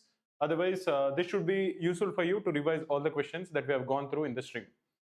It is good to see more than 4 hours later also, we have close to 100 people who are watching the stream live. Like I always say, please do like the stream and please do subscribe to the channel. This is the next question. We have 2 minutes. This is an easy question. Target, we have increased the target now. Target is 425 likes. I think we have around 370 likes. So 370 by 425 is done. Please do like the stream. And then we'll quickly go through average, ratio, and proportion.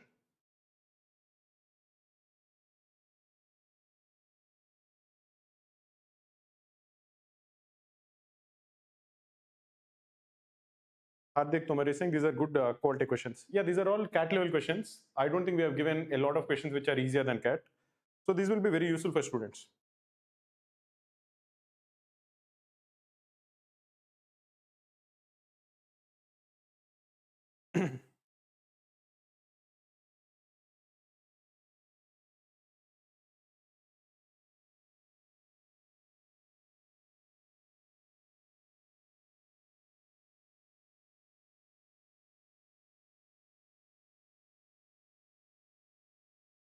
I will give shout outs to students who get the questions correct. So please do comment the answer in the chat. After I explain, I will name all the guys who actually got it correct.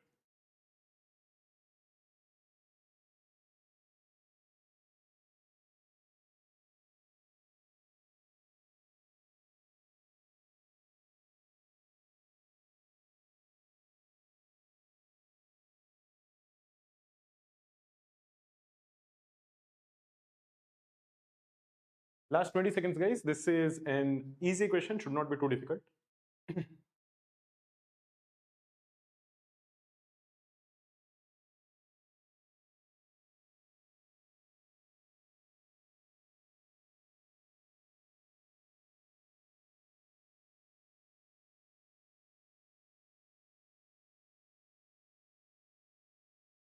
Okay, guys, the time is up. Let us try to solve this question. In this question, we are told that there are 25 consecutive natural numbers and the average of the last 30 natural numbers is 39. What is the average of all the 25 numbers? That is what is asked to calculate. As they are consecutive natural numbers, let us assume that the first number is n. Therefore, the second number will be n plus 1. The next number will be n plus 2. And this continues. What will the last number be? There are 25 consecutive numbers. So the last number will be n plus 24. Now, we are told that the average of the last 30 numbers is 39. So what are the numbers that we're talking about? N is the first number, n plus 1 is the second number, n plus 2 is the third number, n plus 24 is the 25th number. So the numbers, the last 30 numbers will be, this is n, we have n plus 1, n plus 2, and so on. And we'll get n plus 12.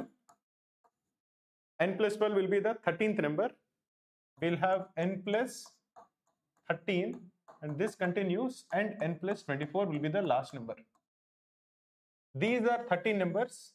The average of these 30 numbers, we are told, is equal to 39. Now, whenever you are having numbers which are consecutive or the difference between them is the same, that is there in an arithmetic progression or something like it, the average of these numbers will be the average of the first number and the last number.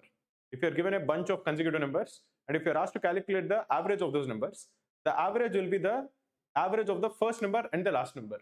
In this case, the average will be the same as the average of these two. That is n plus 12 plus n plus 24 by 2 is the average of the entire set. In this, we are told is equal to 39. This is 2n plus 36 divided by 2 is equal to 39. Or n plus 18 is equal to 39. Or the value of n is equal to 21. That is, the numbers are 21, 22, 23, till 45. These are the 25 numbers. What are we asked to calculate? We are asked to calculate the average of all the 25 numbers. Now, if you're looking to calculate the average of the 25 numbers, again, these are all consecutive numbers. If you're asked to calculate the average of the consecutive numbers, you just need to calculate the average of the first number and the last number. And what is the average of the first number and the last number? It is 21 plus 45 by 2, which is equal to 66 by 2, which is equal to 33. So the answer for this question is option D. Now, when can you actually say that the average of the entire set of numbers is the same as the average of the first number and the last number? This is valid for every arithmetic progression. For every arithmetic progression,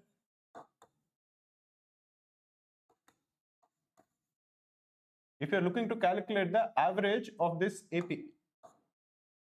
average is equal to first term, which I'll denote by FT. This is first term plus last term divided by 2. That is the average of the first term and the last term divided by 2 is the average of any arithmetic progression. A special case of arithmetic progressions are consecutive natural numbers.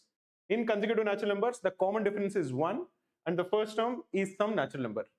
So in this case, this is an arithmetic progression. This is the first term, this is the last term.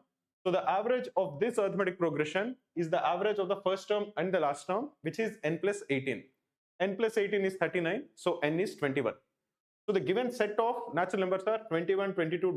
till 45. This is another arithmetic progression where the first term is 21, last term is 45. So the average will be 21 plus 45 by 2, which is 33. Let me quickly give a shout out to everybody who got it correct before going to the next question.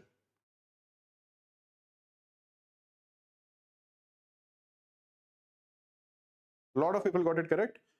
Pallavi, Chaitanya, Jyotish, Tejas, Paras, Jigyanshu, Rajat, Shyam, Hardik Tomar, Sai Prashant, Shubhang, Shubham and Vidyut. Well done, guys.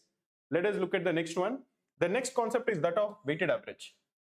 When you are having a list of numbers, if nothing is mentioned and if you are asked to calculate the average, you just sum them up and divide it by the number of numbers. That will be the average. But in some cases, each of the different terms have different weights. For example, if you are studying in any college, there will be different subjects. Each of them will have different credits. So your average CGPA or average semester SGPA is dependent on the weighted average. So each term is multiplied by its respective weight and then added up, and you divide it by the total of the weights. This is how you get the weighted average. What is weighted average? Every term will have a different weight. You multiply each term with its respective weight and then you add up all of that product. You divide it by the sum of the weights. To understand this better, we'll do one question where we are actually calculating the weighted average. Try to see if you can answer it. This is the question. This is again not very difficult. You are just required to calculate the weighted average. Try to calculate it.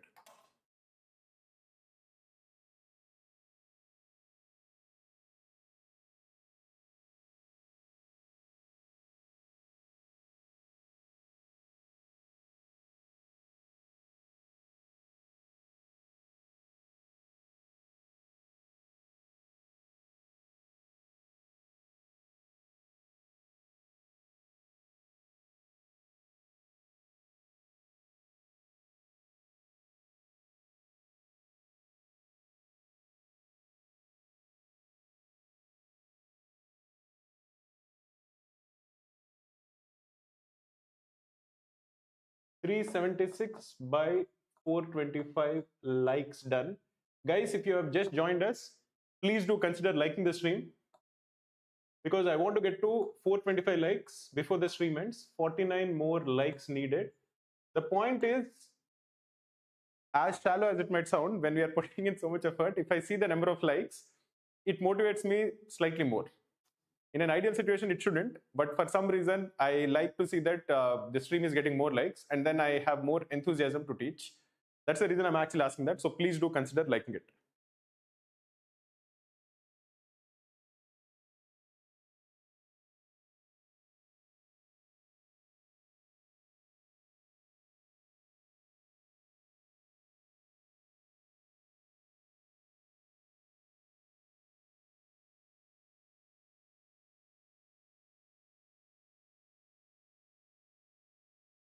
Last 40 seconds, guys. Try to solve it.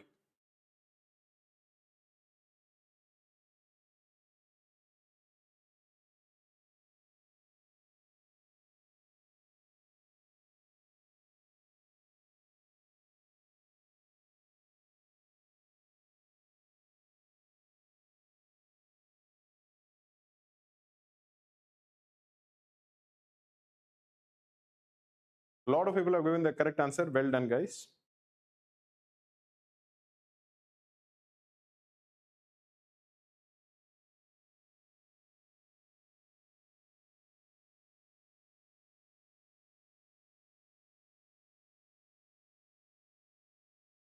Okay, the time is up. Let us see. In this question, we are told that Sonali applied for a job of science teacher in a school. In the test, she gave physics, chemistry, biology, and the interview, and each one of them has different weights. The weights are 2, 3, 3, 4 for physics, chemistry, biology, and interview. We are required to calculate the weighted average. So let us see. What are the things? We have physics, we have chemistry, we have biology, and we have interview. What are the score in chemistry? In physics, 8, chemistry 8, biology 6, and interview 6.5. So she scored 8, 8, biology she scored 6, and interview she scored 6.5. However, the weights of each one of them is different. What are the weights? These are the scores. The weights are 2, 3, 3, 4. This is 2, this is 3, this is 3, and this is 4. So when you're asked to calculate the weighted average, you have to just multiply the score in each subject with its respective weight. For example, in this case, for physics, it will be 8 into 2, which is 16. For chemistry, it will be 8 into 3, which is 24. For biology, it is 6 into 3, which is 18. And for interview, it is 6.5 into 4, which is 26. Then you add all of these products. When you're adding 16 plus 24 plus 18 plus 26, what are you going to get? This is 40 and this is 44. So you're going to get 84. You divide it by the sum of the weights. What is the sum of the weights? It is 2 plus 3 plus 3 plus 4, which is 12. So the weighted average is 7. Remember that if you have to calculate the weighted average, it's simple. Each term you multiply it with the respective weight, sum that product, divided by the sum of the weights. In this case, that will be 84 by 12, which is 7. So the answer for this question is option A. Let me quickly give a shout out to everybody who got it correct before going to the next question.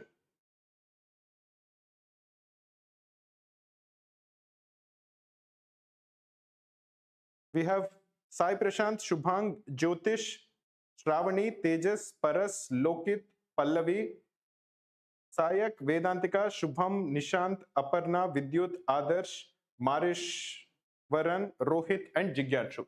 Well done, guys. Let us look at another question. This also is an interesting question, not very difficult. You have 2.5 minutes to solve it. Try to get it correct.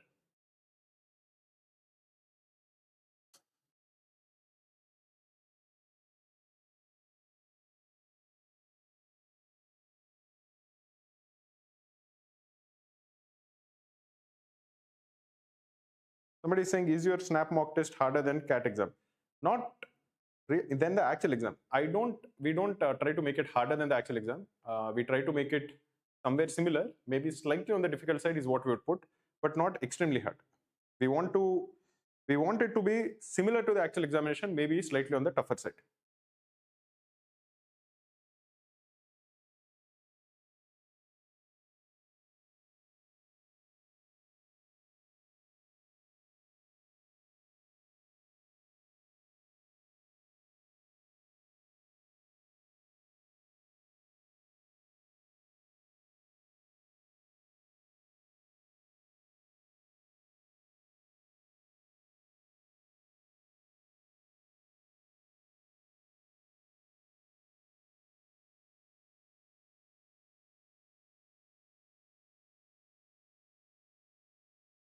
Last 1 minute, guys. Try to get it correct.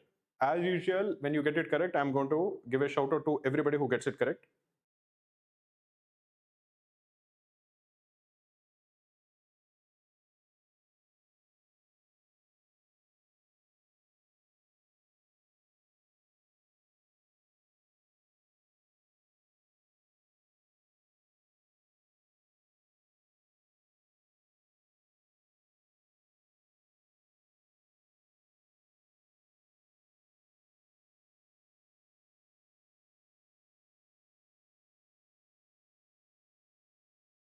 Last 30 seconds, guys.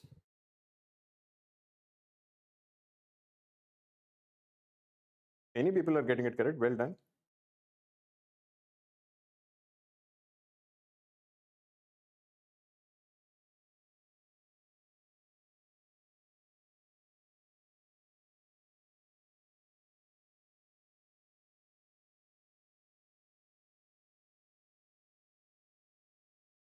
Okay. Time's up. Let us try to solve it. So what exactly is given in this question? There are three candidates, A, B, and C. They participated in an election. A gets 40% more votes than B. C gets 20% more votes than B. A also overtakes C by 4,000 votes. 90% of the voters voted. There are no invalid or illegal votes cast. Then what is the number of voters in the voting list? So let us assume that this is the votes that were received. This is A, this is B, and this is C. Let B receive X votes. Then what is the number of votes A received? Remember that A got 40% more votes than B. So A received 1.4x. How many votes did C receive? It is given that C received 20% more votes than B. So C received 1.2x. What is the total number of votes that were received? The total number of votes that were received is 1.4x plus 1.2x, which is 3.6x. What is the information that is given?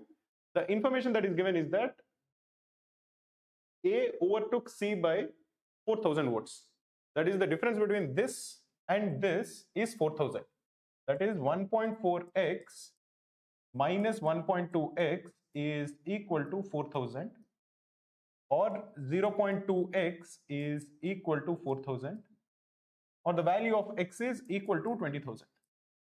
Sorry, yeah, x is equal to 20,000. So what is the total number of votes that were cast? The total number of votes that were cast is 3.6x. So total votes cast is 3.6 into 20,000, which is equal to 72,000. This is the number of votes that are cast.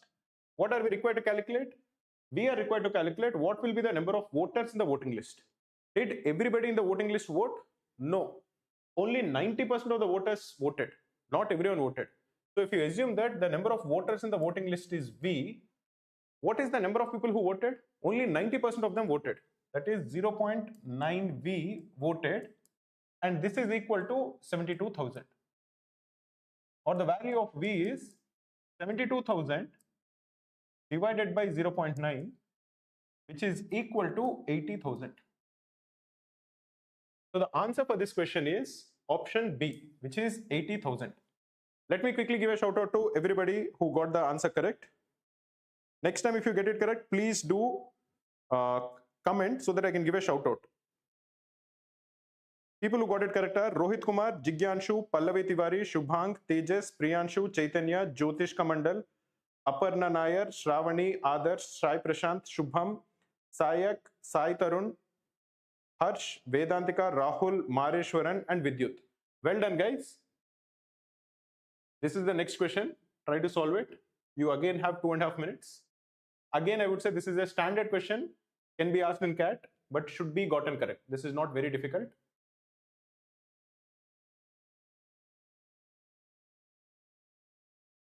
Jigyanshu is saying how many questions are left? There are some questions, man. Maybe around 7-8 questions.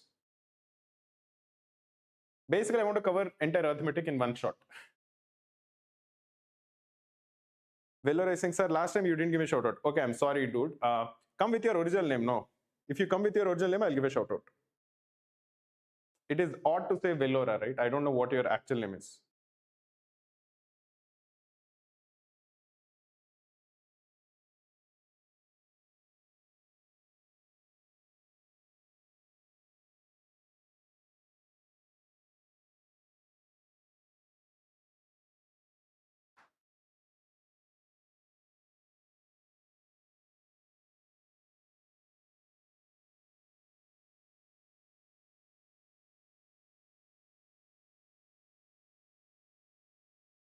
Last 1.5 minutes, man. Try to solve it.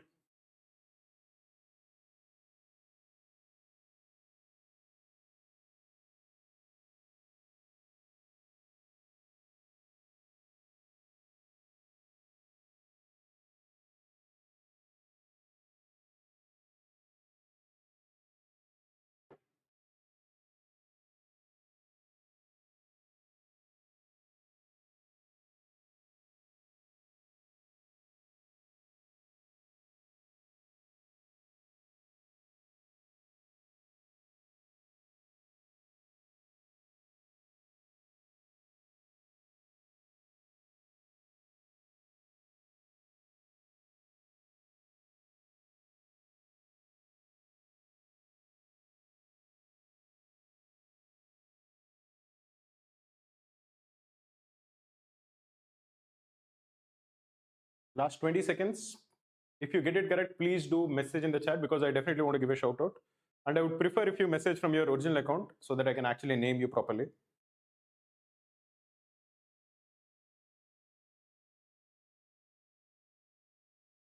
Okay, last 2 seconds. Okay, the time is up. Let us try to solve it.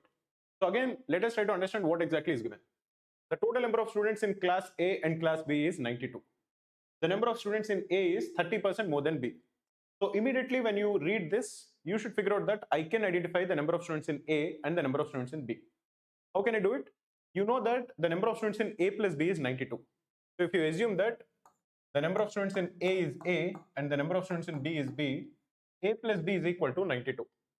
And you are told that the number of students in A is 30% more than that of B. So A is equal to 1.3B. So if A is 1.3B and A plus B is 92, if you substitute instead of A 1.3B, you are going to get 1.3B plus B is equal to 92, or 2.3B is equal to 92. So the value of B is equal to 40, which is 92 divided by 2.3. And the value of A is equal to 52, which is 1.3 times 40. So you have A, which has 52 people, and you have B, which has 40 people. Total is 92. What is now given? The average weight of students in B is 50% more than the average more than that of students A. So if you assume that average weight of students in A is X, average weight of students in B is 1.5x. So what is the total weight of all the students in A? It is number of students into the average weight. This is the total weight.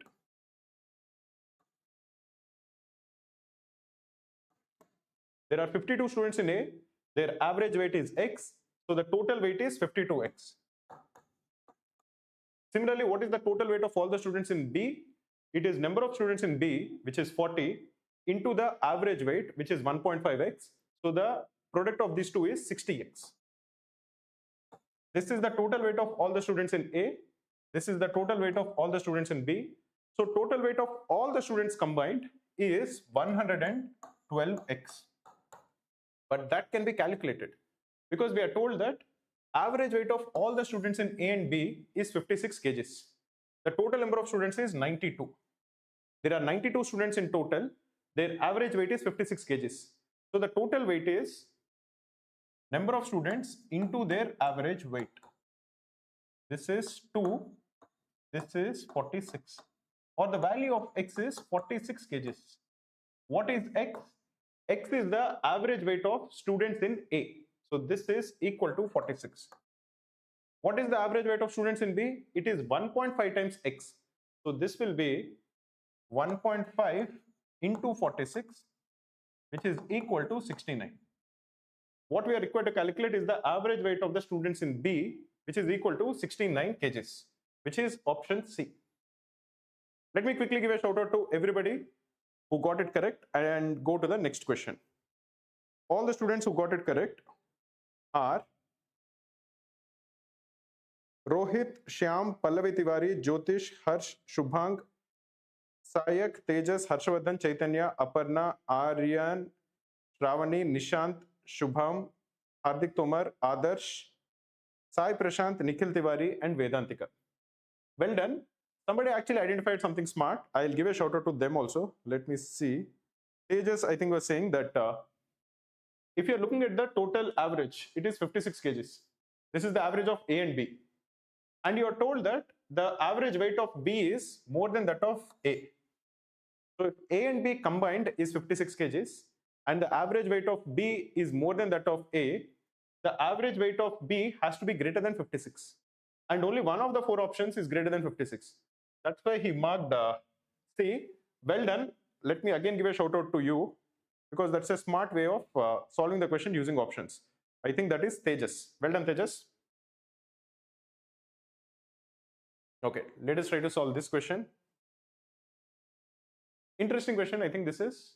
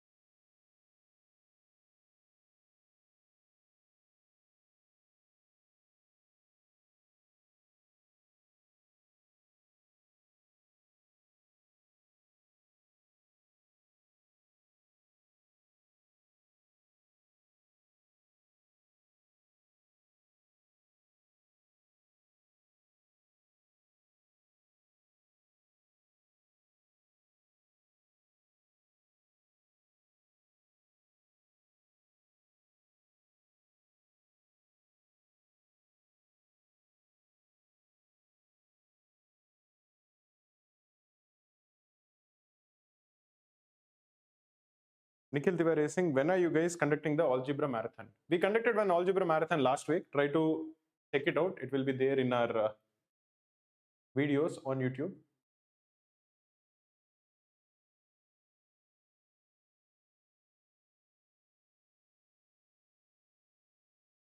We got 392 likes, man. 392 by 425. Done. We just need another 33 more likes. I think we can definitely do it, guys. Just please do like the stream. If you have joined us late and did not like, please do like the stream.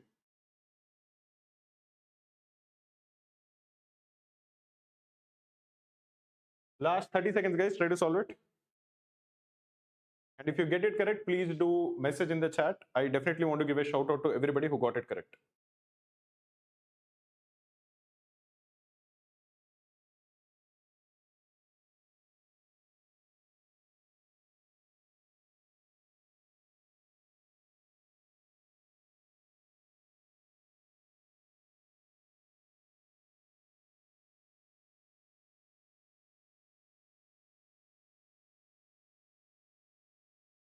Okay, let us try to solve this. What exactly is given? The agricultural yield Y of a particular crop depends directly on the product of the fertilizer applied and the square root of the annual rainfall. So what exactly is given? We are told that annual yield is directly proportional. Basically, annual yield is directly proportional to the fertilizer into the square root of the rainfall. Now, when you are told that it is directly proportional, what you have to do is you have to assume that Y is some constant K into F into square root of R. What does it mean? Whenever you're told that there is something which is directly varying or varying directly, then you multiply it with a constant into F into square root of R. The point of this question is trying to calculate the value of K. Once you calculate the value of K, it can be solved. So whenever you are given that it is directly proportional, you have to just assume that variable is equal to some constant into the term. In this case, you are given some information. In a year, the farmer applies 50 kgs of fertilizer. So he's going to give us some information which will help us in calculating the value of K. What is the information he has given? In one scenario, he told that if he put 50 kgs of fertilizer and the rainfall is 64 centimeters, the crop yield is 2400 kgs. So he gave one value of Y, F and R. Based on this, we can calculate the value of K. What are the values? F is 50 kgs. Rainfall is 64 centimeters. So this is square root of 64 into a constant. And what is the yield? Yield is also given. This is 2400 kgs. So you can see that the question, whenever it is mentioned that something is directly varying, you have to assume that that term is equal to some constant into the term that it is varying with. And they will definitely give us information in calculating the value of the constant, like they have given in this term. So this is, you can cancel this, you can cancel this. This is 48. So 48 is equal to K into square root of 64 is 8, or the value of K is 6. So the first information they have given is basically used to calculate the value of K. So when you know that the value of K is 6, the yield, this equation can be simplified. Yield will be equal to 6 times F into square root of R.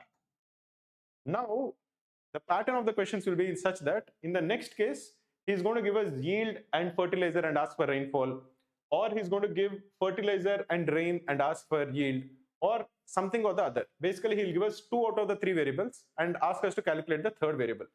Why? Because we have already calculated the constant term. So in this case, he's going to say that rainfall is expected to be 81 centimeters. So he gave R, and the farmer aims for a yield of 3240. So he gave the required yield. We have to calculate how much fertilizer he should apply. Rainfall is 81, yield is 3240. So if you substitute it over here, 3240 is equal to 6 times F into square root of 81. This is 3240 is equal to 6 into 9 into F, or F is equal to 3240 divided by 54, which is equal to 60 kgs. So the answer for this question is option C, which is 60 kgs. Let me quickly give a shout out to everybody who got it correct before going to the next question.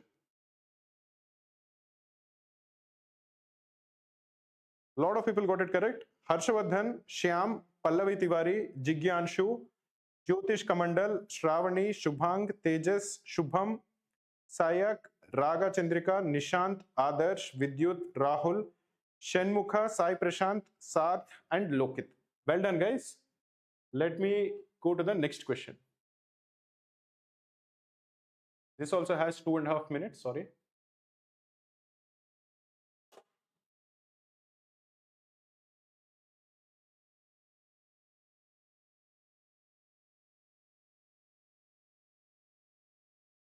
Shenmukha is saying, sir, I got almost all the questions correct. Am I on the right path? I think you are definitely on the right path.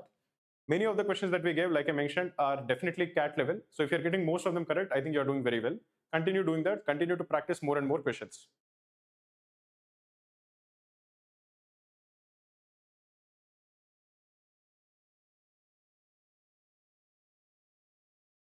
Okay, guys, I think we got 400 likes. That's fantastic. We should be very happy about it.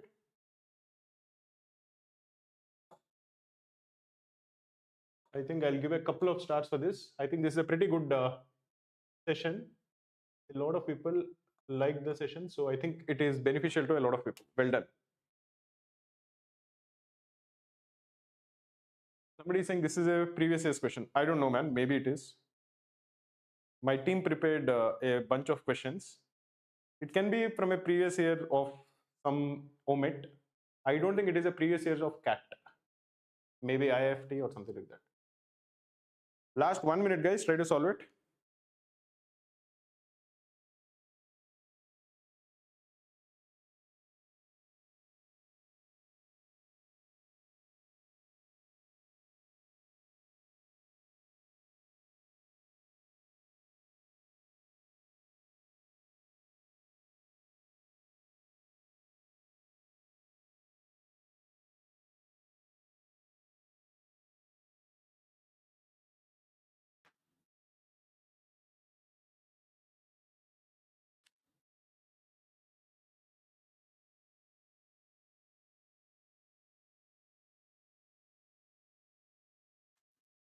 If you get the question correct, please do comment the answer. I definitely want to give a shout out to you after explaining the question.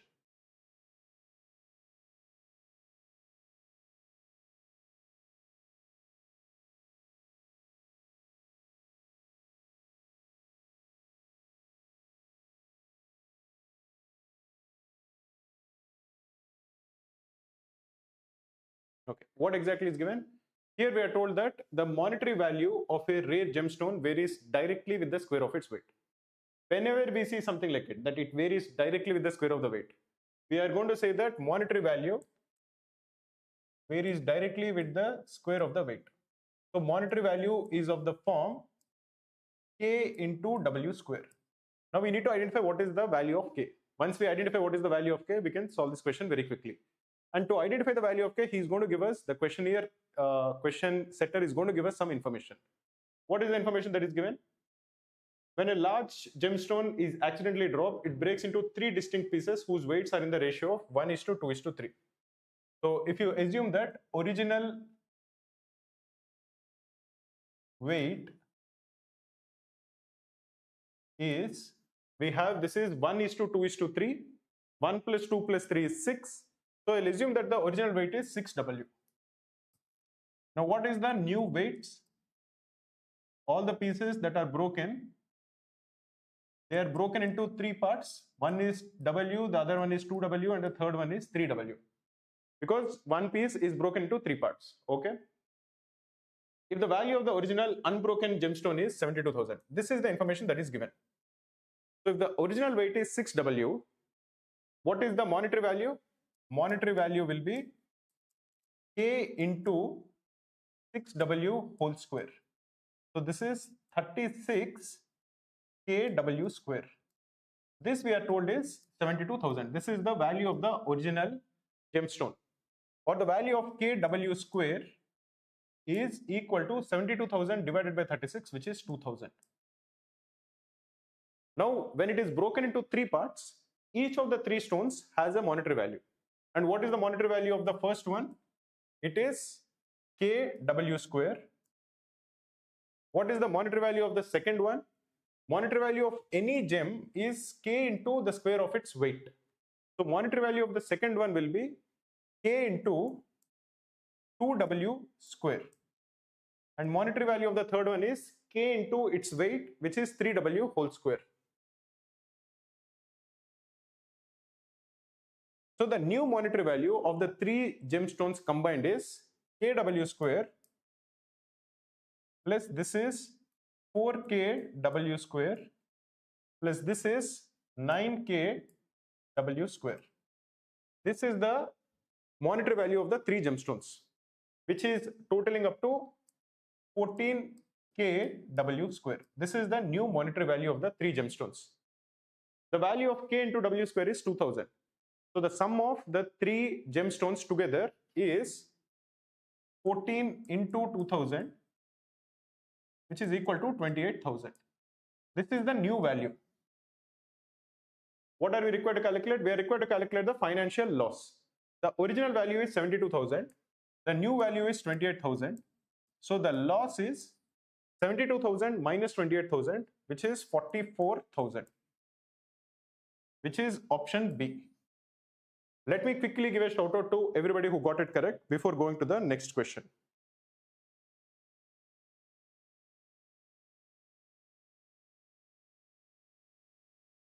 We have Pallavi Tiwari, Shyam, Jigyanshu, Nikhil Tiwari, Jyotish, Chaitanya, Sayak, Aryan, Tejas, Bala, Sai Tarun, Shubham, Nishant, Sai Prashant, Shubhang, Vedantika, Rahul, Lokit, and Sharad Shindi.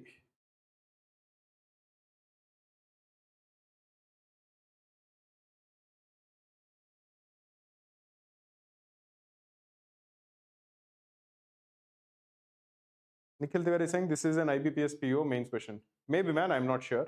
It can be. Somebody is saying this is a ZAT question. It is possible, I'm not sure. I just felt that this is valid question for CAT, so I included it in the session.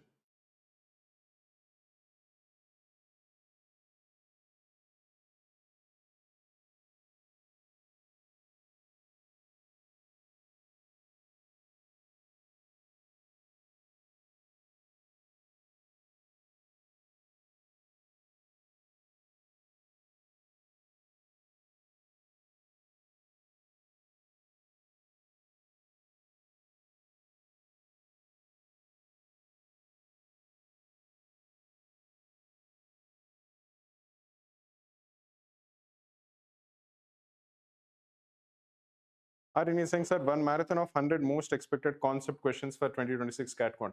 We'll release it, man. Every year we release the 100 most important quant questions, right? We'll release that this year also, sometime in November.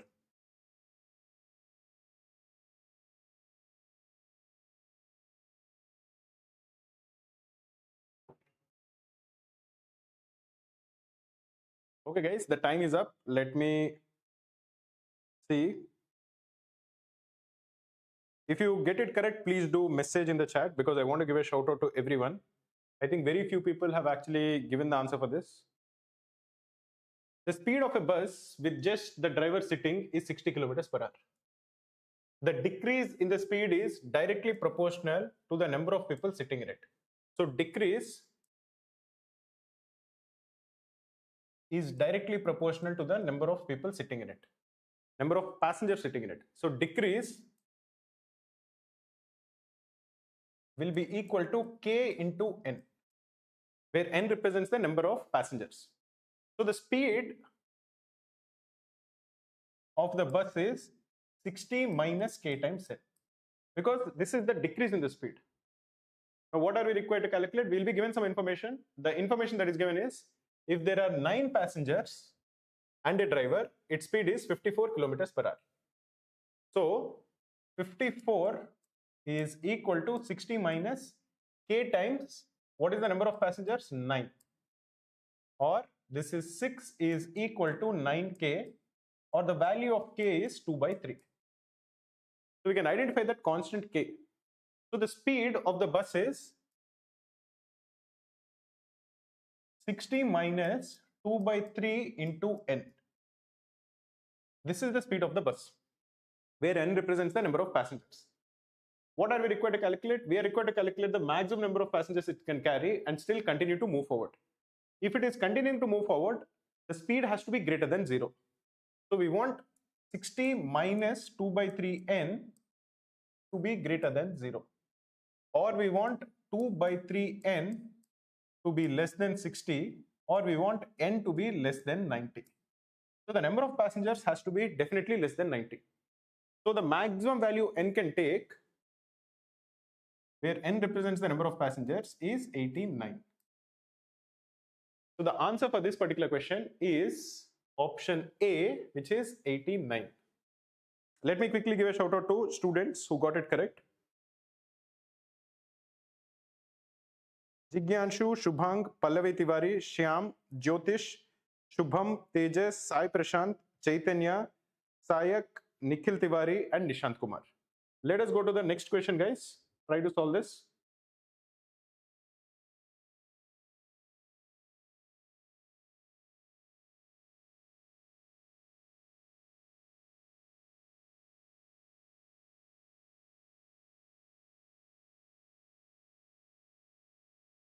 Yes, Jyotish, that also is a good thing. Your reasoning is correct. Jigyanshu is saying, sir, are we having a VRC marathon? I think VRC marathon will happen on September 12th.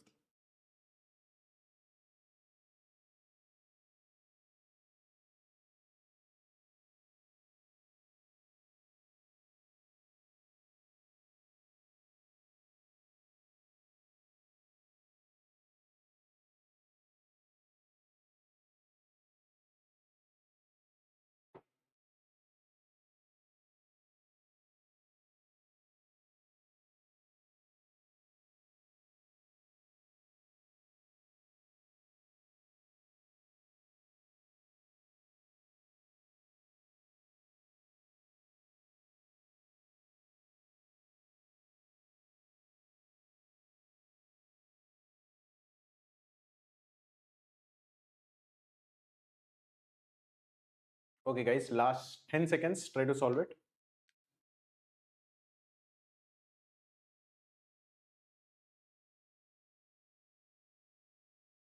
Okay.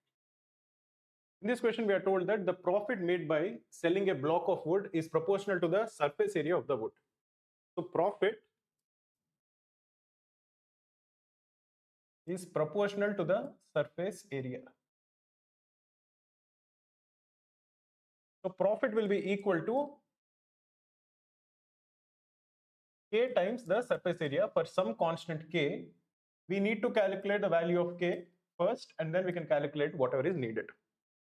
What is given is the profit in the first case is given. The profit is 10,000 when a block of wood of dimensions 2, 2, 2 is sold. This is a cube. What is the surface area of a cube?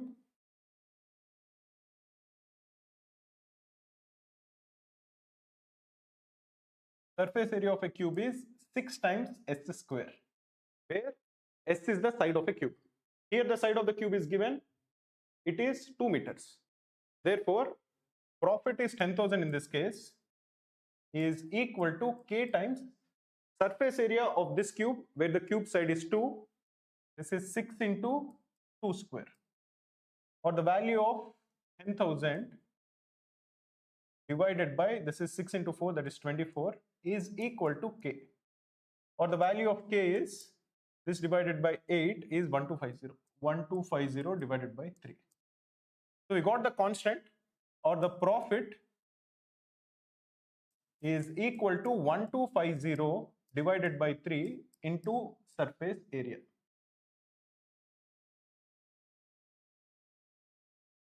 Now what we are told is that that cube is broken into 5 pieces. One of them is a cuboid. The dimensions are 2 into 2 into 2. And then we have 4 cubes of side 1 meter. Calculating the surface area of these 4 cubes can be done easily using the same formula. The surface area of a cube is 6 times s square. Here the side is 1 meter, but still we can calculate the surface area. What about a cuboid? Surface area of a cuboid whose dimensions are length, breadth and height is 2 times L into B plus B into H plus H into L. This is the surface area of a cuboid. Here the length and breadth is 2 and 2 and height is 1. So overall new surface area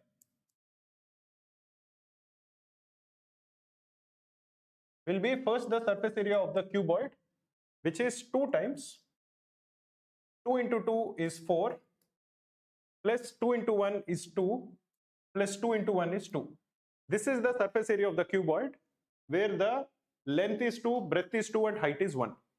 What about the surface area of the cubes? It will be 6 into 1 square. This is the surface area of one cube. How many such cubes are there? There are 4 such cubes. Therefore, this will be into 4. This is the new total surface area. This is 2 into 4 plus 2 plus 2 is 8. So this is 16 plus 4 into 6 is 24. So the new surface area is 40 meters square. What is the profit? It is 1250 divided by 3 into surface area. So the new profit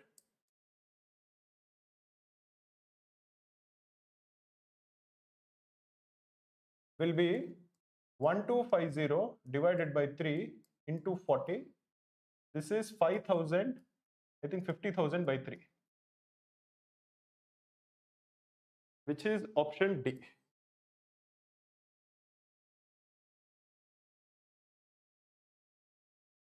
Okay guys, I wanted to tell you to take the free mock test of Cracku. It is taken by thousands of students. There are 3 free mocks of Cracku. All of them have video solutions. All of them are based on the pattern of CAT 2025. Definitely take them and make the best use of it.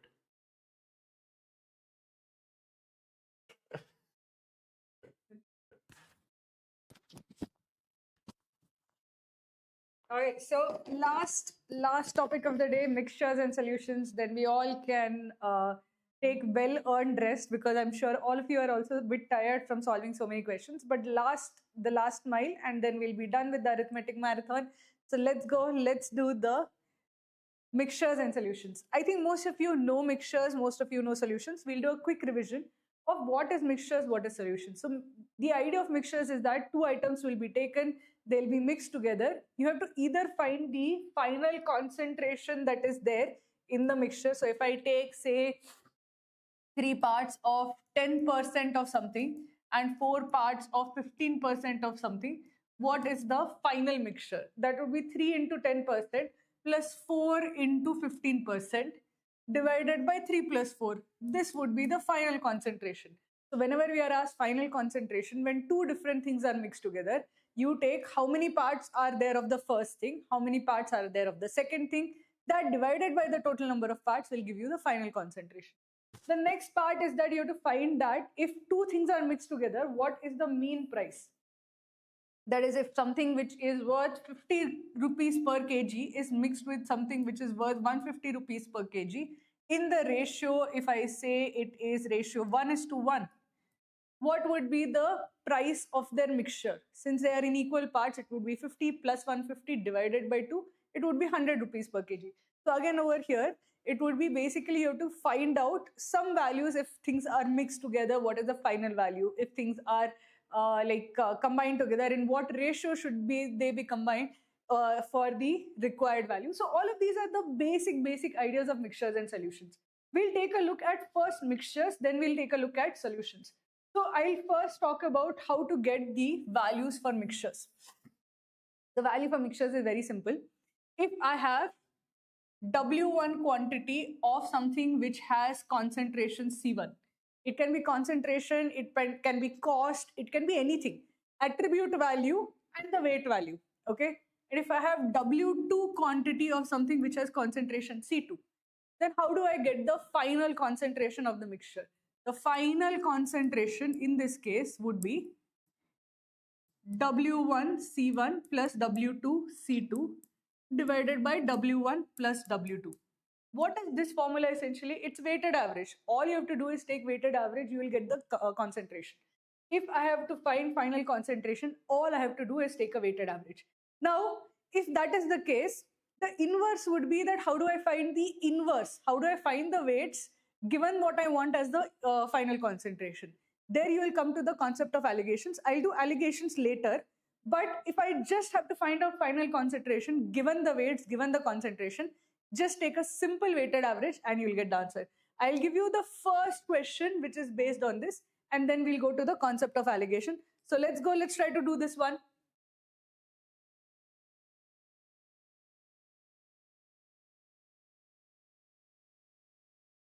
Okay, Surya, I will say I've been consistently solving 5 RCs every day, but my scores aren't improving consistently. Sometimes I even get negative scores in Cracku study room. How can I tackle this? So I would say that Surya, 5 RCs is a lot. Maybe do 3 RCs, but whatever you do, do it with full concentration.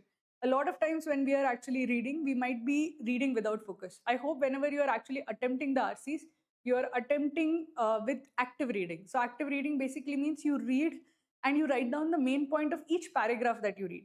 So if there are 4 paragraphs, I want 4 main points of each of the paragraph.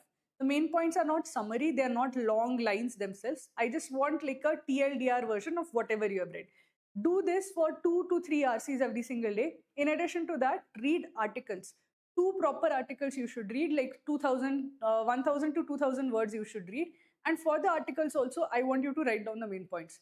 Do this for like 2 months and then you will see improvement. RC improvement is slow. It doesn't happen overnight. So even if you're doing a lot right now, you won't see a lot of change immediately. 5 RCs is not needed. 3 RCs is sufficient, provided that the attempt is proper. That is, you're reading and you're like doing active reading and solving with full concentration. That plus 2 articles reading would be a very good combination, because then your base knowledge is increasing, your ability to read is increasing, your reading comprehension is improving. All of those things will happen in tandem. So just go to 3 RCs with active reading, 2 articles with active reading.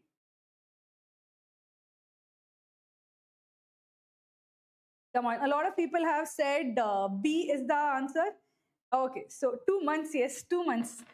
See, that's the whole issue with RCs. A lot of people start, they don't see any improvement a couple of weeks and then they leave it. But RC, it takes a lot of time. It basically, your quant, you can expect change in days. LRDI, you can expect change in weeks.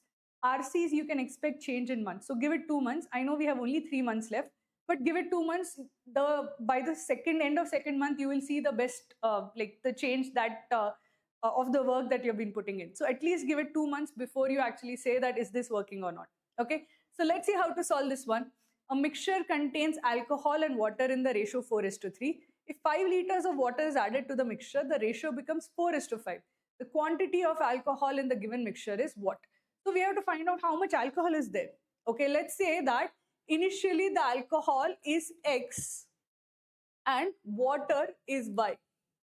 So we are given X by Y is 4/3. Now we are told that we add 5 liters of water to the mixture and the ratio becomes 4:5. So X divided by Y plus 5. Y, whatever is the liters, I'm adding 5 liters of water to it. So X divided by Y plus 5 is how much? It is 4/5. So I can cross multiply and I can say that, okay, 3x is equal to 4y, or I can write this as 3x minus 4y is equal to 0. I can also cross multiply over here and I can write this as 5x is equal to 4y plus 20, or rather 5x minus 4y is equal to how much? This is equal to 20. So what can I say? If I remove or subtract this equation from this equation, I can say minus 3x plus 4y is equal to minus 0. I get 2x is equal to 20, or I get x is equal to 10. If x is equal to 10, how much is y equal to? If x is equal to 10, then y is equal to 7.5 liters. X is equal to 10 liters. But what have we asked? The quantity of alcohol in the given mixture in liters is. See, before addition or after addition, we are not adding any alcohol. So whatever was the alcohol beforehand, X, is the same alcohol afterwards also. So how much is the alcohol in the mixture? X is equal to 10 liters, which is our option B. This is a simple question just to start off you with like the concept of mixtures and solutions. We'll go to the concept of alligation, and from this point we'll get some slightly tougher questions. So alligations is, I feel, the best way to solve mixtures and solutions questions. No matter what I get, even if I get profit and loss questions also, I go to alligation. Alligation, I feel, is this shorthand method which works for a variety of cases, for concentrations, for profit and loss, for everything. I just end up using like alligations. It helps make things so much easier. So I'll give you an example, okay?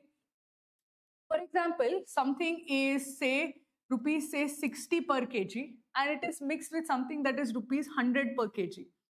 If I want the final mixture to be worth rupees 75 per kg, in what ratio should I mix them? Can somebody quickly tell me in what ratio should I mix? If I want it in the ratio, the final mixture should be 75 per kg.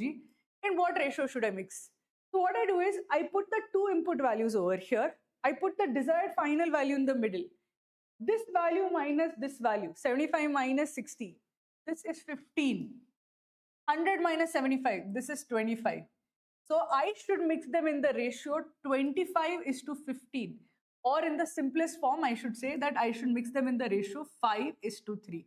So if I take 5 parts of 60 and 3 parts of 100, I will get a mixture whose value is, okay, what happened?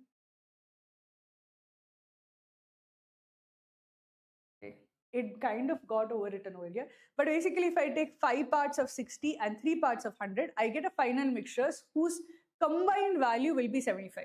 Now, this is not just true for like constant like mixtures of like value or cost.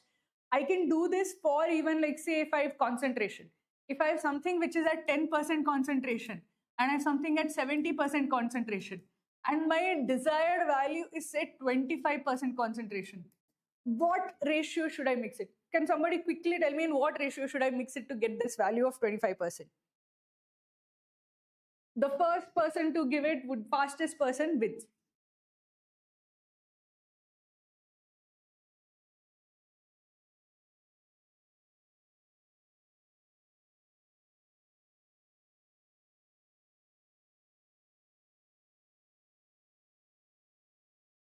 First person to give, what would be the value? Waiting, still waiting.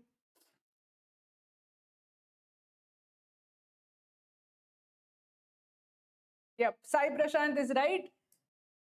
70 minus 25, 70 minus 25 is how much? It is 45. 25 minus 10 is how much? It is 15. So the ratio should be 45 is to 15. That is 3 is to 1 ratio. This you can even use for like cost price. You can use for profit. You can use for anything. Profit percentage. Even profit percentage you can use this. I'll tell you that if I have that one item, okay, they have the same cost price. Make sure that the base is same whenever you are mixing things with different percentages. As long as the base is same, you can use alligation. If I have two items having the same cost price and one is sold for a profit of 10% and another is sold for a profit of 60%, in what ratio should I be selling both of them if I want a overall profit of 30%? What would be the ratio in which I should sell them at 10% profit versus 60% profit? Even as long as the base is same, I can use alligation here also. I'll say this is 60 minus 30, 30 is to 20. You should do it in a 3:2 ratio.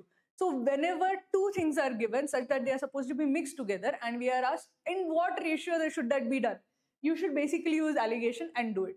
Sometimes the final ratio is given and you're required to ask this middle value.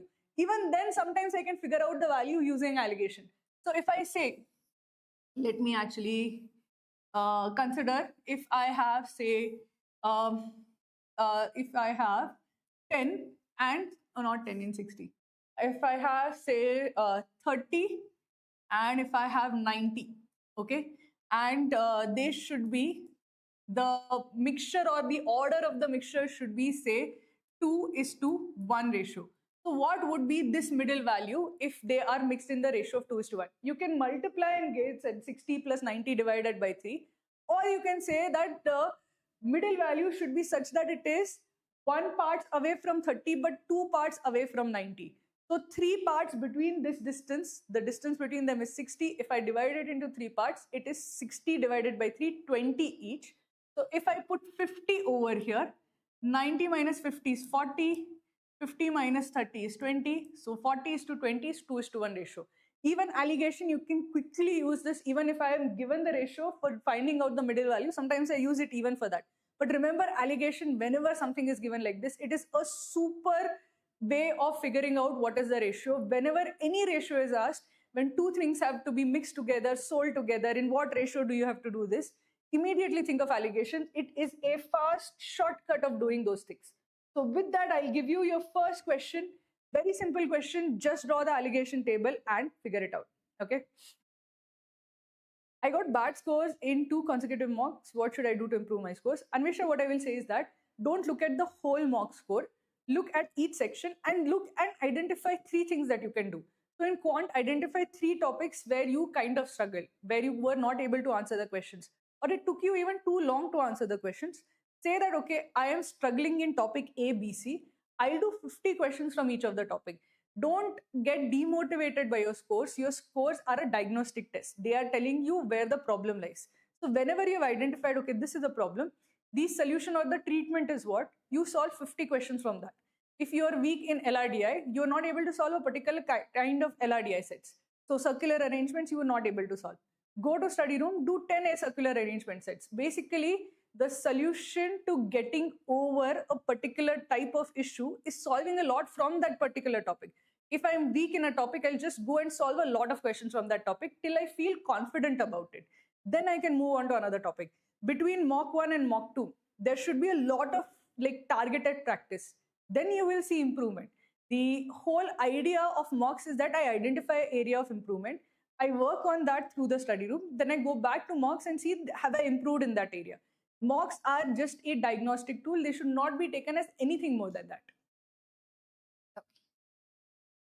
Come on, guys. Many of you already answered, but I want everyone to attempt it. This is an easy question. I think most of you will be able to answer this one.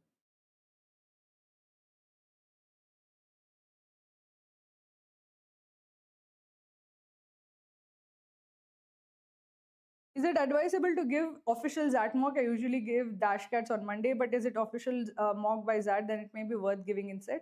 The official mock by ZAT is just like a I think it is not necessarily only available that time, but you can give whatever you want. It's not going to interrupt your preparation for CAT in any way. One mock will not change anything, so you can feel free to give that also. Okay, guys. Focus on this question. Let's see how. So the time is up. Most of you were able to answer it, and I think some of you I think everybody answered it. Okay, so let's see.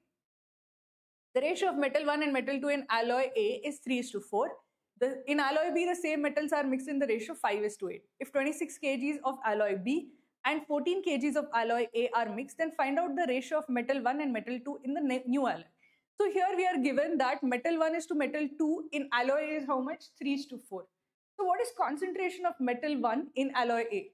Alloy A metal 1 concentration is 3 divided by 3 plus 4. So A metal 1 concentration is 3 divided by 3 plus 4, that is 3 by 7.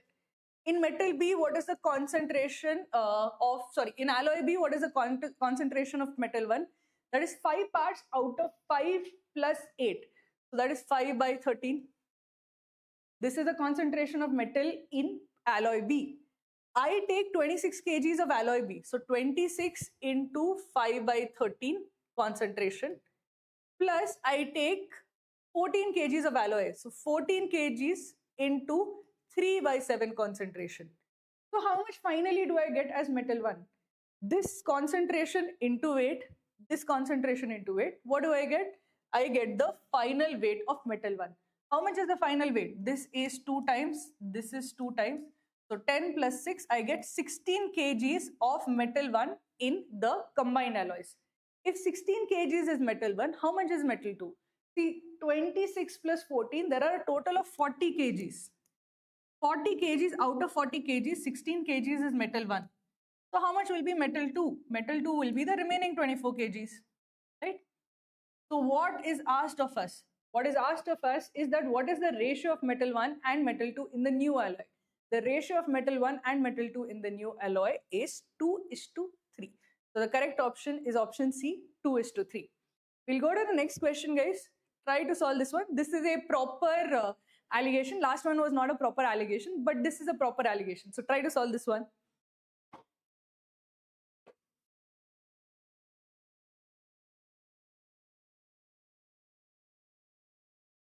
I'll give the time for it.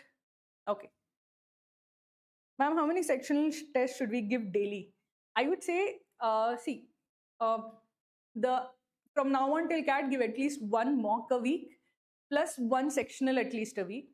Going closer to CAT, make it like 2 mocks a week and 3 sectionals a week. But it is always important to keep some gap between the mocks. So you should not do more than 3 mocks. Ideally, you should do like 2 mocks and 3 sectionals max. And between the mocks, okay, there should be at least 1 day. You can take sectionals consecutive days, but at least between the mocks, it should be 1 day. And between mock attempts and between sectional attempts, you should try to solve at least 50 questions in the middle. If you solve less than 50 questions, there's no point of the second mock. Between mock 1 and mock 2, the idea should be that I solve so many questions that the second mock becomes slightly easier. Then the third mock becomes slightly easier and so on. If you have solved less than 50 questions, then don't take the next mock or the next sectional. Between sectional 1 and sectional 2, solve at least 50 questions. Okay?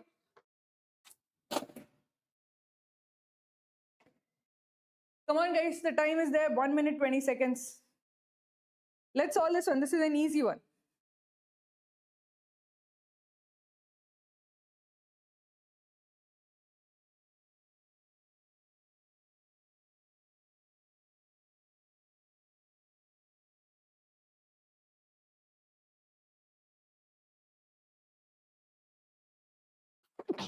Sorry.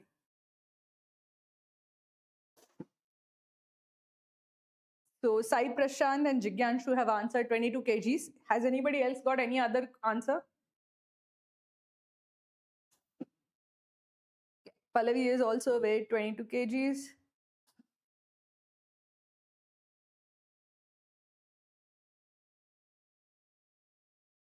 Come on, last 30 seconds, guys. I want everyone to attempt the question.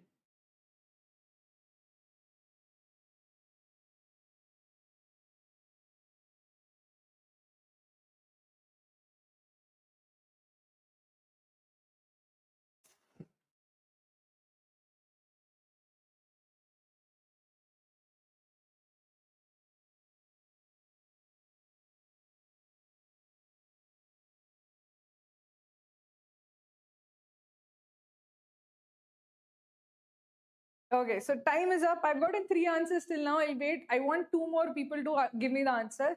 If anybody gets another answer also, just let me know. 2 more people have to give the answer. How many questions are left? I think there is just replacement of solutions, and after this replacement of solutions, then we have 2 questions and then we are done for the day. Okay, just 2 more questions. Okay, so I got an answer from Sayak also. Anybody else got any other answer? Anybody else got the answer? Just let me know. We are quickly going to answer this one. Okay, so most of you have gotten C as the answer. So let's see how to solve this one. A trader purchases 80 kgs of imported coffee powder at 220 per kg. To earn a profit of 20%, he mixes it with a certain quantity of local coffee powder costing 50 per kg and sells the mixture at 220 per kg, claiming that it is pure imported coffee. How many kilograms of local coffee powder did he mix with the imported coffee? If he earns a profit of 20% while selling at 220 per kg, what is the cost price? The cost price would be the selling price divided by 1 plus percentage profit. Here the selling price is 220 and the cost price is percentage profit is 20%. So 1 plus 20%. So this is essentially 220 divided by 1.2. I can write this as 6 into 5. So I can write this as 1100 by 6. Okay. So the cost price is 1100 by 6. I have gotten this by mixing 2 things. One is of 50 rupees per kg. One is 220 per kg. I have mixed these in some ratio. So that I get the final value as 1100 by 6. In what ratio should I mix this? I will say with alligation, this minus this. So this will be how much? This will be, the difference would be 5 times. So this is 1 time by 6. So this would be 220 by 6. This minus this would be how much? This is 300. This is 800 by 6. This is the ratio in which I have to mix them. 220 by 6 is to 800 by 6. This by 6 cancels in a ratio. So I get this is basically 220 is to 800, or I can write this as 22 is to 80, or I can say this is 11 is to 40. I have to mix this in 11 is to 40 ratio. So for 40 kgs of the imported coffee, I have to mix 11 kgs of the cheap coffee. How many kgs of imported coffee do I actually have? I have 80 kgs. So 11 by 40 into 80 would be how much? I have to mix it in a 11 is to 40 ratio, right? How much would this be? This is 2 times. I get option C, 22 kgs as the answer. The only thing we have to do is find the cost price. Once the cost price is done, just go to the alligations mixture, plug in the cost price value, find the ratio. Once the ratio is there, it becomes trivial after that. Remember, whenever possible, whenever you are asked what ratio should they be mixed, what is the final value, how many kgs of this, find the ratio using alligation. Alligation is the quick way of doing this. Okay, let's go to repeated replacements. How many guys hate this kind of questions? How many of you actually love this question? How many of you hate this question? So let us see what is repeated replacement. The whole idea or concept of repeated replacement is that when you have any kind of solution, I can replace a part of it. So suppose if I have, say, 1 liter of water, 1 liter of milk, I can say take some part out and replace it with water. The whole point is that we should have some kind of formula to quickly figure out what is the remaining concentration of milk in the final solution whenever this is happening. So the traditional or the most common way is that there's a milk seller and he basically dilutes the milk each time that he sells. So first time he gives, say, 100 milliliters or 100 ml of milk without dilution. But after giving this 100 ml of milk, what it does is that after selling the first 100 ml, he tries to bring it back up to the 1 liter mark. How does he do it? He adds 100 ml of water. So he removes 100 ml of milk and adds 100 ml of water. Now he goes to the next house. There again, he sells 100 ml not of milk, but he sells 100 ml of the mixture that was formed after this adulteration. So he gives 100 ml of this mixture. Then again he adds back 100 ml of water. He does say this at 5 houses. Then finally we are asked, after selling to 5 houses, what is the concentration of milk left? How much milk is still left with him? This is what we are asked. Now in these kind of questions, how do we actually do it? Something is being removed and water is being added. Mixture is being removed, water is added. First time when he's removing 100 ml milk. But from that point onwards, he's not removing 100 ml milk. He is removing a mixture. Some part of it is milk, some part of it is water. So how do I solve something like this? The thing that you have to remember is that in each of these replacements, water is removed, water is added. But what is never added back? The only thing that is never added back is the milk. Milk is only removed. So because of that, you can sense that with every removal, a part of milk is removed. What part of milk is removed? From 1 liter of milk, 100 ml is removed. So how much remains? 90% of milk remains after the first removal. So milk after first removal is how much? 90% of the mixture of the first liter remains. After second removal, how much remains? Again 10% is removed. So 90% remains. So milk after the second removal is how much? Again it is 90% of this. So it is 90% of 90% of 1 liter. After third removal, how much is it? 10% is removed, which means 90% again remains. So again now after the third removal, we get it is 90% cube and so on. So what we see is that with each removal, the thing that is not being added back, your milk is only being removed. It is not added back ever. Whatever is only being removed, there's a formula that you can use. The formula that you can use is that basically the final value minus initial value divided by initial value minus final value, because things are being removed. This is the removed part. This divided by initial value, this is the percentage that remains. Every time this percentage that remains, that raised to n into initial value is the this final value that you get. Or basically, you can say that if x% is removed each time, 1 minus x% or x by 100 into raised to n into initial value is the final value. So whatever, if I'm removing 100 ml out of 1 liter, 90% remains. So 90% raised to the number of times of removal. So 90% raised to 5 into the initial value, which is 1 liter. 90% 0.9 raised to 5 into 1 liter will give me the final value of the milk that remains. So always remember 1 minus the percentage that is being removed each time, or the percentage that is not being touched. The remaining value that raised to n into initial value will give you the final value of the element that is not being added back. You cannot directly calculate the final value of water. If I have to calculate how much water is there in the mixture at the end, I have to first calculate final value of milk. That total capacity minus the final value of milk will give me the final value of water. When you are using this formula, be very, very careful. You have to use this formula for the item that is not being added back. If you use it for something that is being added back, you will get an error. If milk and water are there, and milk and the mixture is being removed, and each time we are adding water back, the formula can only be used to calculate the final value of milk. You cannot use this to find the final value of water. To calculate the final value of water, you have to use that as a converse. Calculate the final value of milk, and then the total quantity minus that would be the final value of water. Okay. So with that, I'll give you a question. Read it carefully. You need not actually, it's tricky. You need not use much to actually solve this question. So read it carefully. It looks tough, but it is actually deceptively so.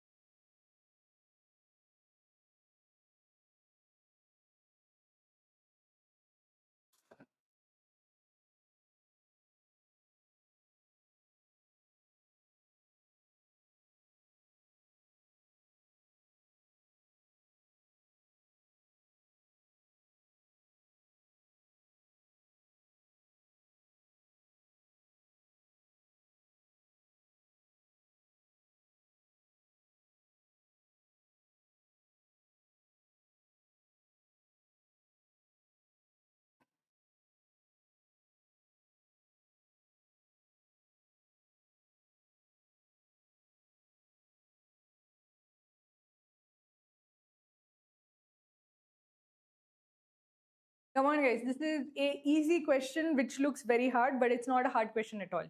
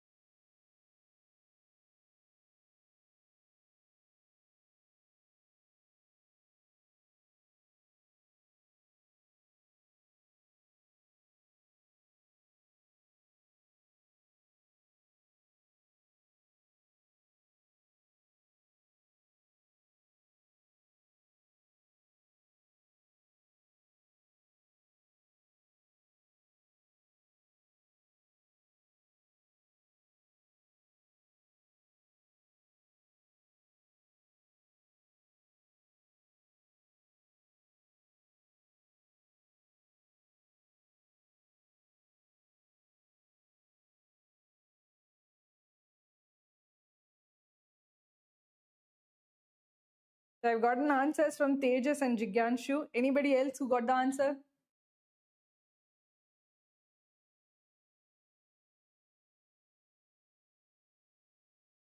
Vidyut and Higgs boson also have given the answer. It's an easy question, guys. See the question. It's not difficult.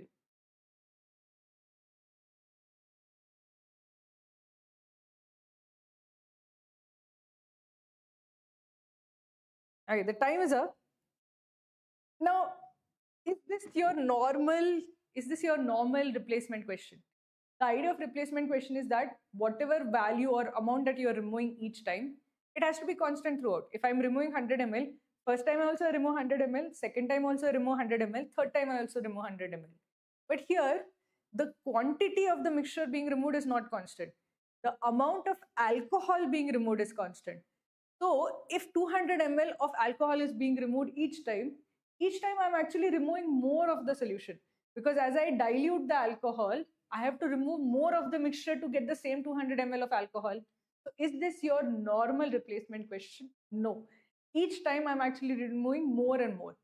If there is 1 liter of bottle, okay, he first pours 200 ml into his own glass and adds water. Okay, this is 200 meters of alcohol is removed plus 200 ml of water is added. Already it is diluted. Again, I basically for each son from oldest to youngest, for 4 sons, I'm doing this process 1, 2, 3, 4. For the next son also, each time I give 200 ml of pure alcohol. So I'm basically removing it in such a ratio that I'm getting 200 ml of alcohol. After this replacement, how much alcohol is remaining? 800 ml of alcohol is remaining. If 800 ml of alcohol is remaining, 200 ml of water is remaining, the ratio is 4:1 ratio. 4:1 ratio means that if I am getting 200 ml of alcohol out now, I'm also in that same part, I'm getting 500 ml of water also out from the mixture. So I'm actually removing not 200 ml, I'm removing 250 ml of the mixture and I'm adding 250 ml of water. How much alcohol is remaining after that? 200 ml went here, 200 ml went here, 400 ml of 1 liter is gone, 600 ml is gone, 600 ml is left. 600 out of 1 liter. So 3/5 is remaining, 3:5. Now if I remove 200 ml, which means that I have to have 5/3 times of that should be water. So basically, 2/3 times of that should be water. So if I'm removing 200 ml of the alcohol mixture, how much of water am I also removing just so that I get 200 ml? Another 2/3 of this should be water, because now 3:5 ratio is of alcohol and water is remaining. So whatever mixture I remove, if this is 3 parts, then 2 parts of it, that is basically 2/3 of 200 ml of water also I am removing in the same this.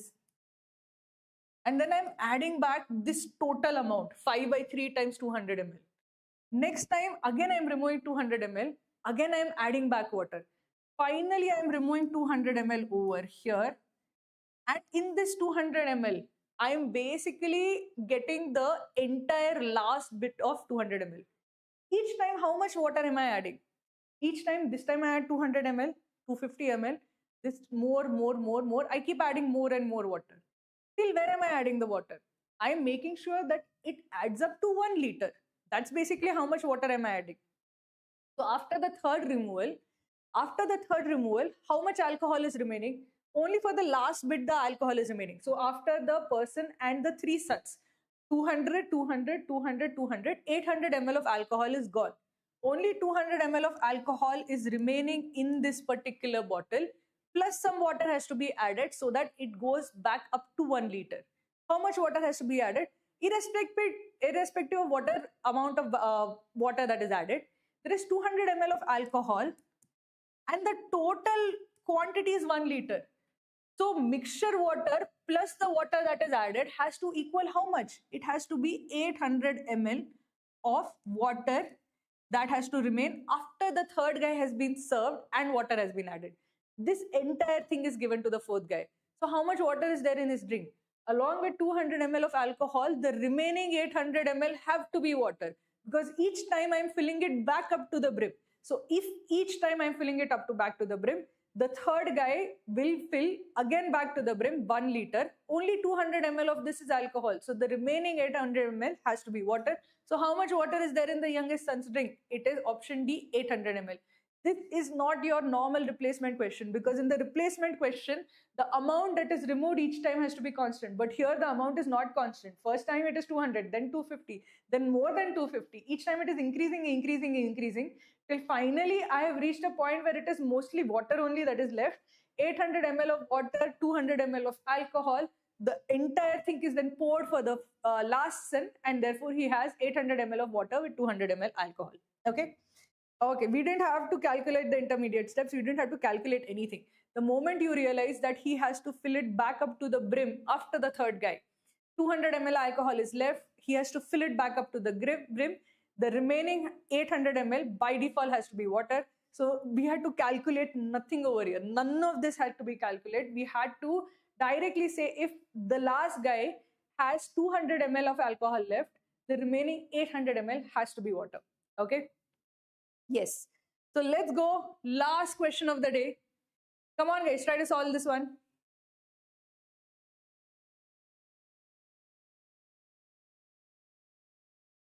So somebody is asking how to compete with IITians who have a default quant edge to get 99 percentile.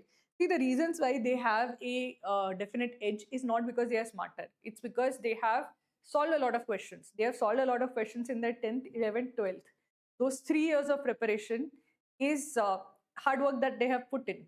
So if you want to beat them at that game, you have to also put in your own hard work. The thing is that I always believe that hard work never goes to waste. So even if you prepared for JE and didn't get through also, even then that preparation will help you. As long as you solve questions, it will help you.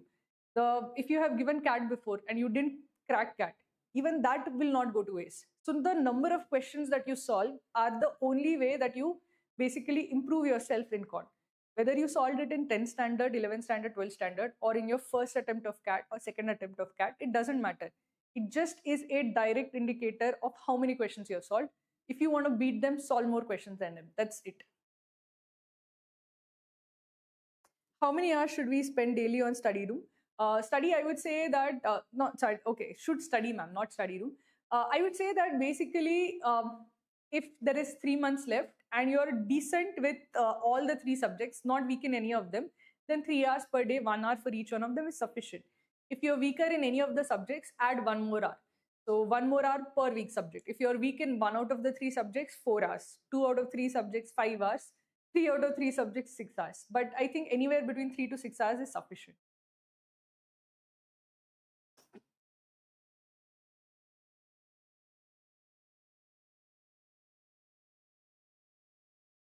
Come on, guys. Last question of the day. I know this is everybody is a bit tired, but this is not a difficult question.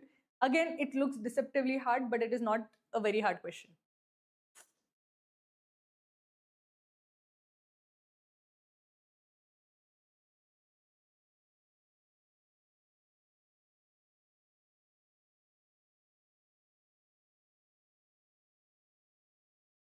Okay.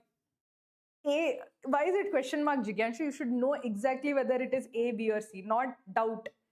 I want certainty.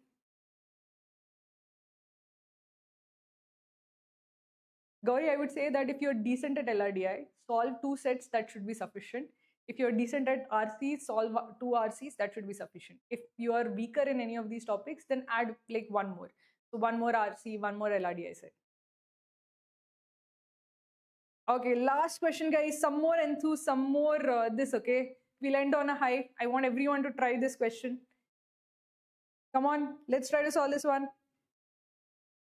And one last request for everybody who's watching this and who hasn't liked the stream yet, please like the stream. Before we solve the last question, I want us to reach like 420 likes. So please like the stream, and then this would be the last question, guys. Let's go. Okay, so the time is up, and I got one answer from Jigyanshu. Skip this question. Okay. Okay. Let's see how to solve this one. A cunning vendor sells a drink, Taza, such that he is able to sell only 100 ml the first day, 150 ml the next day, and so on. He increases his sales by exactly 50 ml every day. He had 10 liter of Taza initially, which remains the same every day as he replaces the amount of drink sold with water at the end of the day. At the end of the drink, approximately what percentage was Taza out of the mixture sold in all the days combined? How many days does he sell it for? So first day he sells 100 ml. Next day 150 ml, third day 200 ml. When does he actually stop selling? When the drink sells out. So that means on the day he sells 10,000 ml, that is 10 liter, he will actually stop selling. How many days is this? This is an arithmetic progression with the common difference at 50. So T of n, the nth term of an arithmetic progression, where the starting term is 100 ml, plus you have n minus 1 times the common difference, which is 50. This is equal to 10,000 ml, 10 liters. So what is the n value? This is if I divide this and this, or if I divide by 50, I get this is equal to 100. I'll say this is 2 plus n minus 1 is, if I divide this by 50, it will be 200. Okay. So n minus 1 is equal to how much? 198. So what is the value of n? It is 199. So he finally sells out. This is 1, 2, 3. He finally sells out on the 199th day. Every time he's just replacing water and he's diluting it further. Finally, on the 199th day, he has just sold out everything. Now we are asked how much of this amount was Taza. He started with 10 liters. So 10 liters is basically the Taza amount. For us to find out what percentage of total it was, we have to figure out how much is he selling across all of these days. What is the total mixture he is selling? So total mixture would be 100 plus 150 plus 200 till 10,000. If I add everything up, I'll get the total volume sold. So what is the total volume sold of the mixture? This is 100 plus 150 plus 200 and so on till 10,000. There are 199 such terms. So what is the value? 199 by 2 into 200 plus 198 times 50. This is the sum based on the progressions and series. How much is this value? Can somebody tell me?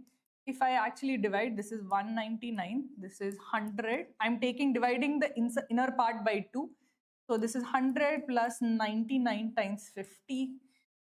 50 into 100 is 5,000. So this is 4950. So this is 4950. So this is basically 5050. So the total amount sold is 199 into 5050. I won't actually calculate because we don't need to find out the total volume sold. I have to calculate how much percentage of it was Taza. So percentage Taza is basically the 10 liters. So that is 10,000 ml out of 199 into 5050. This into 100% is the percentage of Taza as a total percent of the total mixture that was sold. How much is this? So this size, this is 200, this is 101. So 199, 200 by 199 is roughly 1. 1 divided by 101 into 100. So this is basically like 100 divided by 101. Roughly near nearly 1%. Nearly 1%. Is there any option which is nearly 1%? Slightly less than 1%, but not exactly much less than 1%. Which option should it be? It will be option A. This again, it looked like a replacement question, but it was actually an arithmetic progression question. But here we had to essentially look at what was the day at which he sells out. Once we get that, find the total volume. 1000 ml divided by the total volume gives you the percentage required. Okay, so this was the last question of the day and we are done with our arithmetic stream. Okay, and thank you guys, all of you guys who solved with us. I am very, very happy that you got the a lot of practice that you did today. All of this hard work will eventually pay off. So I want you guys to feel that every question that you solve, you are actually progressing towards the goal. So keep solving thousands of questions. Eventually, you will get that confidence that, no, I know these things. Okay, one more thing before we end the stream. For those who are looking for a way to prepare for CAT, and if you don't know exactly how to prepare, where you should prepare for, just take a look at our batch, which is starting on Monday. We have a 3-month crash course starting on Monday. We'll basically take care of what you have to prepare, how you have to prepare, everything for you. Like from live sessions, concept videos, questions, mocks, everything will be included in that 3-month crash course. So it will be like a one-step process of making sure that you do everything that you have to do from now till CAT. So do check out our new batch, which is starting on Monday. And that's our 3-month crash course. And thank you guys for being there throughout this entire live session. Keep practicing, keep solving. You can also download all the questions that we solved here. In case you were not able to solve a question during the live session, that's fine. Go back and try to solve it again. The more questions you solve, the better you're going to be. The more questions you solve, the more confidence also you'll get. So thank you guys and see you next time.